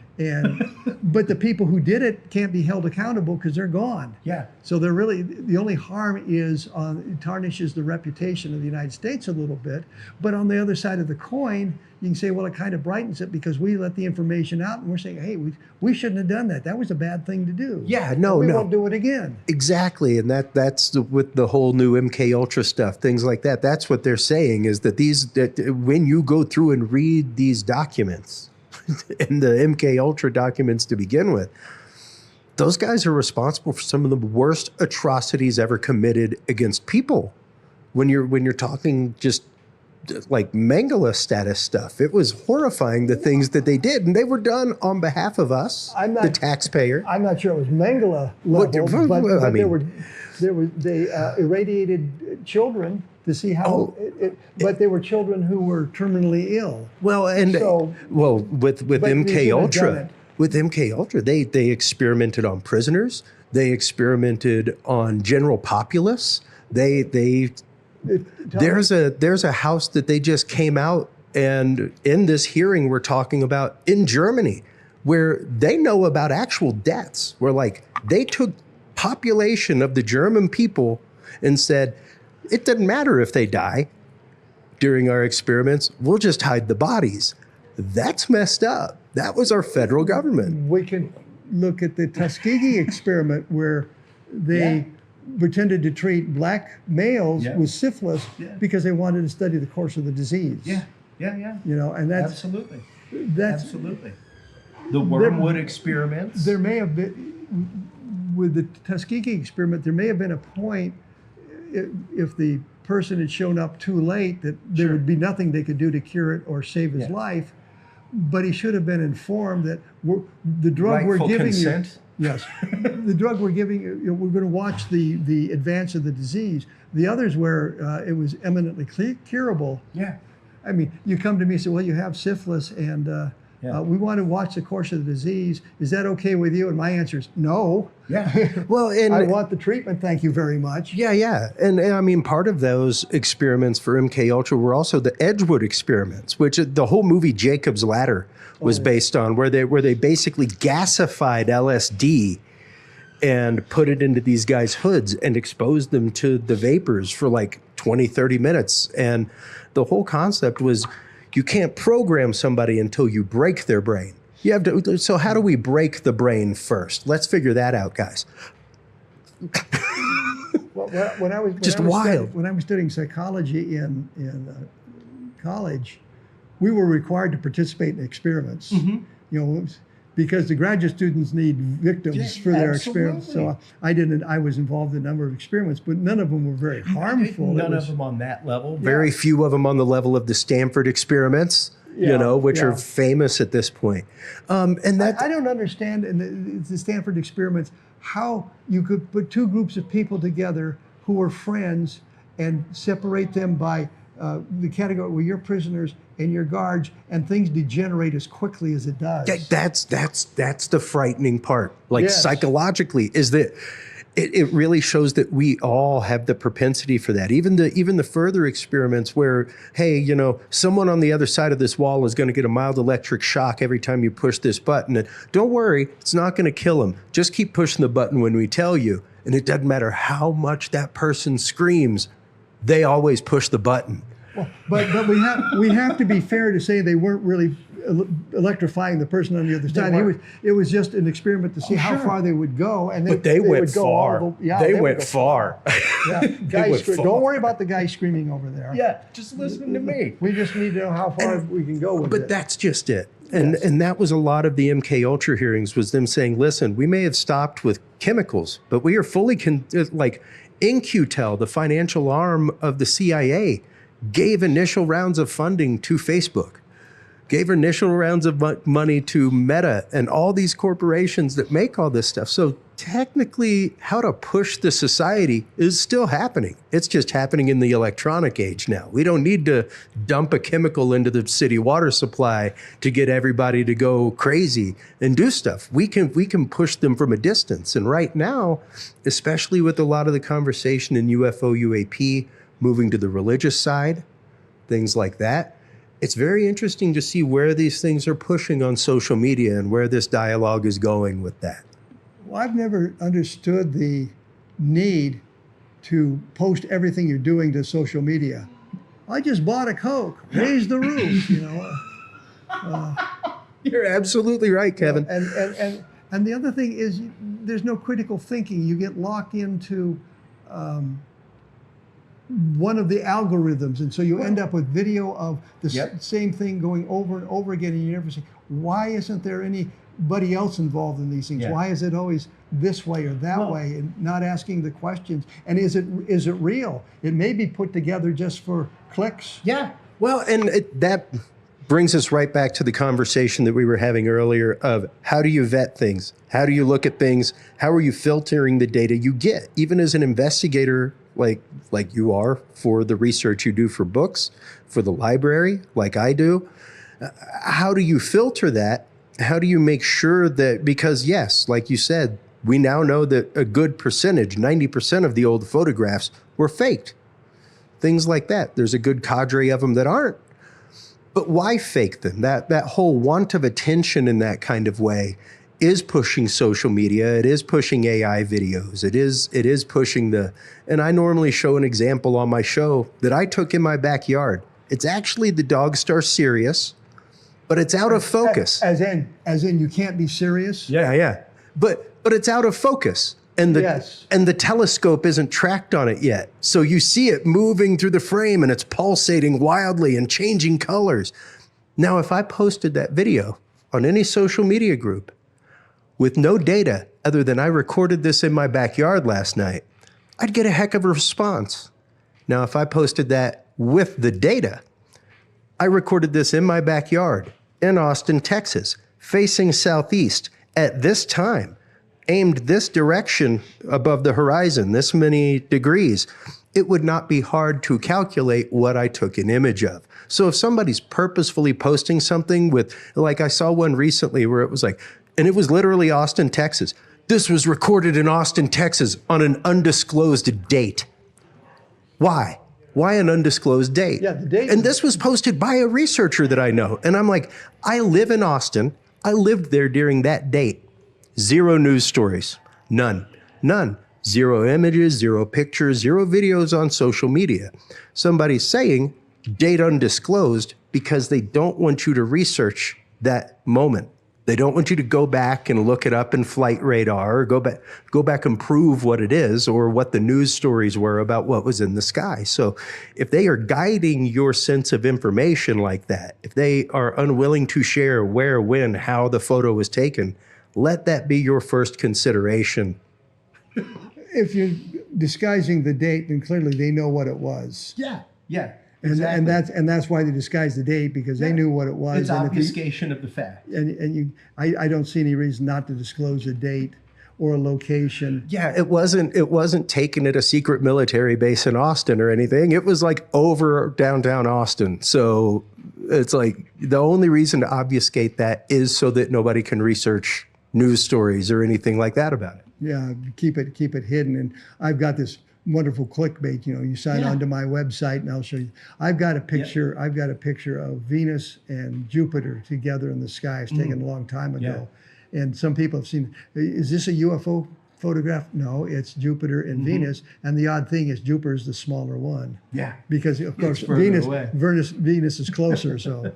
Yeah, but the two colors of the orange and the yellow mix, and it makes a very distinct color that's very different than the both of them individually. Well, that's the same thing. And people don't know what's around them. Yeah, no. I was doing an investigation in Wisconsin. I was with the police department, and they got a call that some guy said that the pulsating red UFO is landing in his backyard.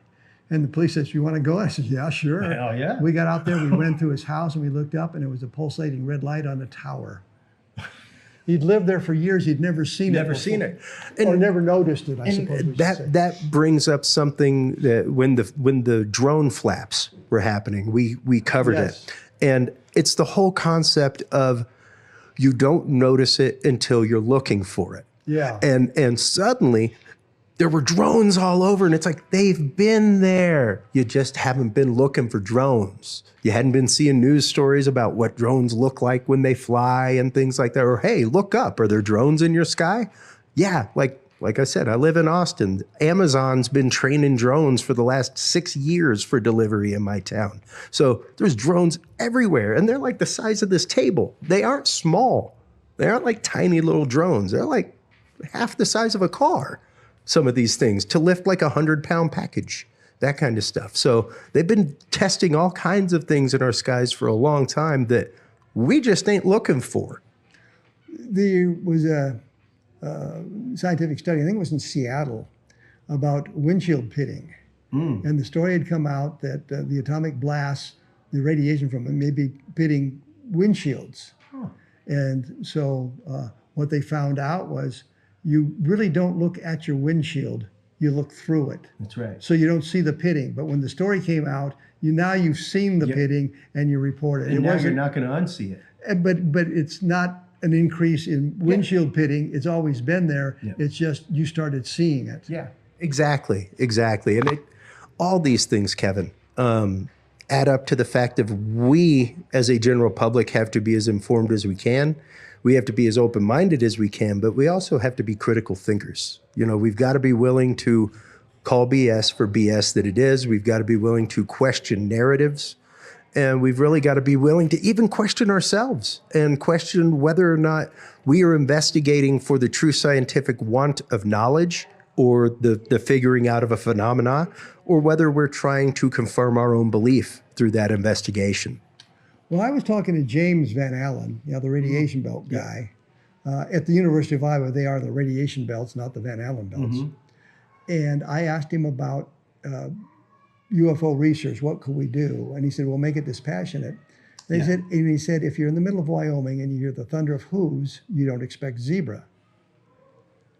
15, 20 years later, I hear a news report about a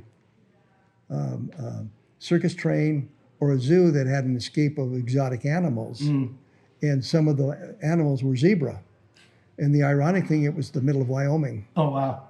So you could be in the middle of Wyoming, hear the thunder of hooves, and it could be zebra. That's right. So you just can't say, well, you can't make the blanket statement. Yes, you have to look. You have to get all the information because there may be that one time, or the prospectors theory. You always look. Yeah. You don't think there may not be any gold there, but we're going to look. We're going to spend 10 minutes and pan and see what we see anyway. Yeah, absolutely. Well, and that's just it. I think we should all be prospecting. We should all be panning. We should all be sifting these things daily. Kevin, I want to thank you so much for your time. This is a very busy day today. So thank you for all you do. Thank you for all that you've done. You are right over on the Hall of Honorees. You are one of the Hall of Fame researchers here at the museum over on the wall. I'll have to go look. Yeah, you're right over there. So thank you for all that you've done for the museum, for everything that you do for the cause, for all the books that you've written over the years. But the thing is, people say, well, you're just in it for the money. How's that working out for you?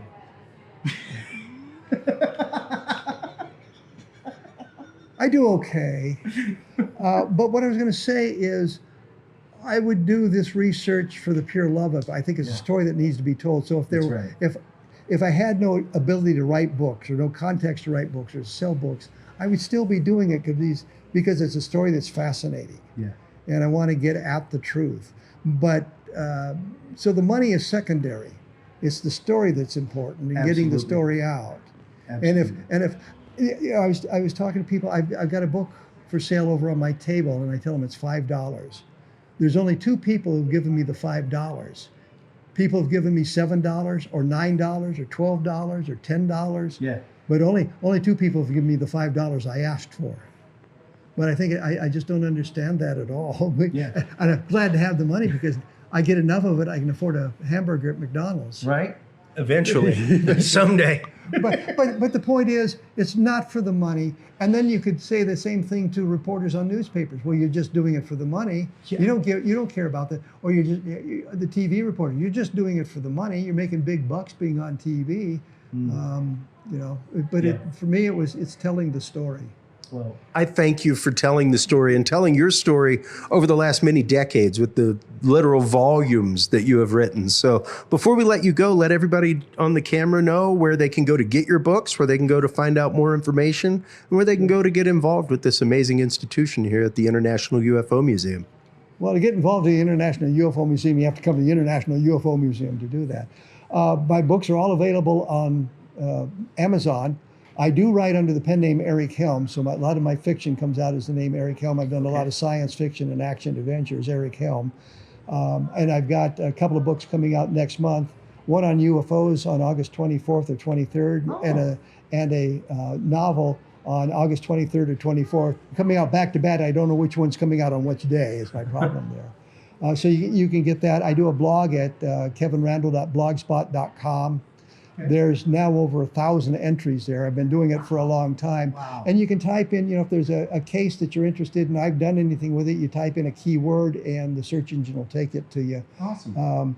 I did monetize it for about 6 months because I discovered one day I'd gotten 72,000 hits on a story. I thought, maybe it'd be worthwhile. Please count.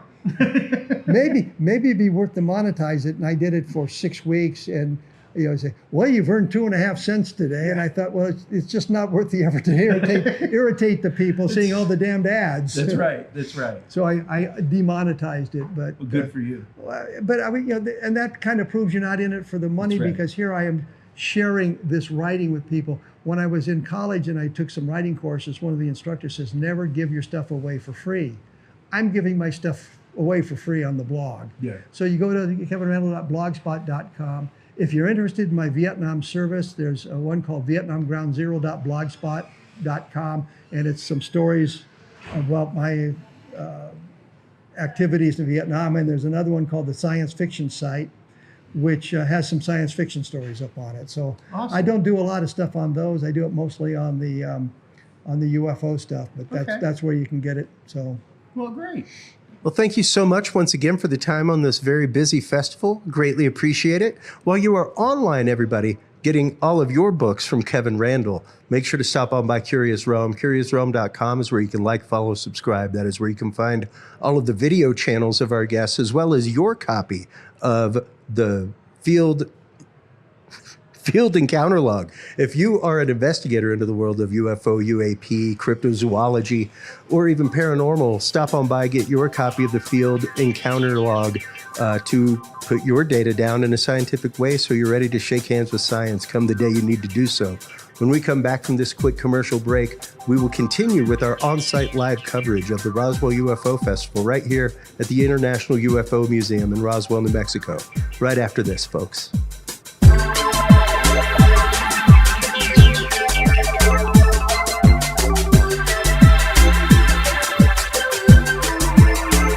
The key to good science is good research.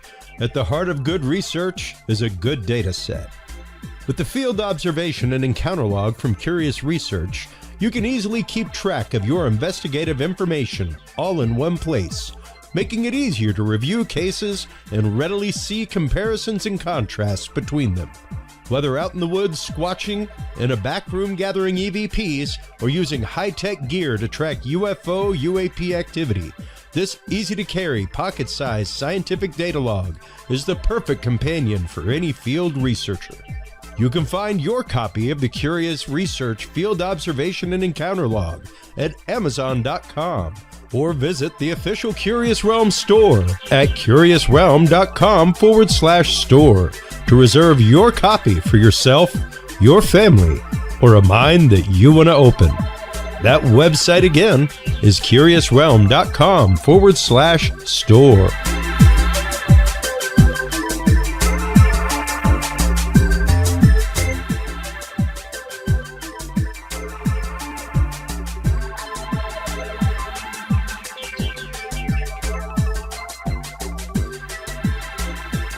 Well, hello, everybody, and welcome back to the Curious Realm continuing coverage of Roswell UFO Festival right here at the International UFO Museum in Roswell, New Mexico. We are very pleased to be joined once again by our good friend Kathleen Martin. Welcome back to the show. Thanks. It's great to be back with you. Absolutely. I always love seeing you here. You have such a great presence amongst all the researchers. Your books are absolutely fantastic, and your body of work, especially with experiencers over the last many years, has been awesome. Now, you were here giving a few presentations. You'll be giving another one today, a panel. Let's get into the first presentation that you were giving. Okay, so the first presentation was on the history of the government cover-up and disclosure. And a little bit different than what most people associate me with. But since Betty and Barney Hill were my aunt and uncle, I was fully aware that there was a government cover-up. I knew the truth when I was a kid and how it was distorted by Project Blue Book. A report was published in 1965 that was very different from the one in 1961, because in 61 it told about the erratic flight pattern of the craft descending vertically and how it hovered only 100 feet above them, all of that. And by 1965, the Air Force determined that there was no flight information. It was stationary at all times, and it was probably first an advertising light or the planet Jupiter. It, totally inconsistent with the facts of this case. Yeah. And so I became interested in the cover-up, and I asked Stanton Friedman if he would mentor me on the history of the government involvement, because he knew everything about it. Yep. He'd been to so many archival collections. He didn't give me the answers. He was more like the college professor who told me where to go to find those answers. So, I went to places like the American Philosophical Society down in Philadelphia. I made 3 trips down there and spent several days each time in the archival collections of people like Philip Klass and Dr. Donald Menzel, and the correspondence files with Carl Sagan and other skeptics or disinformants. Some of them very clearly were. And so that information was very interesting. I also was able to, through help from Stan, get the results of the government's studies on UFOs, the major studies, like Project Blue Book Special Report number 14, where they categorized 3,201 cases at the Battelle Memorial Institute, and the scientists who were involved in this categorized them as, balloons or birds or conventional aircraft or something psychological or hoaxes. But in the end, a significant 21.5% of those cases ended up being placed in the unknown category. Wow. And yes, and in order to be in the unknown category, all of the scientists had to agree that it was a true unknown. And then there was a chi-square quality analysis. And they were looking at was it an excellent case, a medium case, or a poor case. Sure. And in the excellent cases, it ended up being, I believe it was over 35% Of that 20%. in the unknown Yeah. category. Wow. Yes. So very, very interesting, and I really got hooked on doing the kind of research that Stanton did. Yeah. Because he didn't give me the answers. I had to do the research, Yeah. and I found it very stimulating. And we ended up writing Fact, Fiction, and Flying Saucers together that included all of the research that I had done and also the research that he had done. So I have always loved challenges. I love spending time in archival collections. And so in my lecture, I spoke about what's going on in Washington now, the things that have happened this month. The House Oversight Committee, that they've changed the title of the work they were doing for this press conference that they had, and that they were bringing clarity to all of this and separating fact from fiction, basically, disclosing information. They had Leslie Kean was there, who spoke. You can find all of this on YouTube if you do. Yeah. We have a whole playlist on our YouTube channel of all of the declassified panels. Oh, great. All that stuff that's been happening. And I've actively been downloading them from YouTube just in case they're ever scrubbed. Great. That's a good idea because a lot of files have been scrubbed. Absolutely. Over the years. It was really disappointing to find that from the internet. When I went back, I'd used some of the sites for government records, and then it got scrubbed.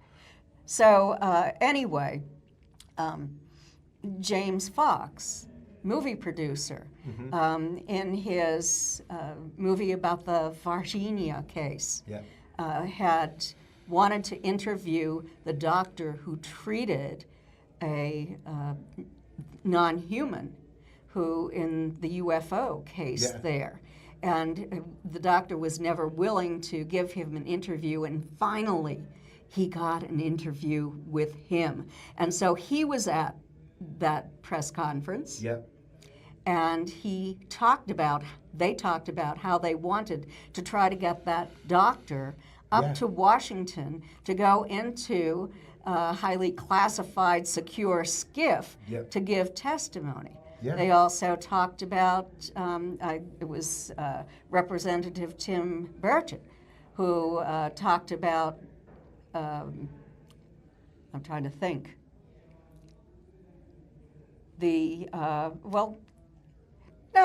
about how more than 1 billion people had visited the government's new website with document releases. War.gov. And, so there's a lot of public interest now. And a lot of ufologists moan about it, But I think that it's a good thing because so many members of the public have known nothing about this. Exactly. They've believed the disinformation Yeah. and that all of us were kooks or lying to get attention, that kind of thing. And now they're beginning to learn the truth. Yes. And yes. I think that the government is handling this properly. They give a little bit of information at a time. Yeah. Well, and that is something that I've said. There have been people crying psyop, all kinds of stuff with the tranche releases, and of course within the communities, more than enough people are upset with the nothing burgers that they keep releasing. Mm-hmm. And I'm one of those. Like when I try to have conversations with my father about it, his response is, "What are we wasting all this money talking about little green men?" Mm-hmm. And that's the thing, is that there is still a good population that is not ready for that conversation, and we have to onboard them somehow.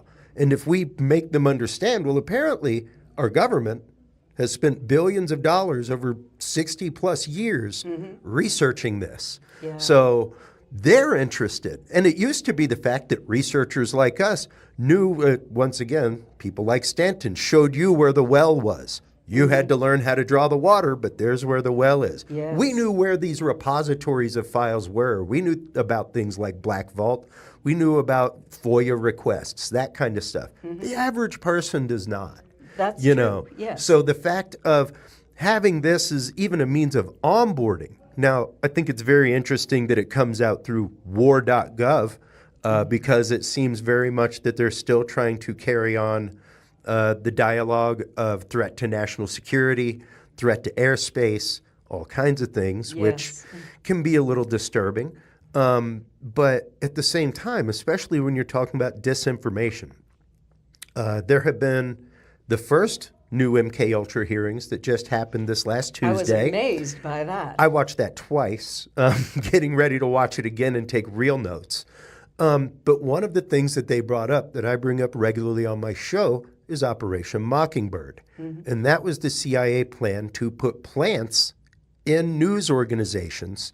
They actively put them into like Red Cross news and stuff like that, so that whenever they would go into foreign countries to help, they would be disseminating disinformation through the Red Cross and stuff like that. That's interesting to find out. But when you think about that, and especially when you're talking about, like you mentioned, agents of disinformation, people who were of scientific ilk that were purposefully put in to distract, to poo-poo the ideas of alien, things like that, those were all happening simultaneously right there in the 1950s, 1960s. You know? Yes. So it's interesting that those programs were running parallel when you're talking about stuff like MK Ultra, where literally their first mission statement was to learn to break the human brain so that we can reprogram it. So there's that, which is just disturbing. Right, it but is. also the fact of let's control the dialogue of what society is seeing and hearing. And in that hearing, they literally stated that they stopped using chemicals and they started using algorithms. They started using things like Facebook I and want to stuff watch like the that. rest of that because I didn't have time to watch Oh my all God, of it. it was revealing. It was revealing. And there's going to be more. And when you start hearing about the fact that, like, yes, they are pushing the algorithms in social media, and especially the second Leslie Kean article that came out where they were talking about how the CIA and other alphabet agencies, in regards to UFOs, were literally using the community. They were dousing the UFO community for stories for covers for their programs. Yes. Because Yeah, why I knew have about a that. psyop agent when we're doing the work for them? Right. When we're making the conspiracy theories, like, hey, boy, we ain't even got to write it. Look at that. Yeah. Let's just push it through there. So I think that all of this started because so many people received or read the newspapers in 1952 with the UFOs over Washington, D.C. There were sightings that summer all up and down the East Coast and across the United States. There was a lot of public interest. And then in January of 1953, the Robertson panel met. And CIA funded Robertson panel, and decided to debunk all of it, and that scientists such as Donald Menzel began to use deductive reasoning rather than investigation to write off UFO reports. They decided that they should criticize credible people who had UFO encounters, who had important UFO sightings, and to embarrass them and to stop their talking about this. They decided to investigate the leaders in UFO investigative groups, such as NICAP. And that went on, and Coral Lorenzen spoke about how the head of the of APRO, the Aerial Phenomena Research Organization, spoke about how an agent went to her door. And what they were doing was they were encouraging organizations to publish information about cases that they had debunked. That, because most cases are incorrect, they're improperly viewed, or it could be something prosaic. Sure. So it's to use those cases to inform the public about UFOs. And the cases that were significant then in 200-2, I believe it was, it was in my presentation, were the unexplained cases. The interesting cases were to go to the CIA. And then, even though JNAP 146 had been written, it hadn't been enforced. In 1953, it was enforced, so that any military person who had this information could not talk about it, or they would receive a heavy fine and prison time. Yeah, and that was one of the main calls that was made by Luna at the presser outside with the whistleblowers was, we need NDA relief. Yes. We need a presidential order or something to be able to relieve these people of their NDAs, even in the private sector, because even private sector NDAs will have prison time, things like that attached to them, especially with intelligentsia involved. So, yeah, the idea of you could go through the whistleblower program, absolutely, and follow every step, but it doesn't mean you're not going to serve the time because of your NDAs. Right. And what I found really funny and very, very telling, especially about the suppression of things and also the disinformation campaign regarding all of this, the very first file released in the first tranche was a letter from a member of NICAP to J. Edgar Hoover, explaining to him, I'm an upstanding citizen. I belong to this citizens organization that looks into UFOs and phenomena, things like that. We have an annual Congress. Like, this is what we talked about this year, stuff like that. I just want you to know, in a statement to you directly, I am not a communist. Yes. And again, like, that's just it. That's how deep it went. That's how deep the discrediting of witnesses and people researching this went. Was like being reported as a communist to the FBI. Yes. I mean, it was just incredible, the lengths that they went to discredit all of this. And something that impressed me was, in David Grush's sworn testimony before the Congressional Committee on Disclosure, he made statements about non-human biologics. And there were a lot of questions about whether he was lying, if he was a kook.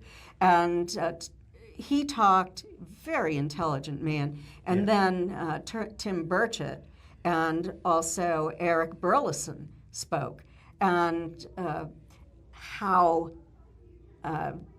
it was now more than just David Grush's word, because he was able to track down the scientists who gave him that testimony, and they wanted to bring those scientists to Washington to interview them in a skiff.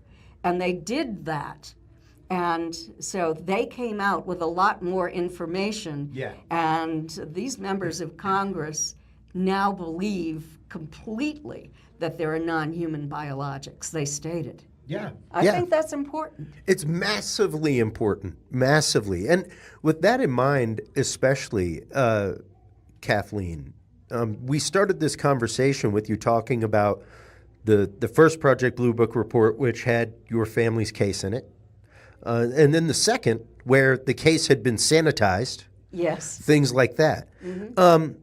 With the whistleblowers, everything else, how important do you think it is, especially for vetted cases like your family's, yours, things like that? People who have been vetted where it's like they don't have issues, there's no issue with their story, it's fully unexplainable. We have possible, actual, physical, tangible evidence, things like that. How important do you think it is for them to be stepping before this congressional panel on this stuff? I think that it's important. They're not ready to give testimony on alien abductions, ET contact. Definitely the public is not ready for that. But I hope that eventually, maybe a few years from now, that will occur. And I hope that someday my family will receive an apology. I hope so too. I hope so too. And what I thought was really beautiful was the second round of those panels that happened. They had active members of military there. They weren't like retired majors. Like they were active majors. They were still serving and allowed to testify to these cases. And that was phenomenal. It was. That was very important. Now, when it comes to the continued mis and disinformation campaign with this stuff, where do you think things are going, especially with the tranches? I thought it was very interesting that before it was announced that these files were going to be compiled together and put out, the government purchased aliens.gov, and it was absolutely not about extraterrestrial aliens. So that was a huge catfish situation in social media. But even before that, Trump's daughter had come out and said that on July 8th, he was going to be making a very exciting announcement. Yes. About extraterrestrial life, about aliens, UFOs, all that. We are rapidly coming up on that. We are. We're just a couple days away from that, quote, due date. Haven't really heard a whole peep about it since then. We've seen tranches of files. But I found it very interesting that is directly abutting the anniversary of Roswell. Yes. That is directly abutting the announcement. Because wasn't it July 7th that the radio announcement happened that they had captured? Or was it July 7th? July 6th? It may have been July 7th that the alternate story was released. Yeah, there was the original story and then the alternate story. Yeah, because it was within like 24, 48 hours that they changed tune and suddenly you saw the pictures with the fake material, things like that. So I found it very interesting that announcement was coming on the heels of that anniversary, like right up against it. Absolutely, and I'm looking forward to seeing and listening to what he has to say. I had predicted that no president of the United States would ever make a public announcement confirming the reality of UAPs. And so, and particularly ones that have non-human biologics. Absolutely. And so I'm interested in seeing that. I hope that my prediction is wrong. I hope so too. I hope so too. Because it is exciting right now. And like I keep saying on the show, like I end the show every week, the open hearts and open minds is what makes the conversation. And I think right now, whatever it takes to onboard people to that conversation is what we need. And once again, I think it's very fascinating, the files that they have compiled together, the videos that they've compiled together. We were talking about that with Mark D'Antonio yesterday, that like 90% of the videos released, all of the data on the heads-up display is wiped. It's all clouded out or blacked out. And it's like, well, we can investigate nothing with the data provided. Yes, and Donald Trump said it's up to the public to make that decision. But most people aren't photoanalysts. Absolutely. They can't make that kind of decision. Yeah. But it's interesting. I think it's unfortunate that so many members of the public that I've spoken to are most interested in those videos and not the documents, the archival documents that have been released. Yeah. Because Nathan Twining's memo back from 1947 is in there, and for years people were saying, skeptics were saying that it wasn't real, that this was something that the UFO community was grabbing onto, and all of that. Again, insulting our ability to investigate. Absolutely. And it was released. The results of the Robertson panel was released. So I'm pleased, and I hope that people will read those reports. Yeah, no, exactly. And it's an endemic issue in our society that we tend to read a headline and look at a picture and assume the rest of the story, which is what makes that dialogue so easy to control and teeter-totter back and forth in the public eye and in the public domain. So, yeah, you really do have to read the articles, read them for the context that they're written, read the documents, and read them for the context in which they were written. Things like that. You have to look at them and extrapolate through the lens of history, stuff like that. And, once again, awesome that we have data, but what has been the marked history of that data? One of the things I brought up not too long ago on a show I was on was, and you can feel free to Google it, folks, there has never been a case where an alphabet agency has been called before Congress where they told the truth the first time. Right. Specifically the CIA. In regards to anything regarding black bag projects, specialized projects, special access programs, they have never once told the truth to Congress when they first stepped through the doors. It took 2 or 3 times for the truth to come out, So what we're getting right now is a very interesting veneer, and we'll see how deep it goes. Yes. But at the very least, we have a beautiful onboarding to the conversation. Yes, I agree with that. I'm happy with the way this is proceeding, because most people in the general public might have heard about this and simply dismissed it as false. And now it's beginning to open up very slowly, so no one will be traumatized, so that our economy won't fail because of it. Religious. The religious institutions are going to go away. Yes.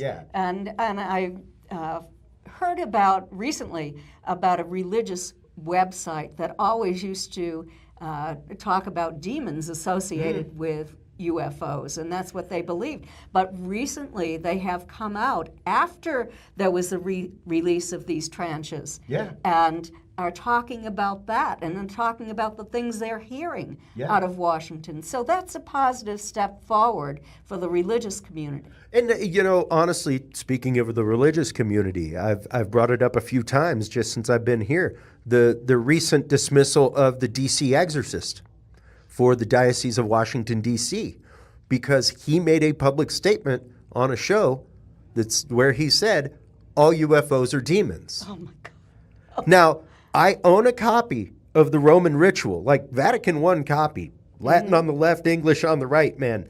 There is a very distinct chain of investigation that goes into an exorcism. So your statement belies the fact, investigator, that you are not investigating these demonic things on a case-by-case basis. You are making a blatant statement, and we cannot leave you vested as an exorcist and investigator into demonology in the name of the church because you are not investigating. Right. You are making a vast assumption. And that was huge. That's actively part of my presentation for MUFON Symposium this year. Terrific. Talking about the affect of UFOs on humanity, on society, on science, things like that. And that's a huge one because that, even for us as investigators, that makes a huge foot on the corner of you got to start right.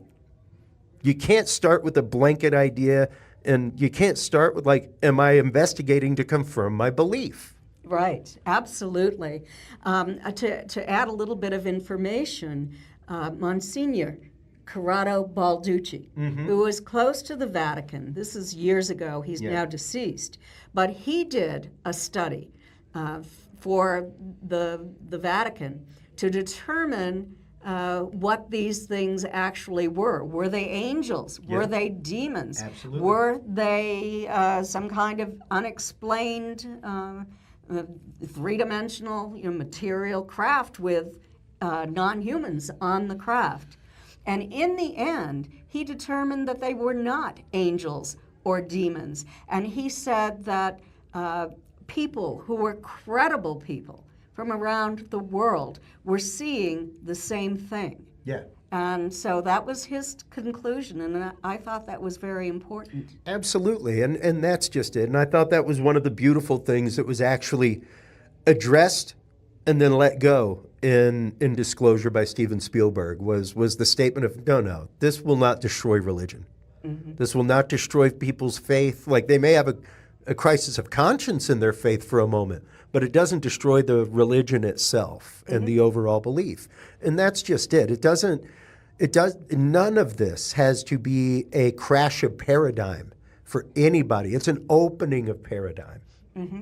So Yes, I agree, and that's really important. it is. I went to see that movie.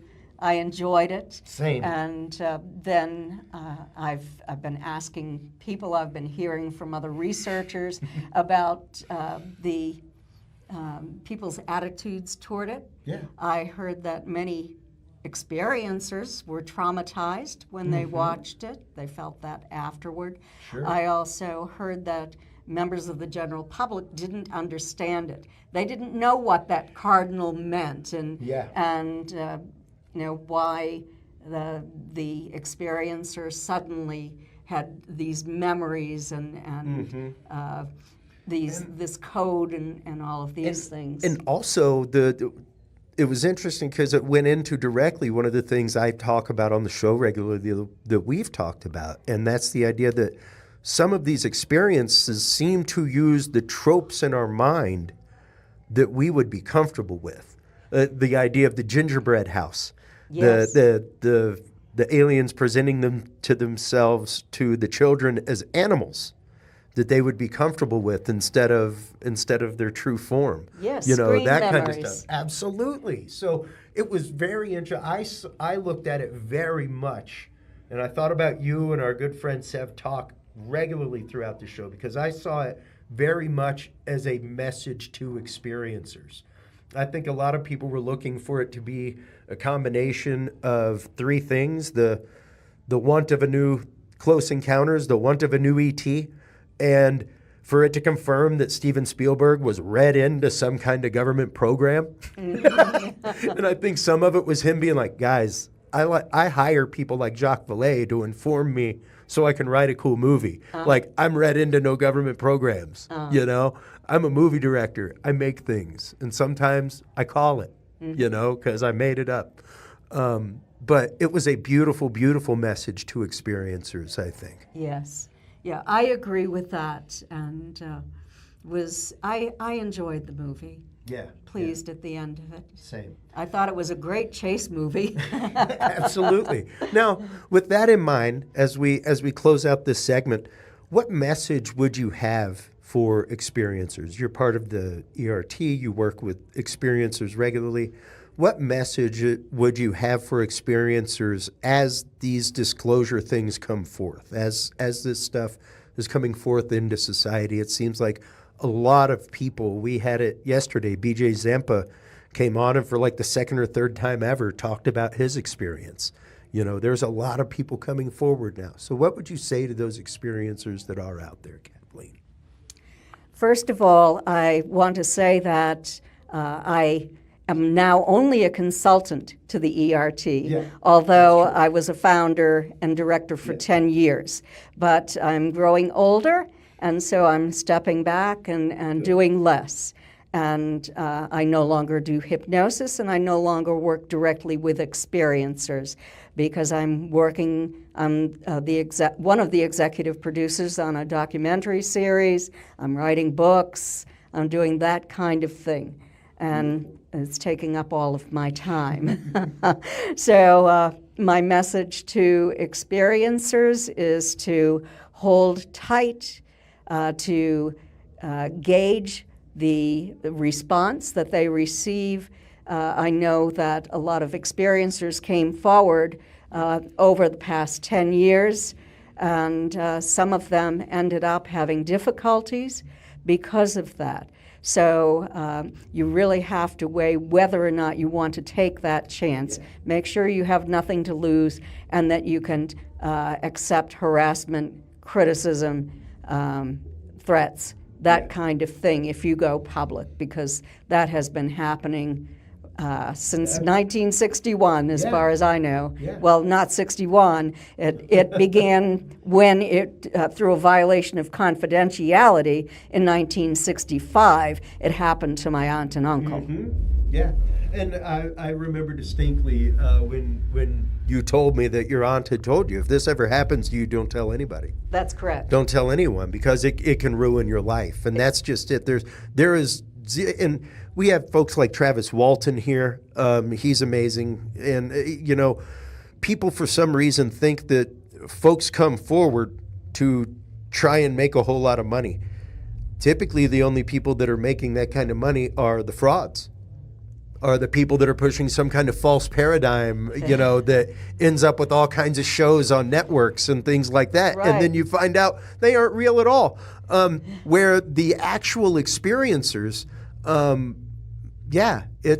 it's not about money. It's not. It's about sharing experience and letting people know it's okay if you had one too. And the bravery and courage of that is so beautiful and so amazing. So thank you for all you've done. Thank you so much. I appreciate that. Before we let you go, let everybody know where they can go to find your work, where they can go to purchase your books, all that kind of stuff, Kathleen. Okay. Well, I have revamped my website at Kathleen-Marden, MARDEN.com. And what you'll find there now are the results of some of the studies I've worked on with experiencers. I've worked on 4 studies now, 3 of them with PhDs, and on more than 5,000 people. Not all of them are there, but a couple of them are on my website. And I'm dedicating the website to accuracy regarding Betty and Barney, because there's so much disinformation still. Yeah. And so I'm putting up the original archival documents so that people can read them and know the truth. There's also one where the debunkers went wrong, an article that I've put up. And what their statements and the facts in the case. Yeah, absolutely. Well, once again, thank you for all you have done for the community over the last many, many, many years.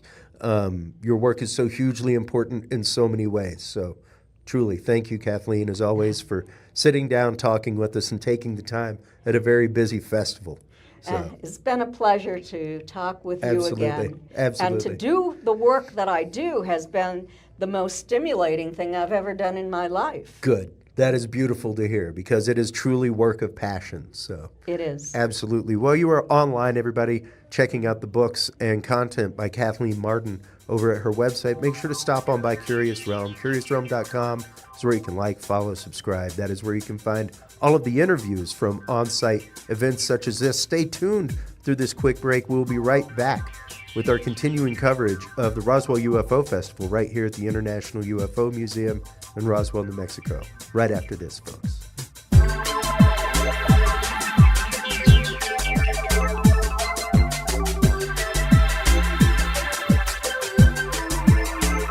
The key to good science is good research. At the heart of good research is a good data set. With the field observation and encounter log from Curious Research, you can easily keep track of your investigative information all in one place, making it easier to review cases and readily see comparisons and contrasts between them. Whether out in the woods squatching, in a back room gathering EVPs, or using high-tech gear to track UFO, UAP activity, this easy-to-carry, pocket-sized scientific data log is the perfect companion for any field researcher.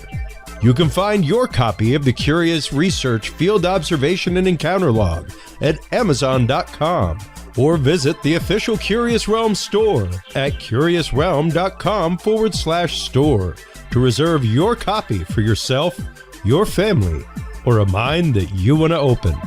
That website again is curiousrealm.com/store.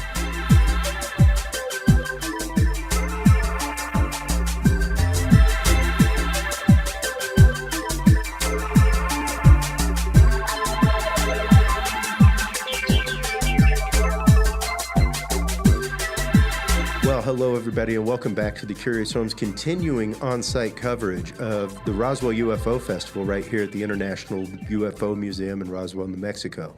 We have the great pleasure of being joined by our good friend Tom Reed, who is here presenting. We actually had a panel yesterday, which went great, and we'll get into that a little bit. But let's talk about what you're here presenting on today, because it's fascinating and I love it.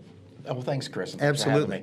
for having me. So today I'm going to be talking really about the Berkshire's UFO incident. The truth behind it, how it got spun in a weird direction, and why it's important for me to rectify this before it gets too far out of control. Absolutely. Most people don't realize that I've been using the Berkshire's UFO brand since 2016 in an interview with Mass Live. The reason the Berkshire's UFO label or brand, if you will, has come into play in the first place was that the Great Barrington Historical Society wanted to induct an incident that took place with my family in Sheffield. But they really couldn't do it because they were not that township. So they had to show that our family's incident affected all of Berkshire County, therefore they could induct it, and hence the Berkshire's UFO title that followed. The other people on the show were on a show that was related to us. We weren't all equals on that show. Right. It's our trademark. It's our brand. And so I want to talk about that a little bit because if you go on Wiki, it says, oh, Tom Reed's one of many part of the Berkshire's UFO. There is no such thing as the Berkshire's UFO. It's the Reed family incident. The Berkshire's UFO was branded after. Right. And that is we've had you on the show discussing this before, and it's something, especially, we just had Kathleen Martin on talking about misinformation, disinformation, that kind of stuff.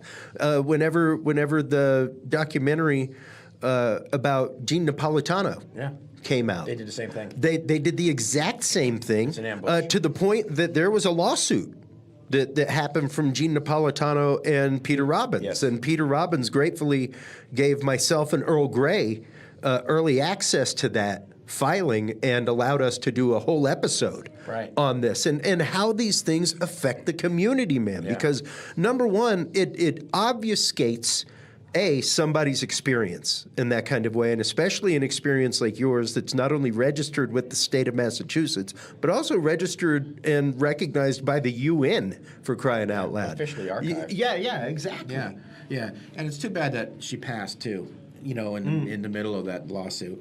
But what happened with her and Peter is exactly what happened with us. Exactly. So in Netflix or excuse me, Unsolved Mysteries, they'll come to you, Chris, and say, "Oh, you're great, you're fantastic. We can't wait to do a story on you. We're going to highlight your family, all this kind of stuff." So you do it for nothing, right? Sure. You drive up there, they pay for the hotel or whatever, and you can't wait to see it. And then you watch it, and they take out everything that matters. They include hoaxsters. They spin everything. They take what you say 1 minute, put it over here, rearrange your conversation so it looks like you're saying something you're not. Go to the wrong police department, intentionally went to the Great Barrington Police Department where they know it didn't happen there. That's like some reporter coming to Roswell and going to Albuquerque to interview the police department. They open up their book. I don't see anything. Well, it's the wrong town. Coming here to investigate the Cash Landrum incident in Texas or something. So it really burns me, right? It's like rightfully. This case made U.S. history. It's officially archived into the U.S. as the first historically true event ever, and yet Unsolved Mysteries filmed the documents. filmed the judge who sealed those documents in a 30th District Court in his robe and everything in a courthouse. They filmed it and cut it all out and inserted this Warner character who had nothing to do with anything. He was mopping floors. He was like a janitor. He was a volunteer at the Historical Society who was there when the Kessler law firm had come back from Roswell and issued them all the paperwork that they had verified how this worked, right? For an historical society to look at anything and take it to heart or use that document, it has to be considered a source document. It can't be a copy. So all I had was copies. So they came here to verify that they were filed somewhere. And once they said, oh yeah, this is not just Tom's copy, this is actually an historical document that's in the UFO Research Library. There you go. And so they verified everything. The lawyers signed off on it, had it notarized, and then that state or the Commonwealth of Massachusetts could now use that in place of a source document. That was their role. So Warner, our janitor, he was at the desk taking notes too, and when they left, they would ask me a question, but he had access to all the information. And so when Unsolved Mysteries later came to film, he's like, I know all about it. It happened to me too. And that's how we got on the show. And then since his first name is Tom, my name is Tom, the Berkshire UFO title kind of was never associated with me during the filming. So now all of a sudden we're all equals. I'm equals with this hoax janitor, apparently. You know, it's really unfortunate because it's an insult to the state. You know, it's an insult to the Historical Society, certainly an insult to my mother, who went through this with me too. So it needs to be fixed. So I'm gonna, unfortunately, have to. Your father, who actively moved for it to be entered into Massachusetts Register and with the UN, things like that. Well, my father was approached by Robert Bletchman, who was at the time the public relations director for MUFON. And he was also in my father's circles. And so he was in Manchester, Connecticut, and said to my dad, hey, listen, we're going to be going to the UN to talk about the Hudson River Valley sightings, and also coupled with GA 33426, which is an idea of all these countries sharing their information. But because our case took place over the Housatonic River, and Hudson River was not that far away, both two rivers not too far away from each other, could something that happened with us carried over. That's all it was. And then my father lost his life on the same day, October 2nd, which on the anniversary. And so the state, that's when they got, you know, this idea, we would need to do something for your father. So this whole thing has to do with my dad. Like you said. Exactly. And that's just it. It eventually gets to the point, and that's what we've discussed previously with Travis Walton and his experience with, because people tend to think that like, oh yeah, Tom Reed, they did this documentary part on him, you know, there's tons of money there. No, there is not. There's not tons of money that Travis Walton got from Fox Studios making his movie, where they totally changed massive portions of his experience to something else because, well, it just looks better on screen. It just tracks better. You know, when it's one of those like, how is the original story not fascinating enough for you? Why do you have to make things up? Why do you have to put things in that aren't real? Why do you have to find people and bring people in that are not part of stuff when what is there is already fascinating and interesting enough? Not even enough, it's better. You can't make up some of the things that really happen. You're like, wow, that's really interesting. Now I see this. Now I, like for instance, right?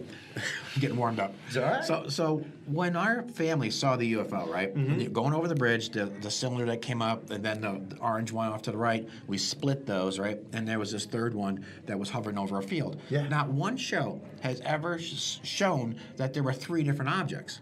One of them shows the craft. Oh, they encountered a craft. Another one, oh, it was a light under the bridge. Right. And so you look at it, it's like totally two different stories. One, just tell it right and stop trying to spin it in a way that you think fits in your wheelhouse of what you want to do. Right? And so now Ancient Aliens says that this ball of light stopped our car going down the dirt road. That's not true. That never happened. we never saw it past the bridge. And then Discovery Channel shows this UFO the size of a strip mall going over our car.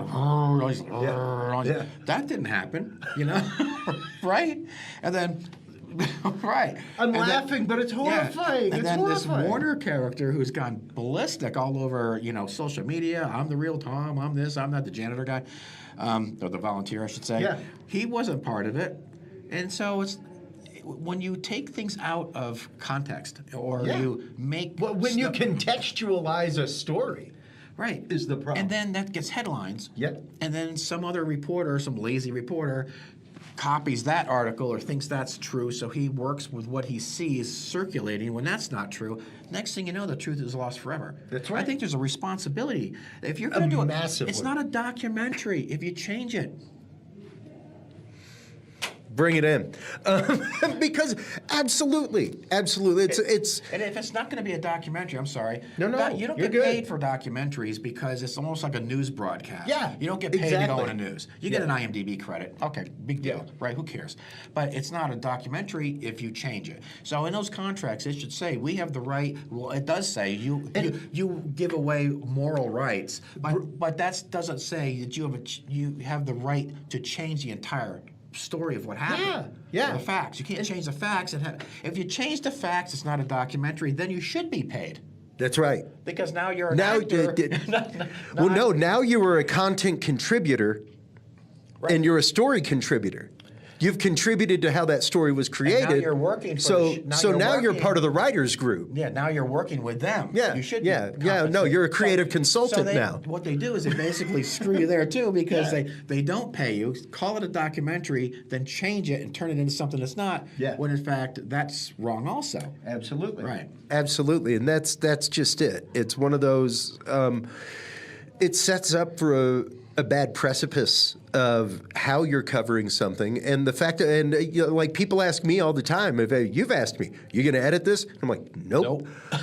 Because, dude, a good editor, especially with a little bit of B-roll, a website, whatever, dude, I could edit anything. Right. I could make you say anything I wanted. Yeah, and they do that to me. And they do it to They you. do it They to do it in the Travis and news. They everybody, do it Kathleen. absolutely. We all follow that. And that's why it's like, no. My show is basically documenting researchers and people's experiences. So we are not here to change the dialogue. We aren't here to carve that dialogue into what we want to put It's not forward. accidental, Chris. No, absolutely not. It is fully intentional When you film when they do this. like Unsolved Mysteries, that is a fact-driven show. That's right. That prides themselves on uncovering documentation to help solve problems or crimes or whatever. Yeah. You don't intentionally film it, make a promise, write into contract you're going to use it, and then not show it. That's intentional. That was an abomination right there. That was horrible to do that. And my mom was sitting on my leather. She watched it with me. She was sitting on my little. She was on the red leather love seat, and she's waiting at the end credits to see the documents or tribute to her ex-husband, and nothing. And she just put her head down, and then I'm like, "Mom, you okay?" And she just held her head like she was never again, and she was crying. Because my mother didn't even get paid to drive all the way to Atlanta to film that. And she had just had heart surgery. Yeah. And on top of that, when we filmed at this house, it was a studio in a house, there was a driveway. It was like a 45-degree angle. My mom's walking with a cane after heart surgery to get in there to do this show because they promised to pay tribute to my mother's late husband or my late father. And again, the whole studio was filming her, and we're talking to everyone. We're sitting at this big coffee table, wood coffee table, and no problem. We promised just right in the bottom right hand of the contract, and we did. And I got a picture of it in my phone. Wow. Which, if I had it with me, I do have it. I'll try to find it, and I'll show it to you before the end of the show. Or I'll show it to you at the end, where it was all written in a contract. They crossed it out. Listen to this. So Unsolved Mysteries, right? Crossed out what they promised us. Let me start again. They told my mother and I to write what we wanted on the bottom of the contract because first it was supposed to be with NBC and then Netflix overbid them and bought it. Sure. So we had to do everything a second time on the Netflix contract. Yeah. Renegotiation and all that stuff. Right. So our contracts were signed actually with Netflix. The first it was Unsolved Mysteries. Then it was Netflix. Now it has Netflix. Yeah, because they purchased the brand. Right. And they wanted their contract signed. Yeah. So the lawsuit, if I have one, is actually with Netflix now too. So they said, well, just write on the bottom here because originally it was typed in. Now it's got to be written in because Netflix didn't have that section above for notes or concessions or whatever. And so we write it on the bottom. I sign a contract, send it to Unsolved Mysteries, right, Sidney Boyle, and then it comes back after I signed it with everything crossed off, and then sold to Netflix with the addendums crossed out. Wow. That was intentional for sure too. Wow. There was nothing accidental about this, and that's why. Why would you do that? Well, and you know, one of the things that we actively talked with Kathleen Martin about when she was here was the disinformation, misinformation that's put out, especially by alphabet agencies, things like that. Whenever it comes to this, the active campaign, like the thing I keep quoting is the first document, the very you go to the war.gov site. You go to the UFO files, you go to the first tranche, and the first document is a letter from a dude from NICAP to J. Edgar Hoover saying, I belong to this citizen research group. We look into UFOs. This is what we talked about at our Congress. I am not a communist. I'm telling you right now, they used to label them communists, man. People researching into this, witnesses, all that kind of stuff. That's how deep this shit goes, you know? So it's one of those when you're talking about that misinformation, disinformation, and those campaigns to do such and to discredit witnesses, stuff like that. Is it a new campaign? Because like we know, we just had the new MK Ultra, the first panel on that. And like they said, they stopped using drugs and putting it in water supplies and taking people in behind closed doors and doing it. And they just started using algorithms. They just started using programs like Operation Mockingbird and putting out false and disinformation stuff on the internet and in social media groups and pushing social media paradigms. So the idea of discrediting a witness, the idea of discrediting a story, the idea of using media to do so. And this is not me saying I don't want a libel suit from Netflix. I'm not saying that Netflix is a disinformation agent. I'm just saying that there has been a spat over decades and decades and decades of doing this to families, of doing this to experiencers, of changing their stories, changing the facts of their stories, and then those false facts. Then put it out worldwide. Well, and the issue is, Tom, those false facts, like people look at a headline, they look at a picture, and then they write the story in their head. Right. And that's all the fact they know. That's all they need. So if this is what's being presented as the fact, that's all the fact they know until they meet you and hear the real friggin' story. Yeah. You know? You know, something else that happened to me when I was a kid, right? This may not it's okay. Follow suit, but our family had that UFO case. Our dad was involved in all that. So there was a fairground down the road from us with roller coasters, Ferris wheels, and all that, right? Yeah. And so I was there with Linda Farrell and John Andrews, friends of mine. And I was like 13, 14 years old. And I worked, a lot of the local kids would work there part-time, make a couple dollars, enter a model that they made and hopefully get free passes for the week, that kind of thing. So there was a racetrack there. Evel Knievel used to jump there and stuff. And so they used to drug the horses. They'd fill them with water, they'd give them shots, whatever it was. Yeah. So Listerol, things like that. Whatever it was. So we're walking down to Midway, behind the bleachers, heading towards the bumper cars and all that. And this horse crashes through the wall. I mean, full gallop in a race, right? This is that's going to full speed. Boom, crashes through the wall. And it couldn't have been, 20, 30 feet in front of me. And it lands on the Midway. And the jockey goes flying. There's kids and cotton candy and patchouli oil and bell bottoms. And everyone's stoned. It was like the early 70s, right? And all of a sudden, this horse comes flying through, right? Boards are everywhere, right? And the jockey's being tossed and he's rolling around. Oh, I'm hurt, get a doctor, right? Anyway, so we're seeing this thing, right? We're like, wow, right? But we knew the horses were played with and stuff, and because we used to race horses, right? And I used to jump and everything else. I was in competition. So the cops come out. Now the cops were on the take because this was a fixed horse race. Sure. So, everyone was getting a little piece of something. And so I walk up to the horse and Linda's crying because she loves horses. And she's like, they drug the horses. They drug the horses. And they're like, oh, shut up. You don't know what you're talking about, right? And I'm like, no, they do. We know. She's not wrong. No, they do. New Yorkers are there. All these people that come in. It was the second biggest track to Saratoga. And anyway, I'm like, no, they drug the horses. You know, she's not making this up. It's true. The cops came out and said, don't listen to him.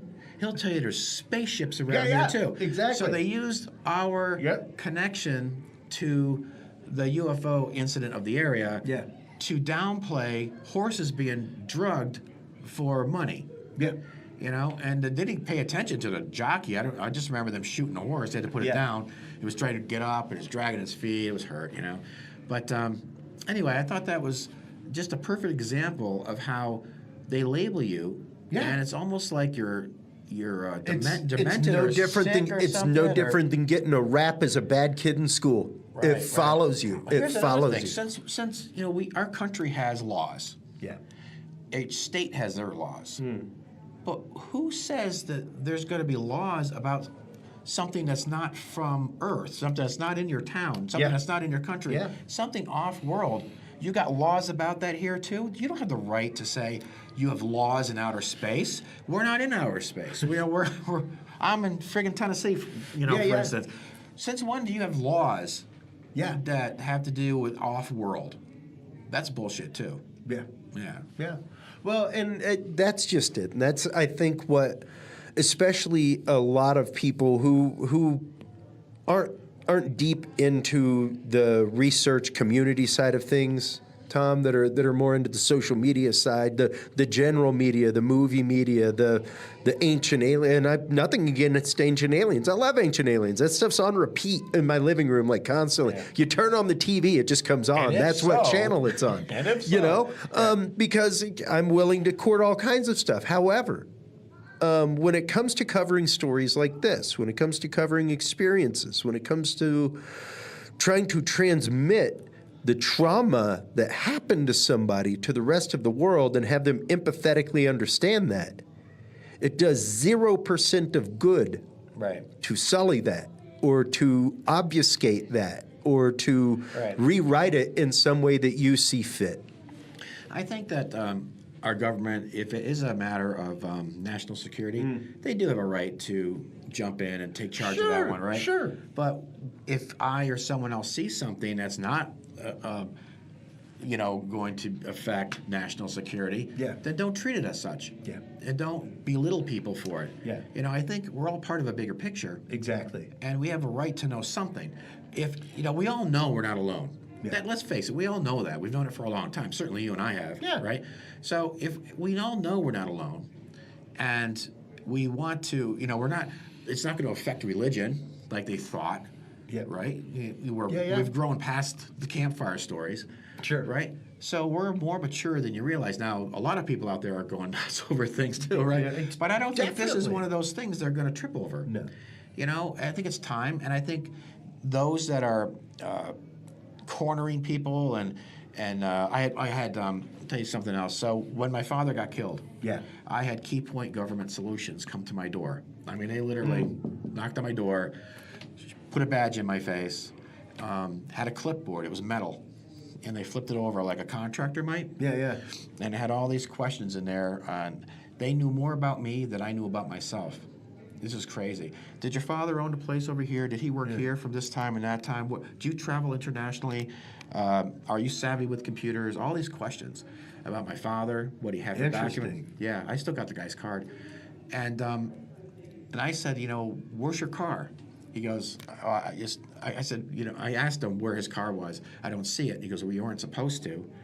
And then I yelled in the house to my son. He was in a hot tub, and he ran out in the driveway and was watching from the street because I didn't know what was going on here. He's looking for the car, like, who's this guy really?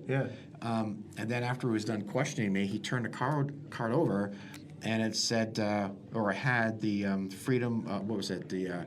Read the Freedom of Information. Oh, wow. The FOIA? I had to read something from 1974, and then promised never to mention he was there. Oh, wow. Was it the Freedom of Information Act? Was that it? Oh, I don't know. Oh, I mean, FOIA is the request system by which we get declassified documents. No, it wasn't that. So, it wasn't that. But I had to turn the card over, and there was something on it I had to read, which, you know, in theory, I was swearing under oath to some degree that I would never mention it. And I thought that was weird, too. It's like, so I've had I know what happens to people that have a real case. I've had 2 credit cards shut down per my request, which I never requested. You know? Yeah. So I went to use my card one day. I used another one. What's going on here?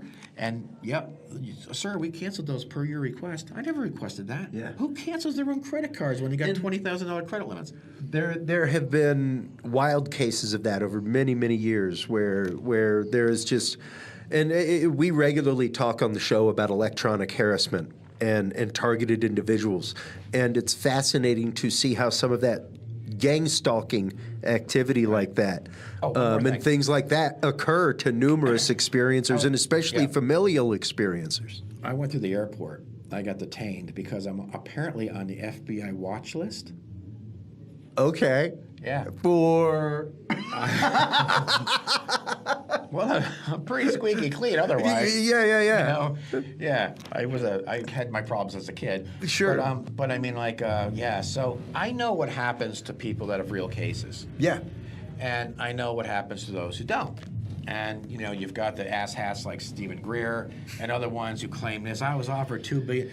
No one offers you $2 billion. Yeah, we'd be seeing different stuff from Stephen Greer if you had happened to my father. So I know what happens to people that are really a threat, right? Yeah. He's not a threat, so it doesn't matter. Yeah. My father was because he knew about the space race. He knew about weapons they were making too with that money. Yeah. He knew about Sprague Electric, who made the Goodwill Message Left on the Moon by Buzz Aldrin, which was spawned from our family's diner. GE was there. He knew a lot. So when we went to the UN, they let him have it with what was happening, you know, in the area because they were concerned about what could carry over to the Hudson River Valley, right? Yeah. So the manufacturing facilities that would have also impacted that riverway or waterway are the same buildings that were near our diner. Make sense? Yeah. They were the same factories and manufacturing facilities that could have possibly affected or what would they have seen coming from the same pocket, right? And so I understand what happens to real cases. We have a real case. It's not bullshit. We have a real solid case, and I lost my father over it. So when I see a janitor, a volunteer janitor for an historical society trying to step in and screw it all up, it not only, it hurts. And it wasn't like... It's the nicest way to put it. The historical society went out of their way to do this because they knew it was real, and they knew my father lost his life over it. So they went out of their way to make this happen. I had to sign things. I won't use tabloid verbiage. I will embarrass them. Yeah. Right? Absolutely. I mean, electronically I did that. Yeah. And, you know, I got a call from the governor's office. You know, this was... my father ran a Democratic ticket at the time. He was backed by Senator Christopher Dodd, Governor O'Neill. So there was a political punch or kick in the pants to get this moving. Yeah. But... you know, when somebody takes that away from your family's legacy and turns it into some half-assed show for unsolved mysteries that intentionally buries that, that's not cool. Yeah. And so I spoke to Peter and I spoke to Linda and I even spoke to their attorney. Yeah. And unfortunately, Linda passed before they could rectify this. But it's not just nasty, it's heartless. Yeah. And it shows a real disregard for anybody, their feelings, their family. It's not a joke, and they treat people like idiots, so they can capitalize and then tell you it's going to be a documentary, so they don't even have to buy you lunch either. Yeah, yeah, and you know, as we wrap this segment, that's really the case, man. Is that people have to learn. Like, hey, don't get me wrong, I love Fire in the Sky, easily in my top 20 movies. Great movie, love it. There's a human element to it, but to consider it fact, no. There are portions of fact in there. 75% of it is not fact. It is fictional writing done to zazz up an already zazzed story. There's zero need to change it. So understanding that and still doing your research on cases and understanding what the facts of things are, I think, is still massively important, especially in this time of disclosure. Because like we were talking yesterday, because of the tranches, because of the releases, things like that, numerous experiencers are starting to come forward with their experience. And understanding that true experience from them is massively important. Absolutely. And that even if we've got certain people getting the microphone on News Nation that shouldn't have the microphone. Yeah. Either way, it's now everyday language. Yeah. And that alone is helpful. So if nothing really ever comes from the UAP hearings like we hope it would, like the files they're giving us are like junk, right? Come on, we've seen more than that going on in our backyard, right? I mean, the stuff that they're showing, a couple of them are good. But at the same time, either way, it's helping the general public feel like I'm starting to get some vindication.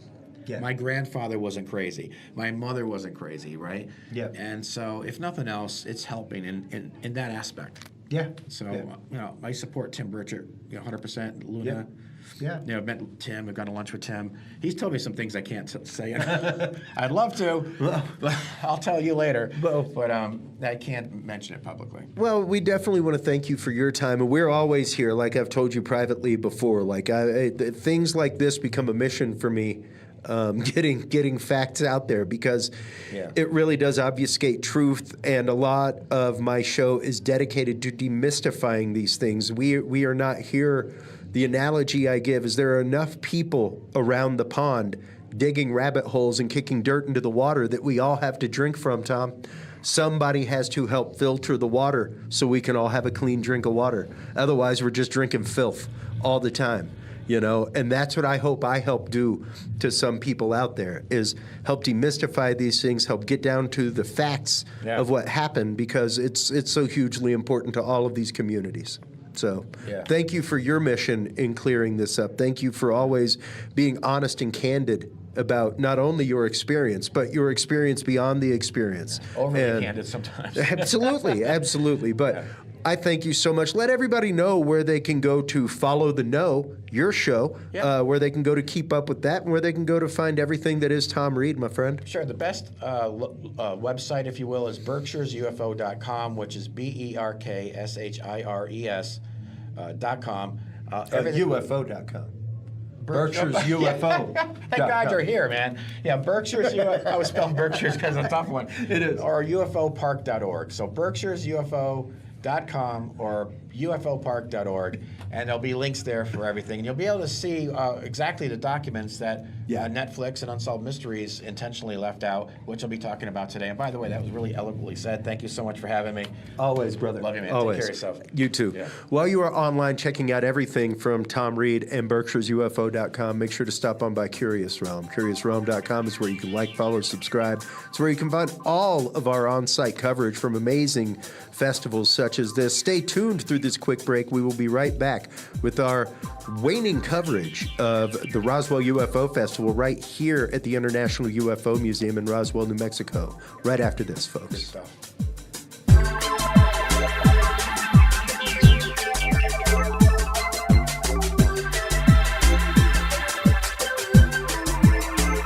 The key to good science is good research. At the heart of good research is a good data set. With the field observation and encounter log from Curious Research, you can easily keep track of your investigative information all in one place, making it easier to review cases and readily see comparisons and contrasts between them. Whether out in the woods squatching, in a back room gathering EVPs, or using high-tech gear to track UFO, UAP activity, this easy-to-carry, pocket-sized scientific data log is the perfect companion for any field researcher. You can find your copy of the Curious Research Field Observation and Encounter Log at Amazon.com or visit the official Curious Realm store at CuriousRealm.com/store to reserve your copy for yourself, your family, or a mind that you want to open. That website again is CuriousRealm.com/store.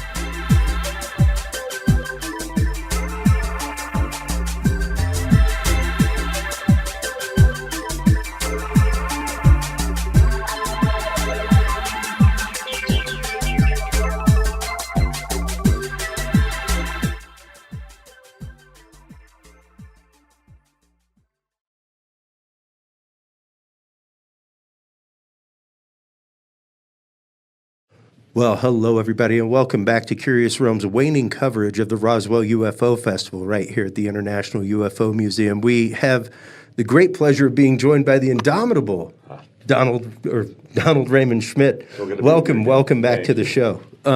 Your work here at the museum and for Roswell is absolutely unmatched and unparalleled. It is hugely deep.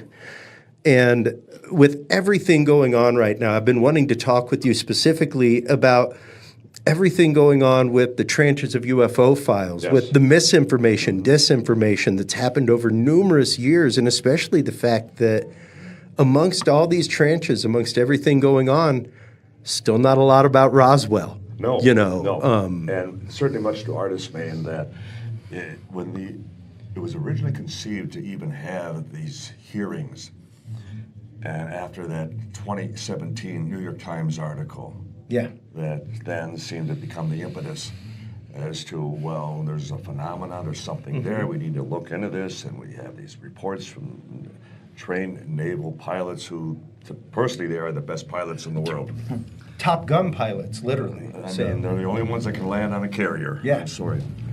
And so this then renewed attempt in Washington that if there's something here, Yeah. UFOs withstanding that we are either being, that we're being denied access or even we're being deceived over, Yeah. we certainly need to get to the bottom of it.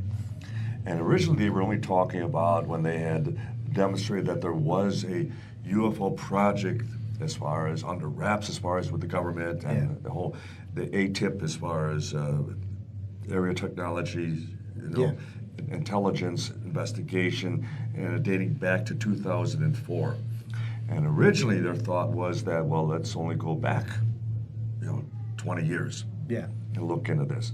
Well, the problem with that is not only does it deny the rich history of the UFO phenomenon, which clearly dates back to 1947, and not only are you then also ignoring some of the best cases that could come to the fore and demonstrate that clearly we are, being observed by intelligence off the planet, but could restrict it within just a 20-year period would then provide them with a fallback. That clearly it's something, not only contemporary, but it's something prosaic, it's conventional, it's part of Space Force. Yeah. It's, we've had drones in the skies, through all that time. We've had so many holographic imagery, so many new technologies that could account for what people are observing in the sky. Absolutely. And the thing is, to go back to the time of Roswell, both jet and rocket propulsion were in their infancy. There were no satellites. There certainly were no drones. So the skies were basically virgin. They were pristine. They were clear. And there were so few alternative explanations that the one that stood above all else was, what if we are dealing with a technology off the planet? And so we were the ones that pushed, stridently, as you have to go back to the beginning. That's right. You need to go to where this all began. And also given that the original projects, specifically within the Air Force, were a result of Roswell. Project Sign that started, within months after Roswell. And then Project Grudge, and then Project Blue Book. Thereafter, the most famous of the three. So how do we also ignore that? And so, but the point is, it demonstrated to us over and over again that the powers that be have no knowledge of this subject whatsoever.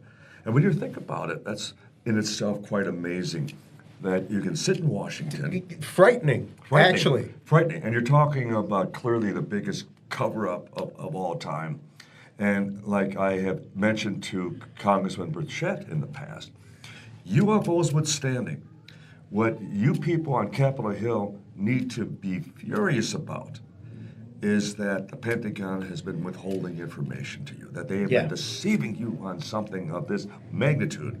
And you just sit back and act like, well, maybe just UFOs, but nothing else. No.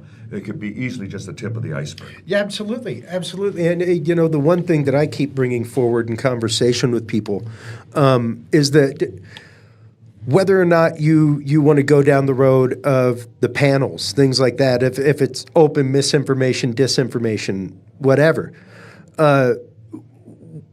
The only way that we got Oliver North standing up and saying, I helped sign the checks, I helped distribute the weapons. In Iraq. Exactly. That's the only way. And will we ever see? And where he also talked about the basement White House. Exactly. And that's just it, Don, is the idea of, will we see a tube with a body wheeled out on Congress floor? Absolutely not.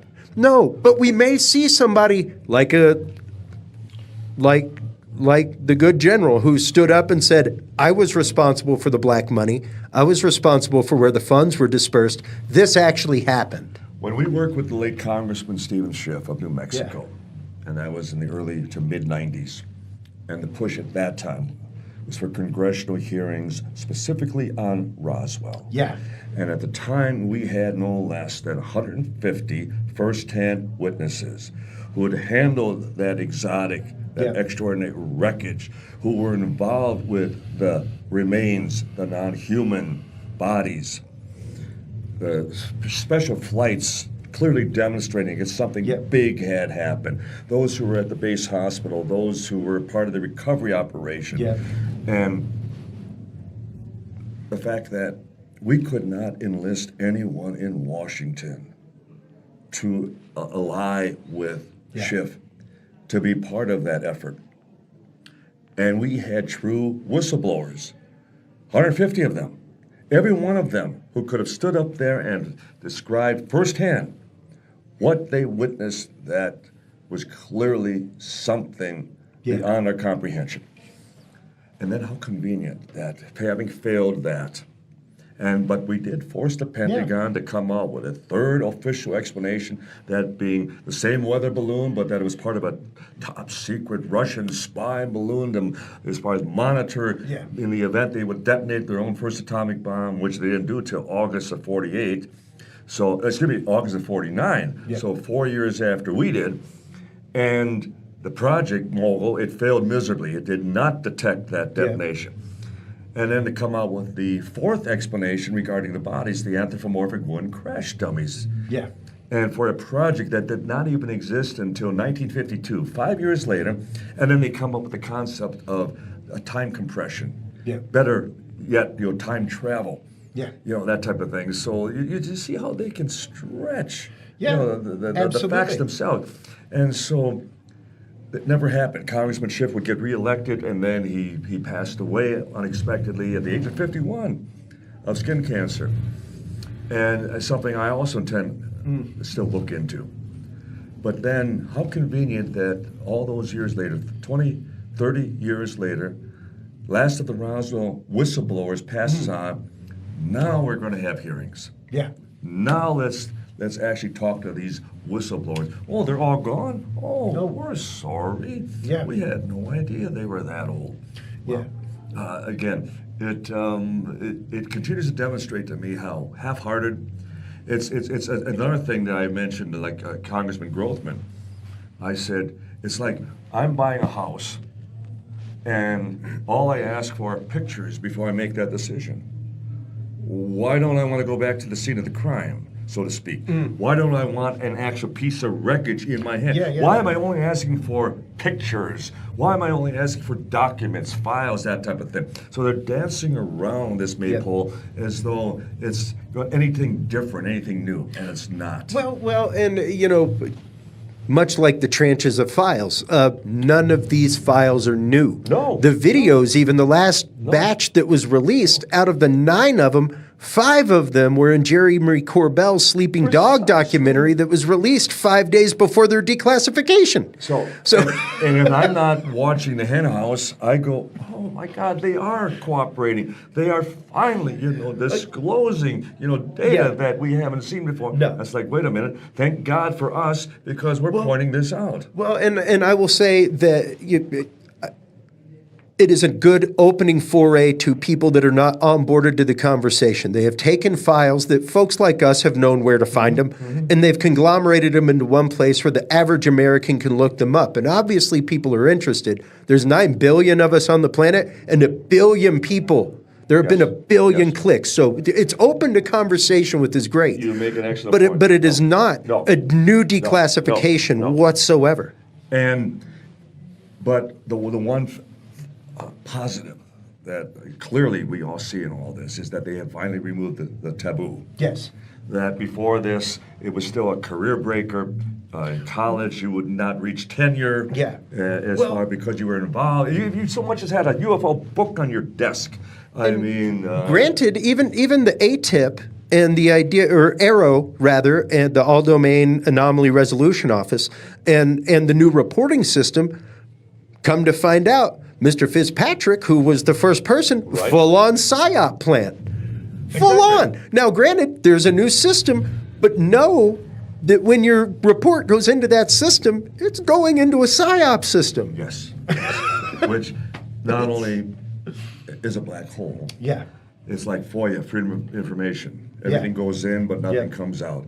And so these are the arbiters. They're the masters of everything that they would pretend they have no access to, or they have never seen the data that would support our contention or our position in all this. Yeah. And in reality, they're the ones who have been controlling it all these years. Absolutely. Or the other possibility is, I still maintain, it still remains a cover-up of ignorance. Yeah. That they don't know where to look, that the technology from Roswell, for example, has all been assimilated into the private sector with the hope that somebody would find the on button. Yeah. And that after now almost 80 years, that they still don't know from where and from why, from who. And I think it's one of the reasons that they even dance, these other possible, sources of origin. Mm-hmm. That are we dealing with time travel? Are we dealing with interdimensional parallel universe? Angels or demons? Yes, yeah. And we used to hear this even years ago, that there's a large faction of the Pentagon that believes that this is supernatural, that this is spiritual, that it's demonic, that type of thing. And if true, that all continues to suggest that they really have nothing to disclose. Yeah. Because they don't have answers. They don't have exactly. Yeah. And that was actually said in one of the last hearings by Lou Elizondo. And it was shortly. Did say it, and I know Lou very well. Yeah. He got it from me because I kept emphasizing it the last time we were in Washington together. That where are the breakthroughs? Where's the technology? Yeah. Where is the confidence that they could come forward before the American people and say that we're still... Your billions were spent on something at least. That they would say doesn't exist. Yeah. But he made a very clear point, and this was during the stuff about drones. Yes. Whenever all the drone flaps were happening. And and they asked, why aren't we having a larger conversation about this? He said, frankly, because it would expose a gaping hole in our detection systems over sensitive areas. Precisely. And that's just it. If we can't even tell a drone what the drone is, or we can't even bring down a Chinese balloon that travels from coast to coast. Yeah. Without a missile.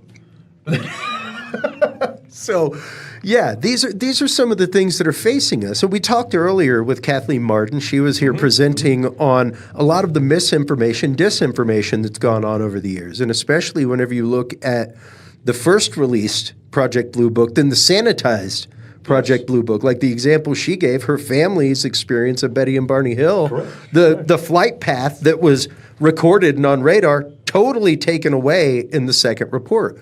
And right now, one of the things that just happened this last Tuesday was the new MK Ultra hearings. And the awesome thing is these panels that are doing the whistleblowers for UAP, that are doing this, is the panel for the declassification of government secrets. Is the name of the panel. Government secrets. And it's fantastic that is the name of the panel, and that they're covering UFO, UAP. They're covering the new angles of MK Ultra and the stuff that wasn't released previous that's been found. All kinds of things. So these are programs that have been around for years. They have been around. And I know as far as the one on UFOs, and Dr. Avi Loeb, as far as from Harvard, that now he's supposedly heading this program. He is. But the problem with Avi is that, again, he doesn't have the history. He probably knows nothing whatsoever about Roswell. He doesn't know about the He's got the hypothetical science there. Yes, of course he does. But it's like any other project of this sort, and even in the course of having hearings where you bring in as much information to then make a determination whether hearings should be expanded or it's a one-shot deal, you bring in the experts, you bring in people that can take you by the hand and say, this is where the wreckage is. Yeah. This is where the bodies presently are. And for even Burchett to now say, well, he has a theory on Roswell. Okay, based on what? You haven't talked to anybody. Yeah. You haven't met with a single witness. I don't know that you've even read any of our books, or you certainly haven't been to New Mexico, but you have a theory. Well, who created that theory? Based on what? What have you been shown? And the idea that when they talk about, well, we have been shown classified information, and that if I were to tell you what I just seen, you wouldn't sleep at night. You wouldn't. Well, first of all, if you actually did see classified information, you wouldn't be able to say you saw classified information. No. Yeah, there is that. So, please, I mean, you can fool a lot of the media, but you're not fooling us. So. Well, and that's just it. These are dances around topics and things that have happened in the halls of Congress for years and years. And like I said, They're with Kathleen, soundbites. I mean, well, they're photo ops. Yeah. Absolutely. And you know, when taken to task ever, the CIA has never admitted to anything openly in Congress the first or second time around ever. No, it's taken numerous times. And I do recall at one point when it was the Citizens Against the UFO Secrecy. Yep. And they were represented, that was caused, they were represented by Attorney Peter Gersten from New York. And they sued Air Force Intelligence, they sued the FBI, and they sued the CIA for disclosure, for documents. Yeah. Now, mind you, this was in the late 70s, 78, 79. And they got a lot of new material. And that specifically from the FBI, who claimed they were never involved in the UFO. As it turns out, they were involved in domestic, as far as investigation of UFOs since 1947. Yeah. And they did get 150 some documents specifically from the CIA. And there were like 16 cases that were still being withheld, and 3 judges met behind closed doors to make a determination whether that information could be disclosed. And I'll never forget when they had met and they came forward and they said that the public's right to know was still outweighed by national security. But the point being that they could still demonstrate that this topic still concerns national security. Yeah. Sadly, it's always been their, again, fallback. That all they have to do is plead national security and everybody walks away. Well, and you know, horribly, to bring up the MK Ultra thing again, just recently, there were boxes of documents that were taken from Tulsi Gabbard's office regarding MK Ultra. And part of that is because, yes, the program was technically defunded, but it was really scooted under other things, and they're like, please stop experimenting on people in that kind of way. But you know, as long as it's for national security, and that's just it. The documents that they went and got, that was their exact cause. Was this is a matter? What we're taking is a matter of national security. You can have the rest. It falls into black ops. It falls within the black budget, and all they have to do is rename it, recode it, and just like that, the project continues. Yeah, turn it from UFO to UAP, and you go along your merry way. And when someone says we'd like this FOIA request on a UFO case, we have no idea what you're talking about. What's interesting there is like even as far as UAPs, the fact that it was the Air Force that came up with UFO. Now it's the Navy that came up with UAP. The Blue Book files, when they were finally released, were over 13,000 cases. 701 remain unexplained. So much for wrapping this up. That's a mess. 701. Yeah. That's a ton of cases remain unexplained. And we were led all those years, we were of the impression that Project Blue Book encompassed all branches of the military. So the Navy, Army, Marine Corps, even the National Guard, even the Coast Guard, on and on and on. So when all those 13,000 cases were declassified during the Jimmy Carter administration in 1977, only a handful of them were from the Navy. And when I say a handful, only about a dozen. Wow. Where were all the Navy cases? Where were all the Army cases and other branches? Where are all those reports? Because they were still investigating with it. I mean, they had their own personnel. They had their own pilots. The Navy's certainly covering, much more territory around the globe than the Air Force does. Yeah. And yet, where are all those Navy cases? So that, too, we would bring that up with the hearings. Yeah. That you should be demanding, like, where are all these other Yeah. reports? Yeah. And they don't touch it. Well, and to bring this back to Roswell, because I'm sure it's on everybody's minds right now, as we have one of the resident Roswell experts for the museum here. When it comes to proof of the Roswell case, proof of flights in the time frame from Roswell to DFW, from DFW to Wright Pat, things like that, what do we have as far as documentation, as far as logs, as far as provable fact in that kind of way? Even when it comes to bodies, material, what do we have as provable fact as far as documentation goes, Donald? For having just discussed the Blue Book files. Yeah.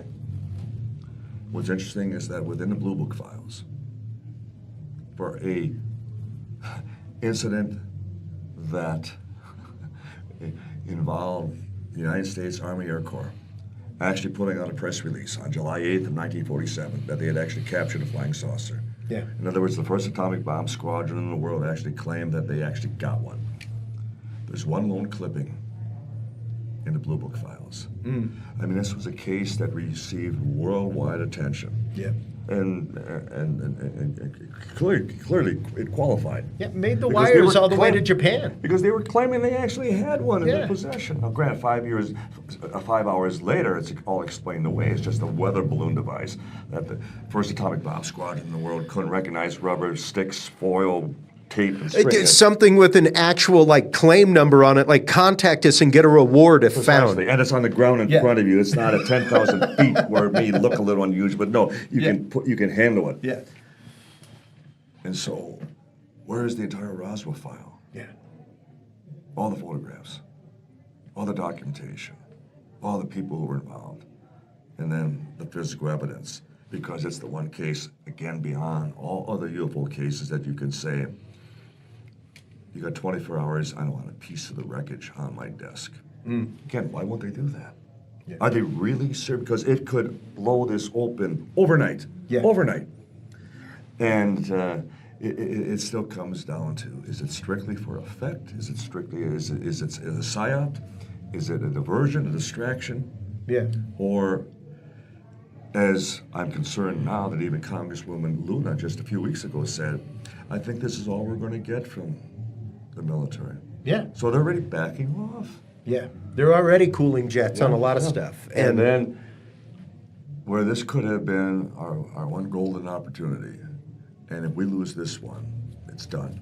Yeah. But granted, they acknowledge it's something that exists, but it's like the old law enforcement that with the local media that gets on their case that, you've been working on this murder investigation for 10 years. What have you solved? What have you proven? And as long as you say, we're working on it every day, we're working on it. And, Donald, there's even the old detective's trick of, no, let's feed misinformation into the public media so that whatever comes in, we can immediately filter out. Precisely. If they're calling in with this information, we know it's fake. Yes. So there's that concept. And the one thing I brought up a few times this weekend is before the tranches, before all this happened, there was a tease from Donald Trump's daughter about an exciting announcement regarding aliens and UFOs on July 8th.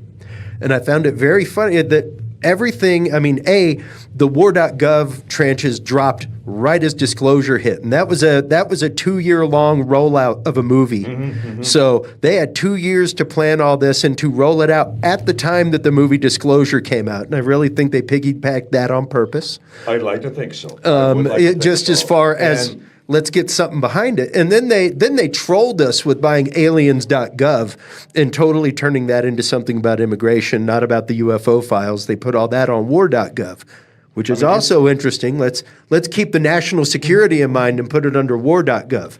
But let's also keep in mind that we've had numerous presidents. Dwight Eisenhower was chief of staff of the Army in 1947, so he knew everything about Roswell. Richard Nixon was his vice president for 2 terms, and the old Jackie Gleason, Nixon story. You gave a whole presentation on famous stories like that. Bill Clinton, no stranger to Roswell. He has brought it up continuously, even after more of the nonsense with the other explanations. And then at the end of President Trump's first term in office, and his son Don Jr. doing his annual Father's Day interview with his dad, the very last question, Dad, when are you going to release the Roswell files? Yeah. And then his father to say, we are working on it. Not like, well, that was explained away, 70 years ago. No, we are working on it. And then he adds, I know that millions of people go there, this museum, to be where something important happened. Yeah. Well, a weather balloon is not important. No. Another rocket or plane crash or anything else, even a foreign device, it's not important. In the sense of world events. This would be. And then I have heard since then that Don Jr. has read 2 of my books. Oh, wow. Okay. Wow. So again, they know who we are. Yeah, they absolutely. Know who we are. Absolutely. And once again, just the whole idea that I found it interesting that it abutted right up next to the Roswell radio announcement dates. Yes. And things like that. That it's happening concurrently, right at the same time. I thought that was pretty fascinating.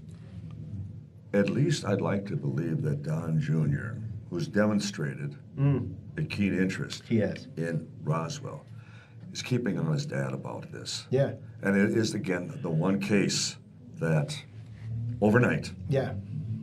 And mission accomplished. Well, and, once again, to bring up documents, to bring up previous programs, to bring up previous hearings that have happened, stuff like that. Like, we know now from the releases of the JFK files that what we got and we knew even at the time of the report that what we knew from JFK wasn't actually all there. We know from Project Blue Book that they changed the game in Project Blue Book, that they re-released stuff. Do you think that we will see any full-on redactions, any full releases of any of these files in their original format, Don? I believe it will take an executive order that the president, and it was something that Carter should have, he didn't. Clinton could have done it. I don't know it's because they're told, Mr. President, don't go there. Yeah. But this is not the location for a temporary employee to be going. But this is the type of a president that, love him or hate him, that would finally say, it's in my nature to do what I'm not supposed to do. Yeah. What I shouldn't do. Yep. What they tell me I shouldn't do. And it clearly will take a maverick. Yep. Someone who will certainly go against, public sentiment as well as official directive. And private industry sentiment. Yes, and clearly, which is what Eisenhower warned us Aerospace, about, military-industrial complex, things like absolutely. $1 billion people. And they are exempt from FOIA. You can't subpoena them to testify, and there needs to be an awakening and an awareness on the site, specifically because our public watchdogs have always been the media. I mean, where we cannot stay on top of the situation. Living our own lives, but that the media, needs to be in the forefront, questioning everything, doubting everything. And then not only reserving judgment, but leading the charge at times. And that's why I've always been concerned that investigative journalism has become a lost art. It has. Only because of the social media. Well, it's become a bait-click situation. Like we discussed with Kathleen Martin earlier, it's the fact of most people, as they're looking at news and perusing news, it's the headline and the picture, and then they write the story in their head. They don't read that story, then a story from a competing source with a different point of view, then one from international, so that they know what the rest of the world thinks about that situation.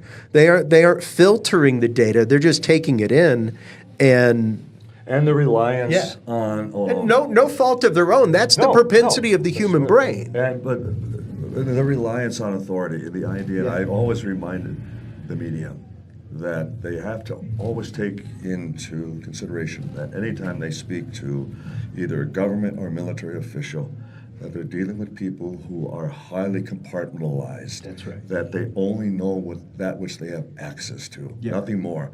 And you can ask them their opinions, but that's all they would be.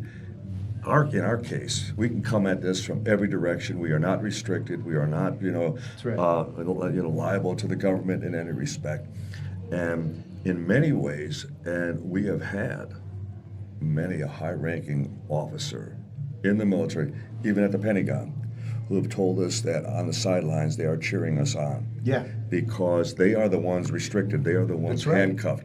We are not. And as a result, they want us to succeed to then demonstrate to them everything that they have been denied. Yeah. And, earlier you brought up Eisenhower, and the one thing I bring out always, of course, is his retirement speech, his leaving office. But there was a beautiful part in that before he went into where the industrial military complex, the famous quote that you hear all the time. There's 2 or 3 sentences before, and what people forget is, yes, he was one of the only 4-star generals to ever serve as president. 5-star. 5-star. You're right. To serve as president. He took an oath to the Constitution as a soldier to protect it before he ever took it as a politician. Correct. And he saw what happened between World War I, where we had to raise a non-constitutional army in that kind of way and have a permanent army in place, not a call-up of troops, where Pershing had to train troops and train an army from scratch, to World War II, where the only way we could get the war machine going in this kind of way was to trust private industry in it. And he was like, this has never been done. No. And it's dangerous, and it's dangerous as hell. And you, the people, need to get these people out of this. You need to take your rights back, because we had to surrender some of your civil rights to win this war and to make it happen. It's your job to take it back. And that was a huge warning, a huge out in the public warning from somebody who, was read into these things. Somebody who lived it, somebody who was responsible for it. And exactly. And like, you can literally hear his voice wavering as he says that. You can hear the pain in his voice. For those historians who felt that it was more prophecy, more prediction of what lied ahead for the future, it turned out to be absolutely true. Frighteningly, yeah. And I want to thank you for your time, for your open, candid conversation as always, Don. Well, because I appreciate that we went into a lot of other areas that typically we would not discuss, or you would not be discussing with other UFO researchers in the field. And so, well, and that's why I want to have you on the show again and again and again, because a lot of our show, Don, there's the analogy I use is in all of these circles. Doesn't matter which paracircle you're in, there are tons of people around the communal pond digging rabbit holes and kicking dirt in the water, and we all have to drink from that water, Don. Somebody's got to start filtering That's it. correct. That's correct. And that's what I hope I do, is help demystify things for people, talk to people like you, so we get the real stories. Thank you. And as much as there is good, healthy competition in every profession, so often when you're jockeying for a larger piece of the pie, when the pie is only so big. Yeah. And when I say only so big, it's not that this is one of the biggest stories of all time, biggest story of the millennium.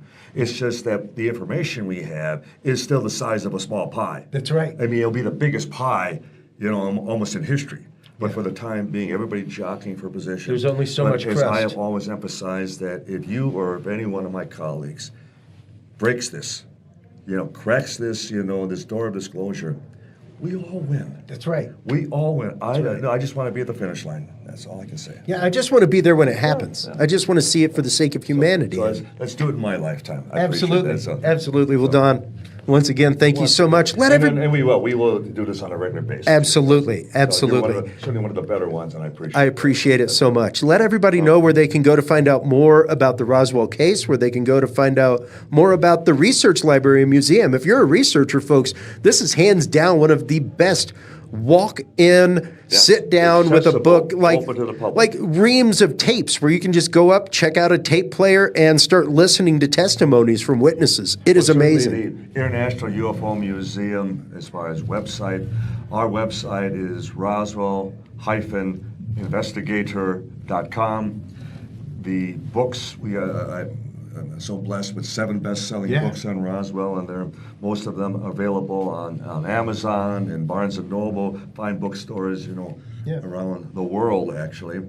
And we invite all of you to, if you're ever down through New Mexico, even in Western Texas, coming from Arizona and so on, to pay us a visit. You will not be disappointed. Yeah. That there's so much live, as far interactive displays that you not only would view, you would also listen to.